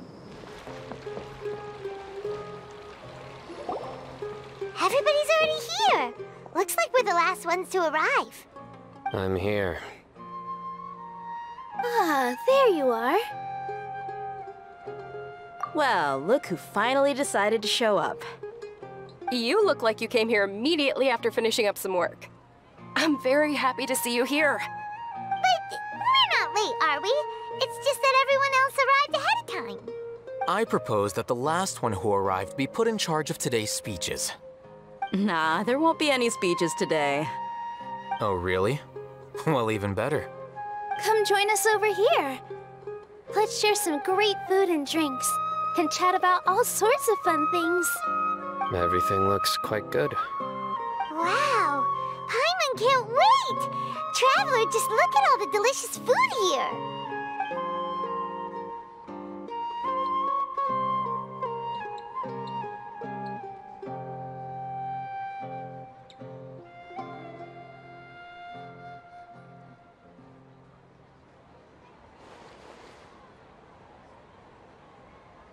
Whoa! It's so delicious! Oh, this grilled meat tastes amazing! The food was specially prepared for you by everyone in the Grand Bazaar. And we have gifts that were sent by the residents of Sumeru City when they heard we were holding a feast. Everyone that came said that you saved Sumeru, and wanted me to thank you all on their behalf. Ah, feels kinda nice to be seen as a hero. I could get used to this. Being a bodyguard is also a hero's job. You've always been amazing, Dia. My lady sure has a way with words. Thanks. I'm glad to hear it. And I'm happy to meet everyone that participated in the great plan. Don't mention it. Come to think of it, we've really done something impressive together. It's unbelievable. We owe it to our abilities. And luck. Really? Why do I remember everybody thinking that luck was against us and feeling like we hardly had a chance of succeeding? That's how I remember it too. It's luck that brought us together, and it was luck that let us form a team. Then, it took even more luck for us to formulate a plan and implement it successfully. Moreover, judging from the results, everything worked out well. Yeah, everyone gave it their all when it mattered most. It was almost like a performance. We took the stage and put on our best show. Everyone played their part, and thanks to everyone's efforts, the performance was a great success. So, would you say we're good actors too? It's such a blessing that Lesser Lord Kusanali was able to return to power at the Academia. Yes, even after being abandoned and neglected so many times, she's finally returned. Uh-huh. Lesser Lord Kusanali once used all her power in a great disaster, which resulted in her losing all her wisdom and memories of the past. The Academia basically abandoned her because of it. This should be something everybody should remember. Huh? You look surprised. I didn't say anything wrong, did I? No, everything you said is correct. That's good. Something wrong? Yeah, what's with that face? You knew all of this already. Even if those two giants of the Academia are here, I still have to say it. Those sages really have some nerve. 500 years ago, Lesser Lord Kusanali used all her power for the people of Sumeru. And what did they do in return?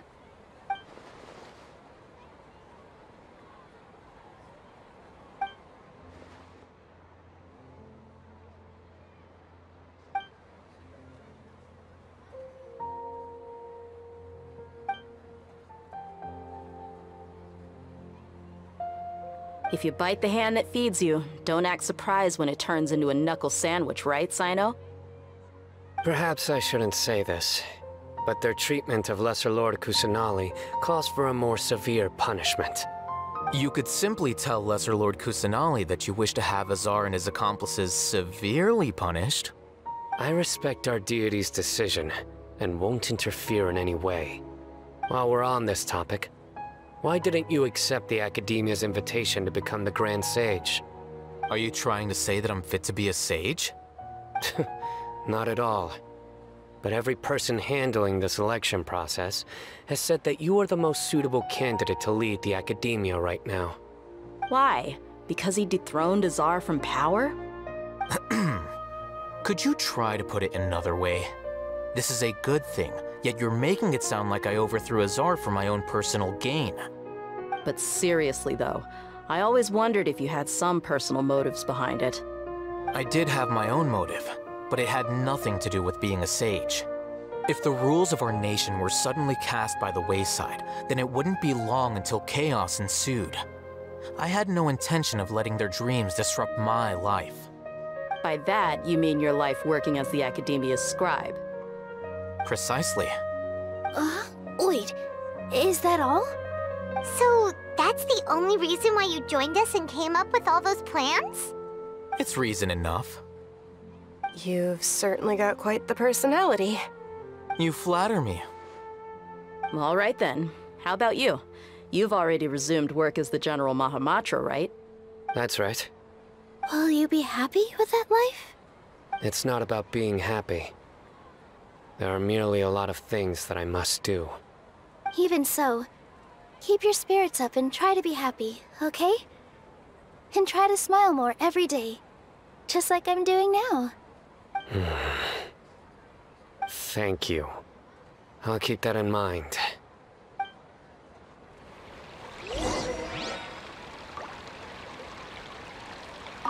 I seldom participate in such lively gatherings, but the atmosphere here is quite good. No, this gathering today has a unique meaning.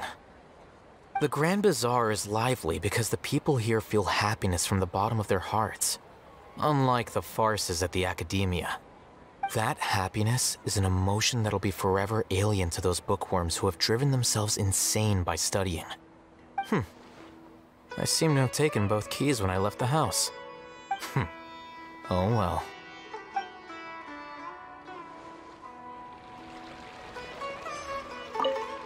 My lady, the grilled meat over there is delicious. Have you tried it? Yes, I also tried some fruit just now. Oh, they're very sweet. What an amazing place to relax. No wonder everybody likes to rest at the Grand Bazaar. You said it. Oh, look who else is here. Hello! Oh, I'm so happy Nilou invited everybody. Oh, now I have the chance to meet all the heroes. Hey, less of that polite chit-chat and more eating and drinking. The feast is about having fun, not stuffy formalities.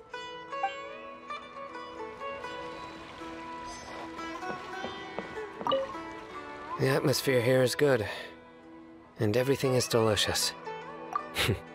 Yeah, I don't often come to such places, but it feels quite good.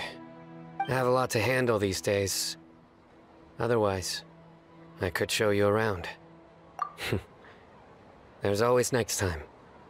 We're friends after all. This feast is pretty good. I like it.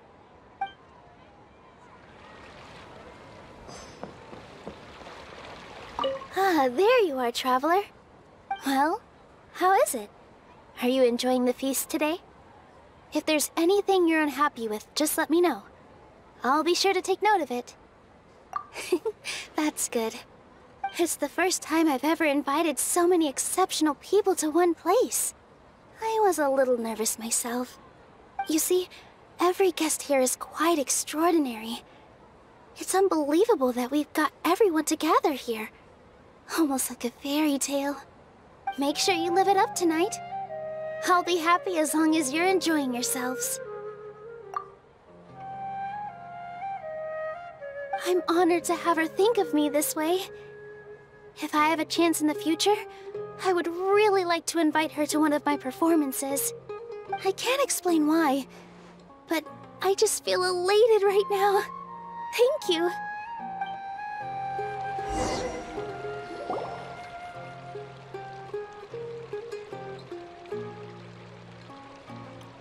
Hey, what's wrong? Your head is starting to droop. Hey, you can't just fall asleep here. Paimon will go find something delicious for you to eat. You'll wake up once you've put something yummy in your tummy. Of course, just wait here for Paimon.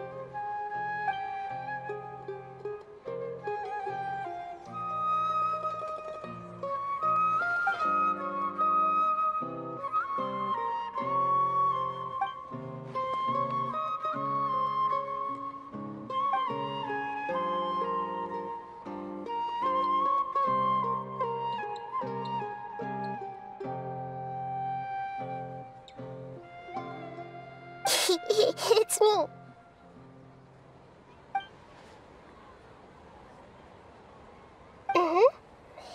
You may blame me for being a bit too self-indulgent. I was thinking about talking with you, and the next thing I knew, I had made a connection with you. The connection between us is amazing. It's like flora and the fence it grows upon. I heard there's an amazing celebration feast today at the Grand Bazaar. I wanted to have a look for myself, so I snuck in.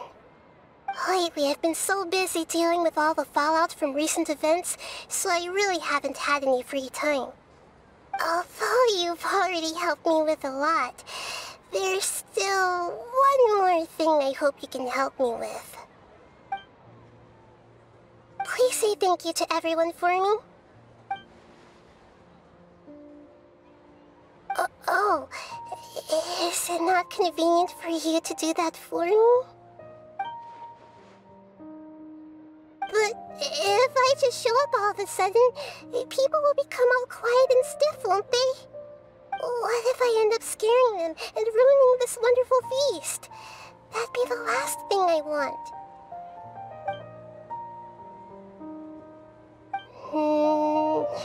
Let me think about it. Okay. Yes, I have.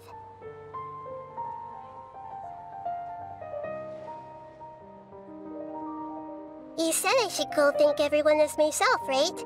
So... I've decided to borrow your body for the time being. Please don't blame me. The flora also climbs up to the fence to get closer to the sky.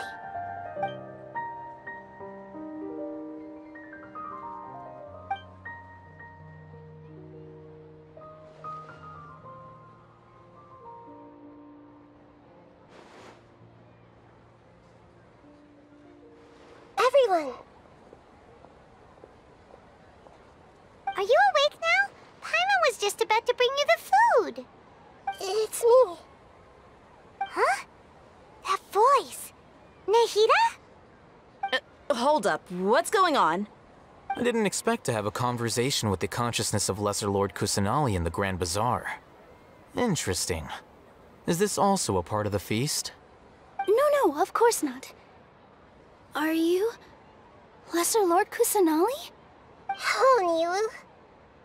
You know who I am? Yes, I already know every one of you. Nilu, Alhaitham, Cyno, Dia, Paimon, and Dunyarzad. Lesser Lord Kusanali? I took the liberty of occupying the Traveler's body so that I could thank all of you in person. Thank you so much for rescuing me, even if that meant placing your own safety in peril and taking the risk of becoming enemies with the Academia, the Sages, the Doctor, the Balladeer, and even the entirety of Sumeru. Without you, without any of you, I would have been in a much more difficult situation. Had you not helped me to resolve the crisis, not only I, but Sumeru and even the entirety of Teyvat would have suffered great misfortune. People refer to you as the heroes who managed to rescue a god. I'm quite fond of this name. It not only explains your identities, but also bears witness to your relationship with me. Please, allow me to present to you my most sincere gratitude. Lesser Lord Kusanali, you have done so much for Sumeru, and I didn't even have a chance to do anything for you. You don't have to do this. Dunyarzad, the suffering you endured during your illness is also proof of you being with me and praying for me. Thank you. You don't need to be so ceremonious. It's always been my duty to protect you. This is how the relationship between the Academia and Dendro Archon should be. We just did what was necessary and set things back on the right path. You're an Archon, but you act so humble. You really don't need to be so polite with us. I'm honored to have been able to take part in this plan. I hoped you liked the dance I dedicated to you. Thank you, all of you. Thank you so much.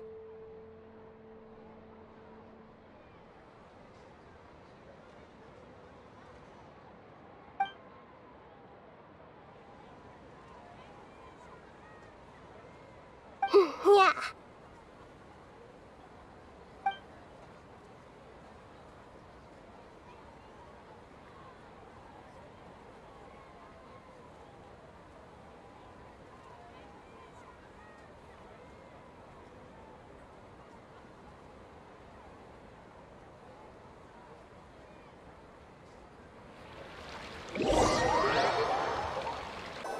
Are you awake?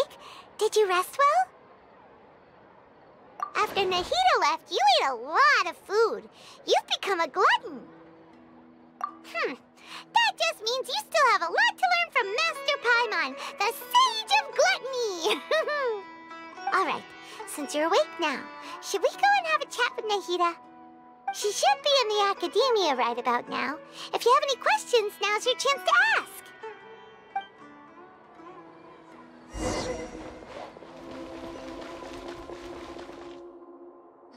Nahida! Hello, Traveler and Paimon. What a fantastic night. I'm still immersed in all the happiness and joy, like a candle floating on water. So are we, and that's why we're here to talk with you. Is there anything you want to know? After recent events, the Akasha can no longer function as it used to. I've given it some thought, and have decided to shut it down permanently. But this is definitely not a bad thing. Even from the beginning, I've been planning to shut it down. The Akasha's centralized administration of knowledge has always restrained people's curiosity and curtailed the number of paths available to them. I don't think this is good for Sumeru. Although people may initially feel a little uncomfortable with the loss of the Akasha, they will soon understand that this life is more suitable for them. And as for the future of Sumeru, I'm preparing to regain control of the Academia. The former sages have received their punishment, but the new sages have yet to be selected. I will oversee the process personally. I hope that the new 6 great sages will be more focused on academics. Sumeru needs such leaders more than ever. The other big issue is the people of King Deshret. All the residents of the desert, in fact. They have been mistreated for far too long.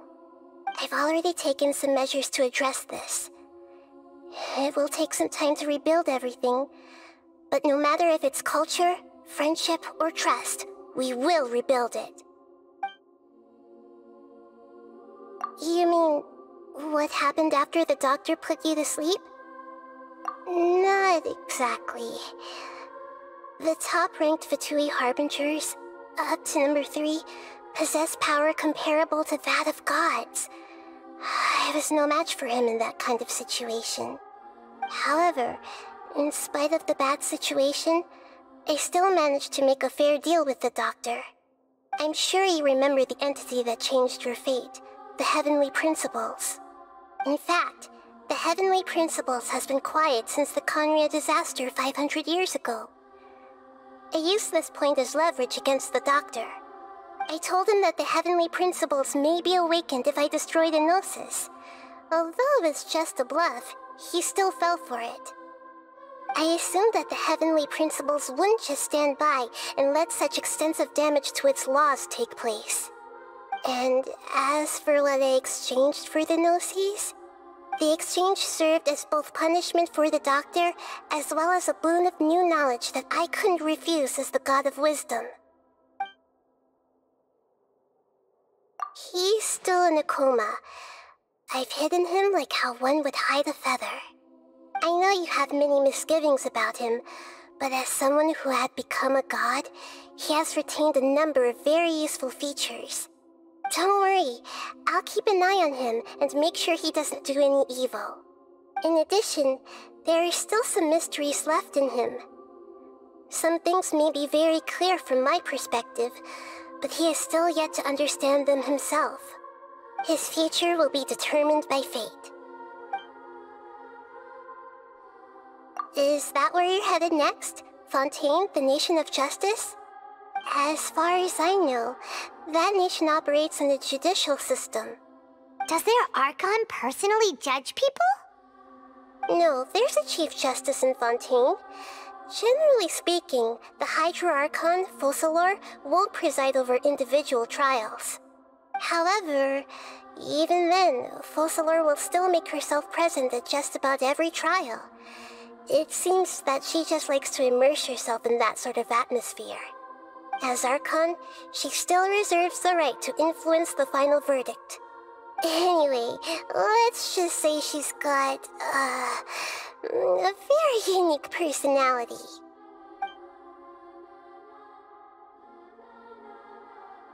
Are you sure? Isn't there something else you haven't asked about yet? Huh? You mean... About your sister. While you were resting at Gandharvaville, I took some time to perform an Irminsul search for information on your sister. Yeah! Isn't Irminsul a repository for all the information and memories of Teyvat? So there shouldn't be anything on him or his sister. This is true in your case. Irminsul indeed does not have any information on you. However, there must be something different about your sister, because as it turns out, the world has recorded information on her after all. What? There is only one possible explanation. She belongs to this world.